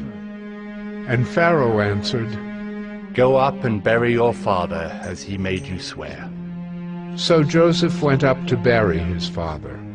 With him went up all the servants of Pharaoh, the elders of his household, and all the elders of the land of Egypt, as well as all the household of Joseph, his brothers, and his father's household. Only their children, their flocks, and their herds were left in the land of Goshen. And there went up with him both chariots and horsemen. It was a very great company. When they came to the threshing floor of Atad, which is beyond the Jordan, they lamented there with a very great and grievous lamentation, and he made a mourning for his father 7 days. When the inhabitants of the land, the Canaanites, saw the mourning on the threshing floor of Atad, they said, This is a grievous mourning by the Egyptians. Therefore the place was named Abel Mizraim. It is beyond the Jordan. Thus his sons did for him as he had commanded them. For his sons carried him to the land of Canaan, and buried him in the cave of the field at Machpelah, to the east of Mamre, which Abraham bought with the field from Ephron the Hittite to possess as a burying place. After he had buried his father, Joseph returned to Egypt with his brothers and all who had gone up with him to bury his father. When Joseph's brothers saw that their father was dead, they said, It may be that Joseph will hate us and pay us back for all the evil that we did to him. So they sent a message to Joseph, saying, Your father gave this command before he died. Say to Joseph, Please forgive the transgression of your brothers and their sin because they did evil to you. And now, please forgive the transgression of the servants of the God of your father. Joseph wept when they spoke to him. His brothers also came and fell down before him and said, Behold, we are your servants. But Joseph said to them, Do not fear, for am I in the place of God? As for you, you meant evil against me, but God meant it for good, to bring it about that many people should be kept alive, as they are today. So do not fear. I will provide for you and your little ones. Thus he comforted them and spoke kindly to them. So Joseph remained in Egypt, he and his father's house. Joseph lived 110 years, and Joseph saw Ephraim's children of the 3rd generation. The children also of Machir, the son of Manasseh, were counted as Joseph's own. And Joseph said to his brothers, I am about to die, but God will visit you and bring you up out of this land, to the land that he swore to Abraham, to Isaac, and to Jacob. Then Joseph made the sons of Israel swear, saying, God will surely visit you, and you shall carry up my bones from here. So Joseph died, being 110 years old. They embalmed him, and he was put in a coffin in Egypt.